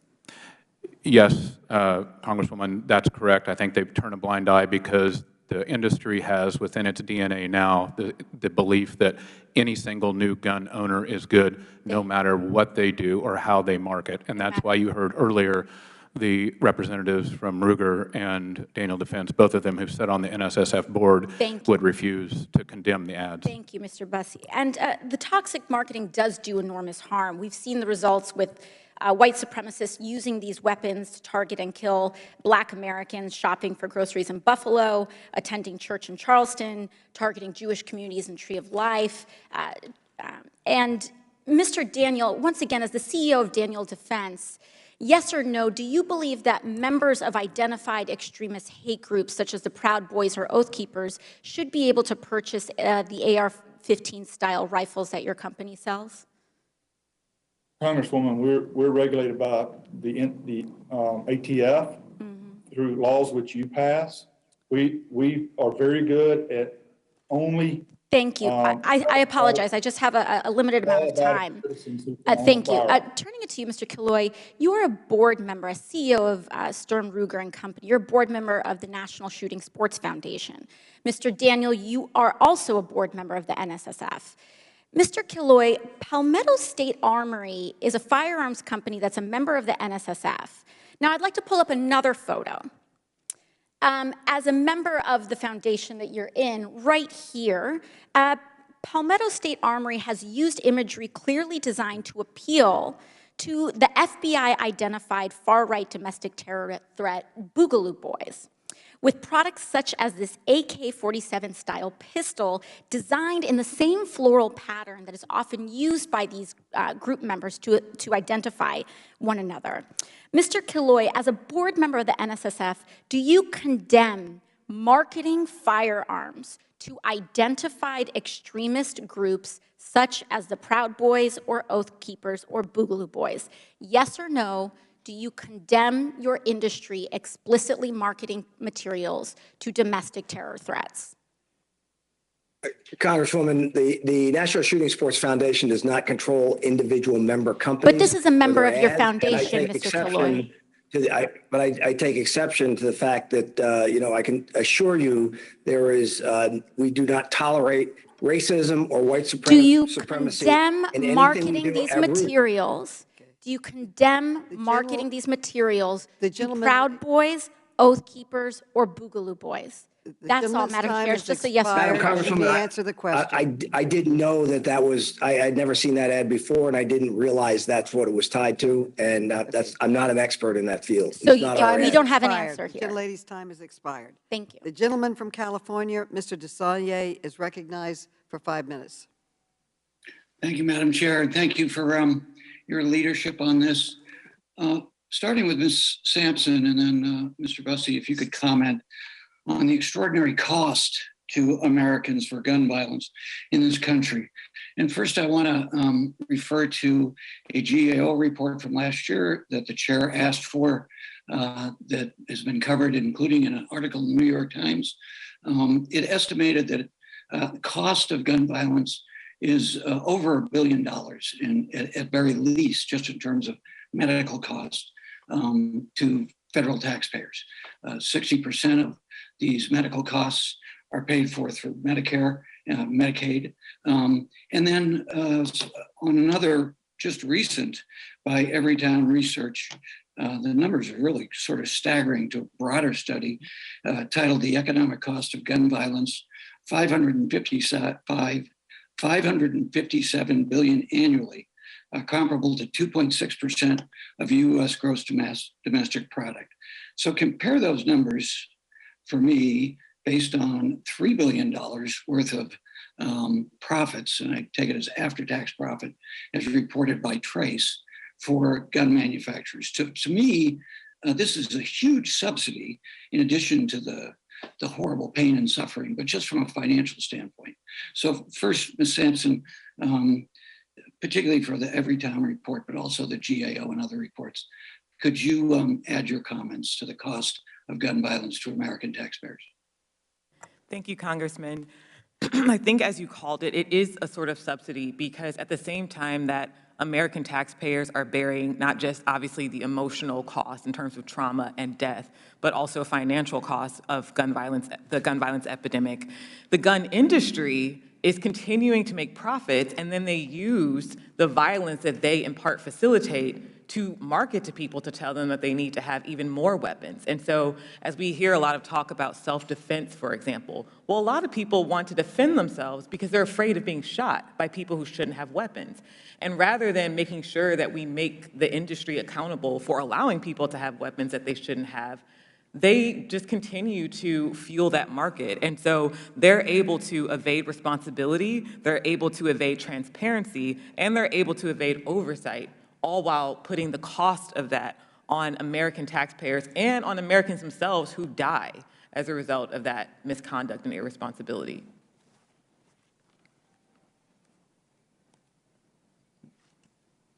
Thanks, Ms. Sampson. Mr. Bussey? I think that most responsible gun owners want to be a part of the solution and don't want to be a part of the problem. And we need to rebalance those scales. So to the degree to which irresponsible activities or insufficient regulation is leading towards cost and cost of gun violence, I believe through my own experience that responsible gun owners want to play a part in being a solution to that.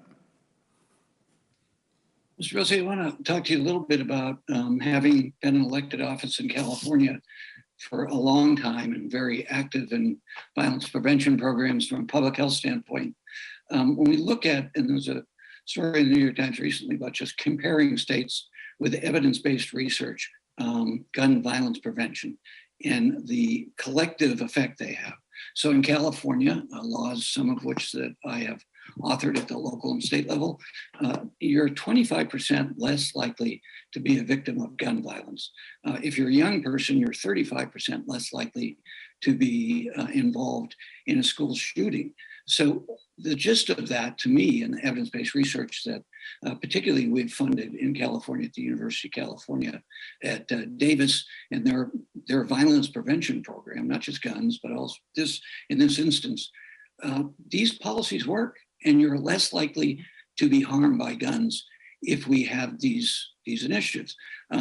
Giffords has done a wonderful job, I think, of comparing that internationally. Could you speak to that and anything you would like to add in the time I've got left, Ms. Sampson? Thank you, Congressman. I think that you're correct, and I would like to take issue with some of the statements I've heard here from other representatives today telling us that gun laws don't work or that they won't be applied to anybody but criminals. And I would like to take your example and apply it to two recent shootings, the Uvalde shooting and the Buffalo shooting. In both of those cases, the shooters waited until they were 18 to purchase the guns. They didn't purchase them when they were 16 and a half. They didn't purchase them when they were 17 3/4. They waited until they were 18. Why is that? Because the law said they couldn't purchase them until they were 18.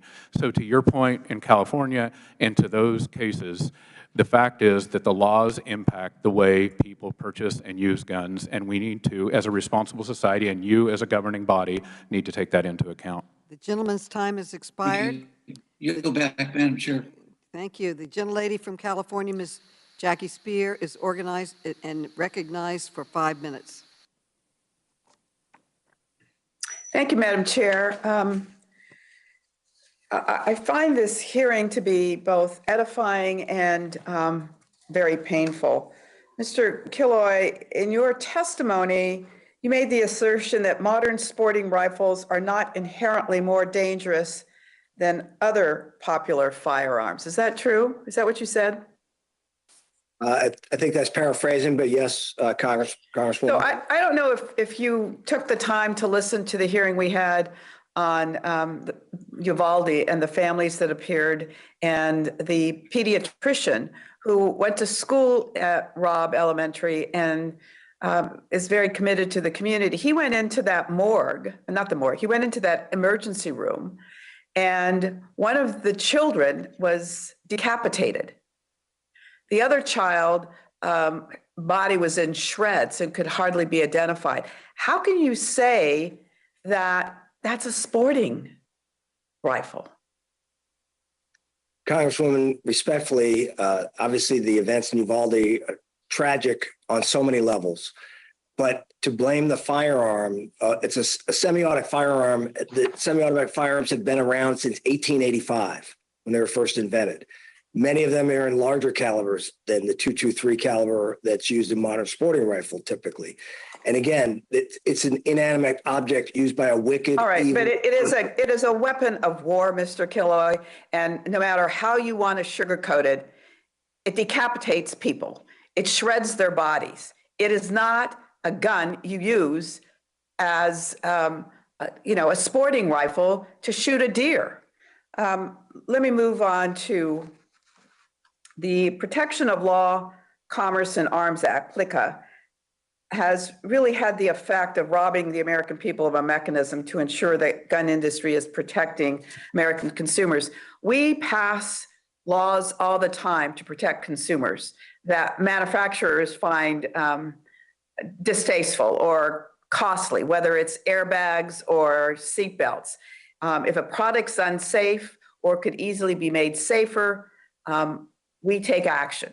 Now, Ms. Sampson, how many Americans die in accidental firearm accidents every year?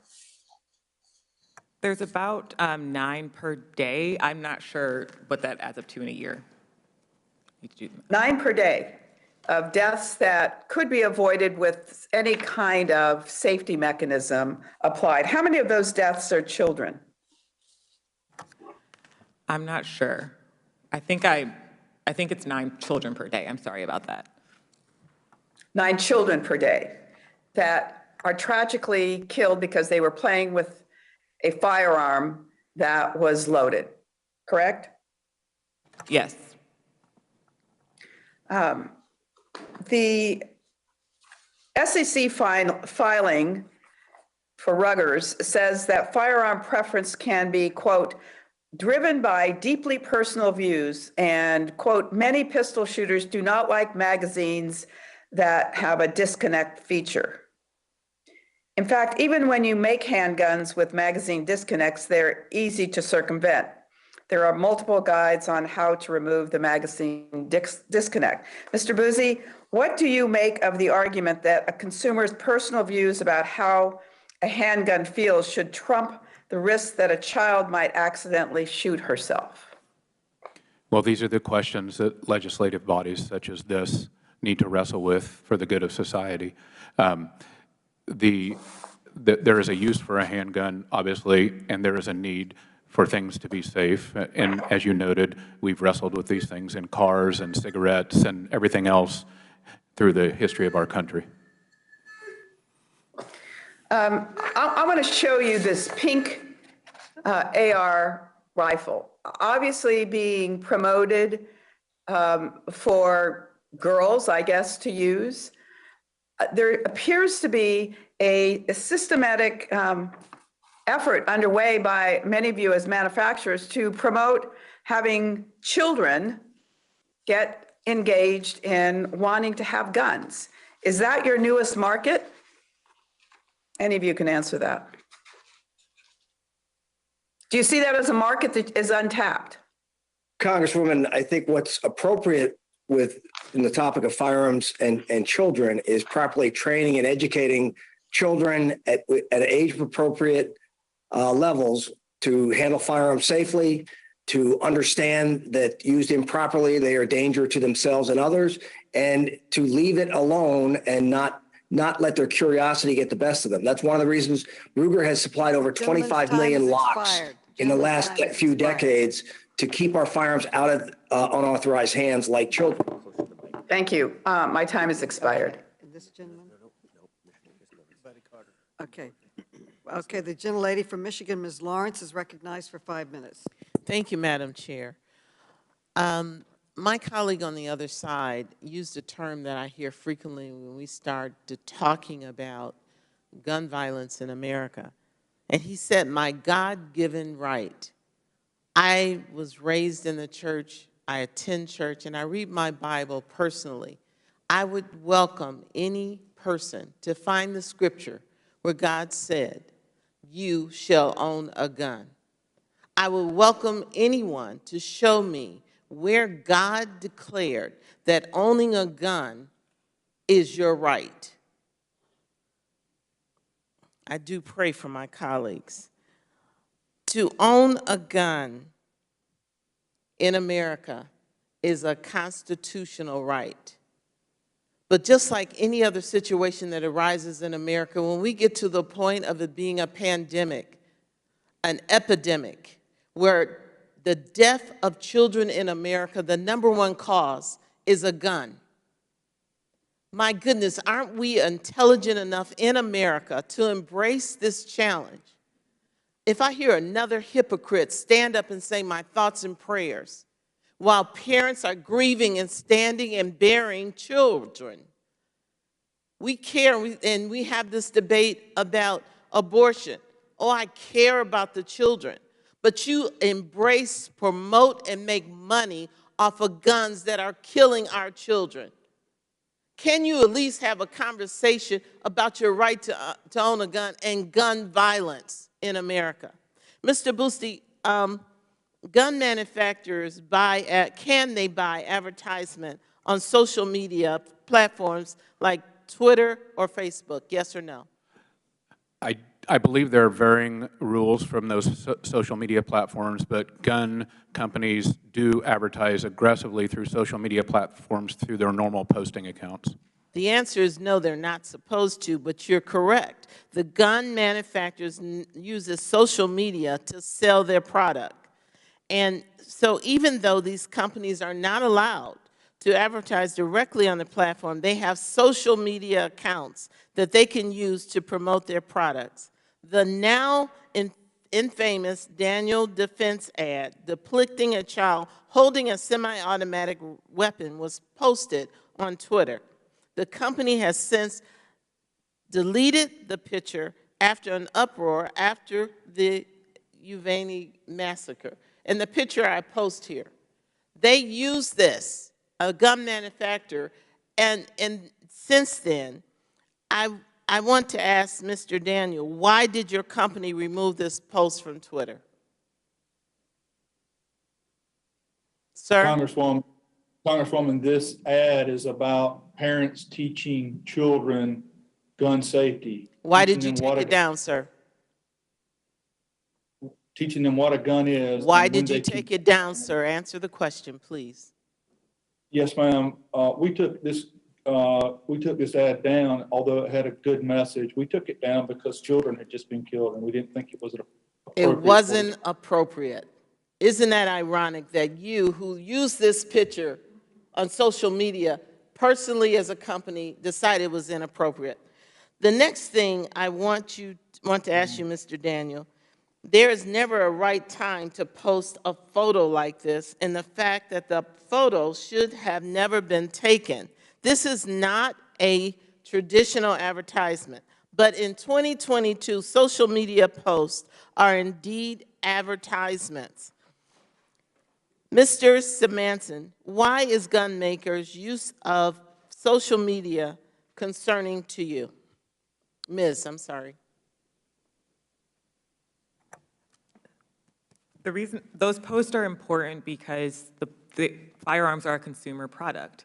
And so consumers are going to be susceptible to advertising, and the messages impact them. And one of the biggest messages that we haven't talked about yet is gun manufacturers' claims that guns will make people safer. We've heard a lot about self-defense, for example, when in reality, bringing a gun into your home makes it more likely that you or someone in your home will be harmed by that gun, rather than using it to defend yourselves. And so Americans are looking for answers as to how to keep themselves safe, and these social media posts that suggest, for example, that if you want safety, you should bring a firearm into your home, or if you want safety, you should walk around the streets armed with an AR-15, can mislead the public, and that's why it's important. Thank you.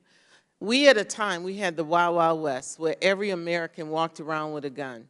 And supposedly, through education, through compassion, and experience, we learned that this was not. And in our Constitution, it says, it's clear that we did not have a police department. We did not have an organized, funded body that is in place to protect us. So again, I want to give a Bible to every one of my colleagues and have a prayer session with all of them. Thank you. I yield back. The gentlelady yields back. The gentleman from Georgia, Mr. Carter, is now recognized. Thank you, Madam Chair, for allowing me to wave onto this committee, and thank all the witnesses here. You know, it's really easy to profile and just say, oh, you're a gun manufacturer, you're an awful person, a terrible person. But that's not always the case. In fact, that's never the case. And I just want to make sure you understand, Daniel Defense is one of the major employers in my district that I have the honor and privilege of representing, the 1st Congressional District of Georgia. They provide many jobs, many well-paying jobs in our community, and they're great jobs that provide people with the opportunity to produce a great product and to be reimbursed for that product and for the fine work that they do. Mr. Daniel, before I get into a couple of questions, I noticed that you've been asked time and time again during this hearing about some ads involving children, and you haven't really had the opportunity to respond to them about the intent of what, and I want to just give you that opportunity if you wanted to comment on some of those ads and what exactly you had in mind when you were doing that. Thank you, Congressman. This photo was taken by a parent who was teaching their child what a gun was. And as you notice in the photo, the parent's hand was right in the photo. The gun was unloaded. This child was being taught that you can't touch a gun without an adult. This is personal responsibility that I've been trying to talk about. Parents must teach their children how to handle firearms properly. Just as you would teach a child not to get behind the driver's seat of a car and crank it and drive away. You must teach children, we must teach children to be safe with firearms. And Mr. Daniel, as I know all too well, you have your company's been very involved in the community and in our district. In fact, I believe you sponsor a number of high school teams, shooting teams, and you're involved in youth groups like that. Is that true? Yes, sir. We actually started a foundation called Double D Foundation. The purpose of the foundation is to help train young people how to use firearms safely and how to compete with firearms. And it'd be easy to just profile, as I said earlier, and label you as an awful person who is just trying to get guns into the hands of kids, but quite the opposite. You're trying to teach safety and actually helping young people. Wouldn't you agree? Yes, sir. Well, let me ask you this. You bought this company, is that right? What was the question, sir? How did this company get started? Daniel Defense. I started shooting with an AR-15 and a handgun in the late 90s as I had grown up hunting but never done any self-defense training. I had an AR-15 and a handgun, and I started training for self-defense, and I realized how effective the AR-15 was for self-defense. I wanted some parts for the guns that I had that nobody made, and I talked to the company, and they would not make the 4 parts I needed. I talked them into making 100.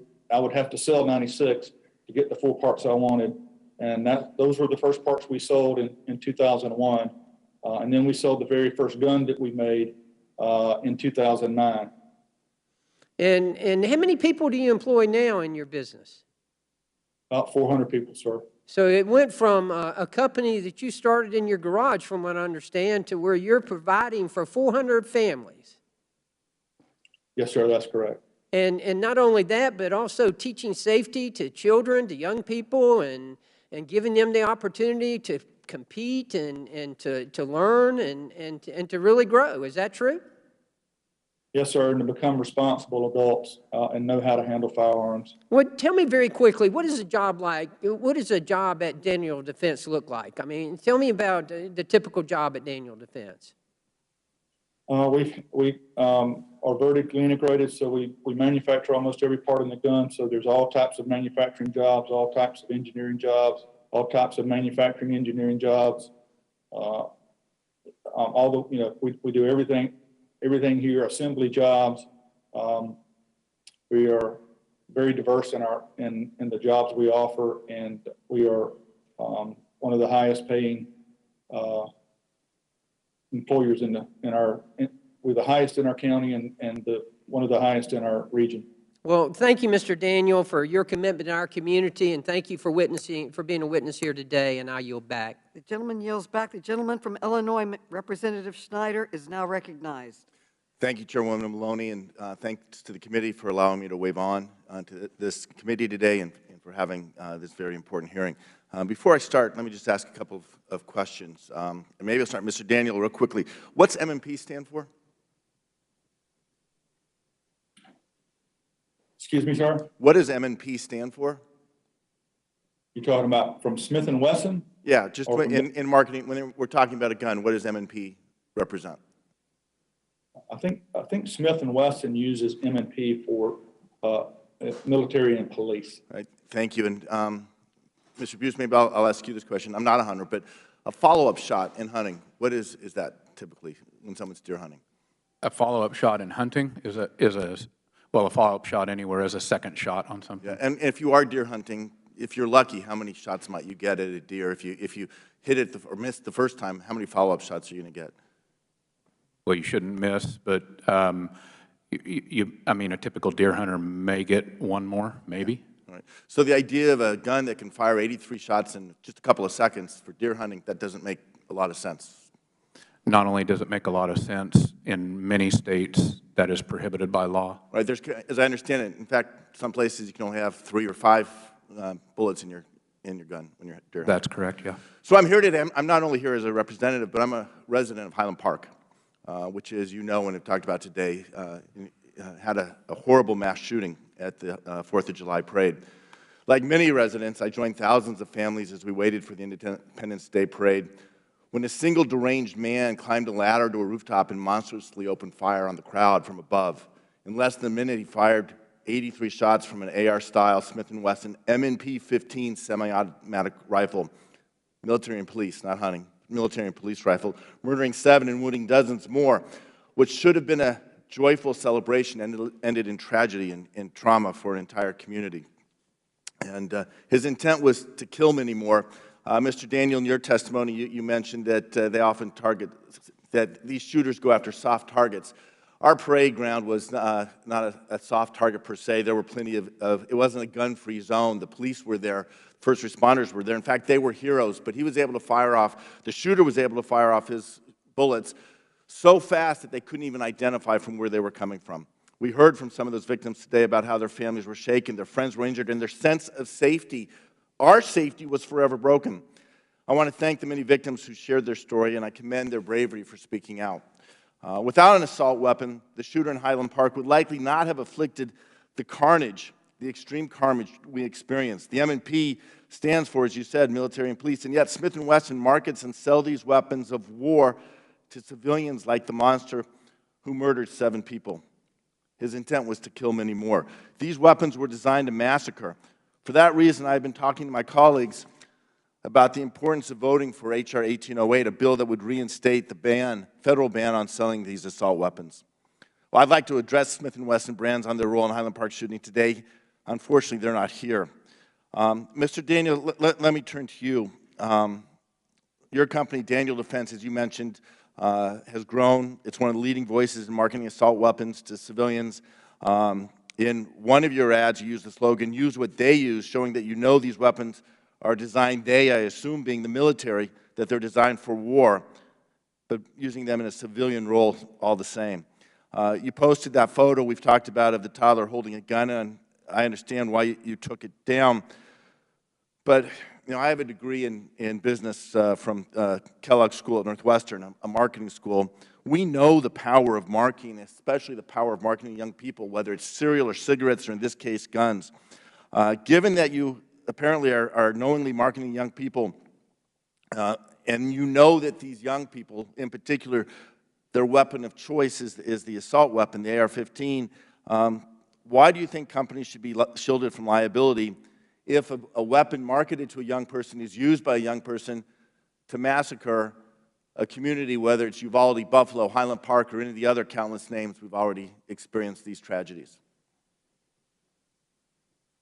Congressman, we market and sell our products to law-abiding citizens who are adults. We cannot sell firearms to children.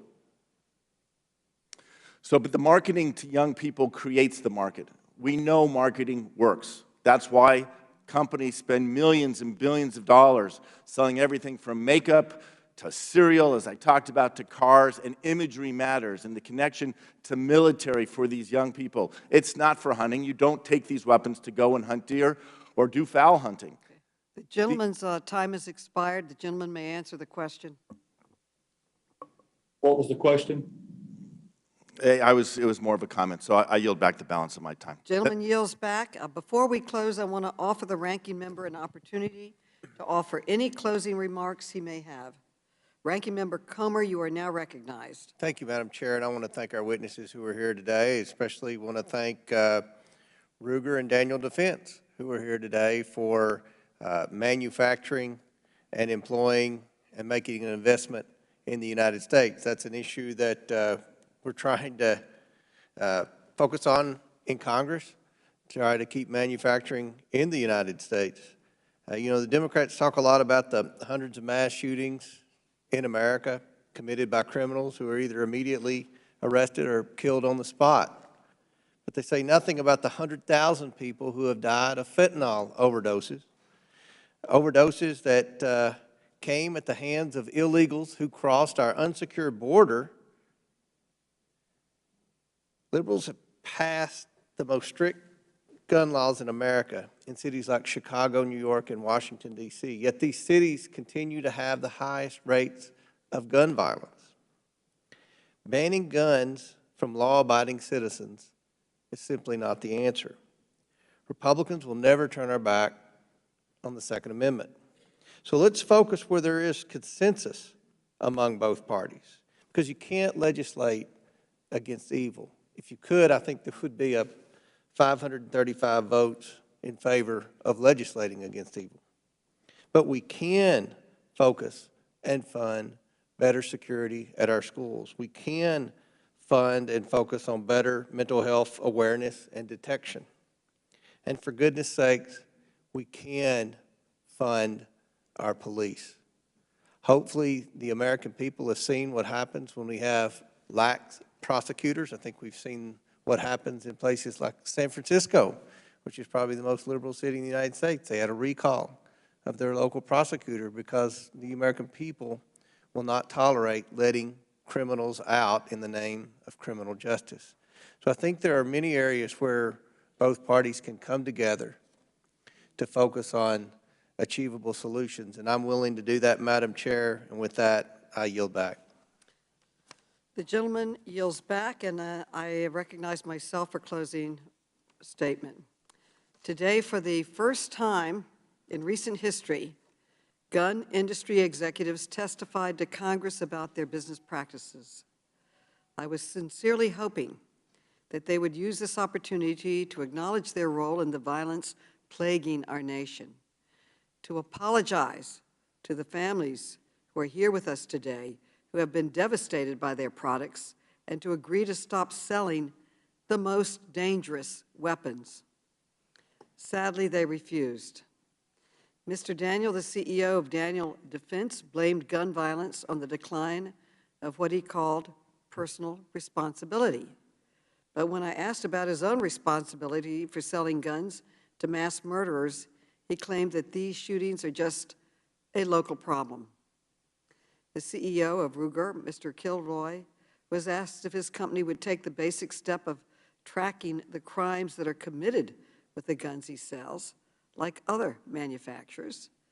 His answer was, "That's not my job." And the third one that we invited didn't even bother to show up. That is why I intend to seek additional documents from that company by subpoena. It's no secret why gun CEOs are so desperate to avoid taking responsibility for the deaths caused by their products. Our investigation found that these companies made over $1 billion selling assault weapons in the last decade. They are choosing their bottom line over the lives of their fellow Americans.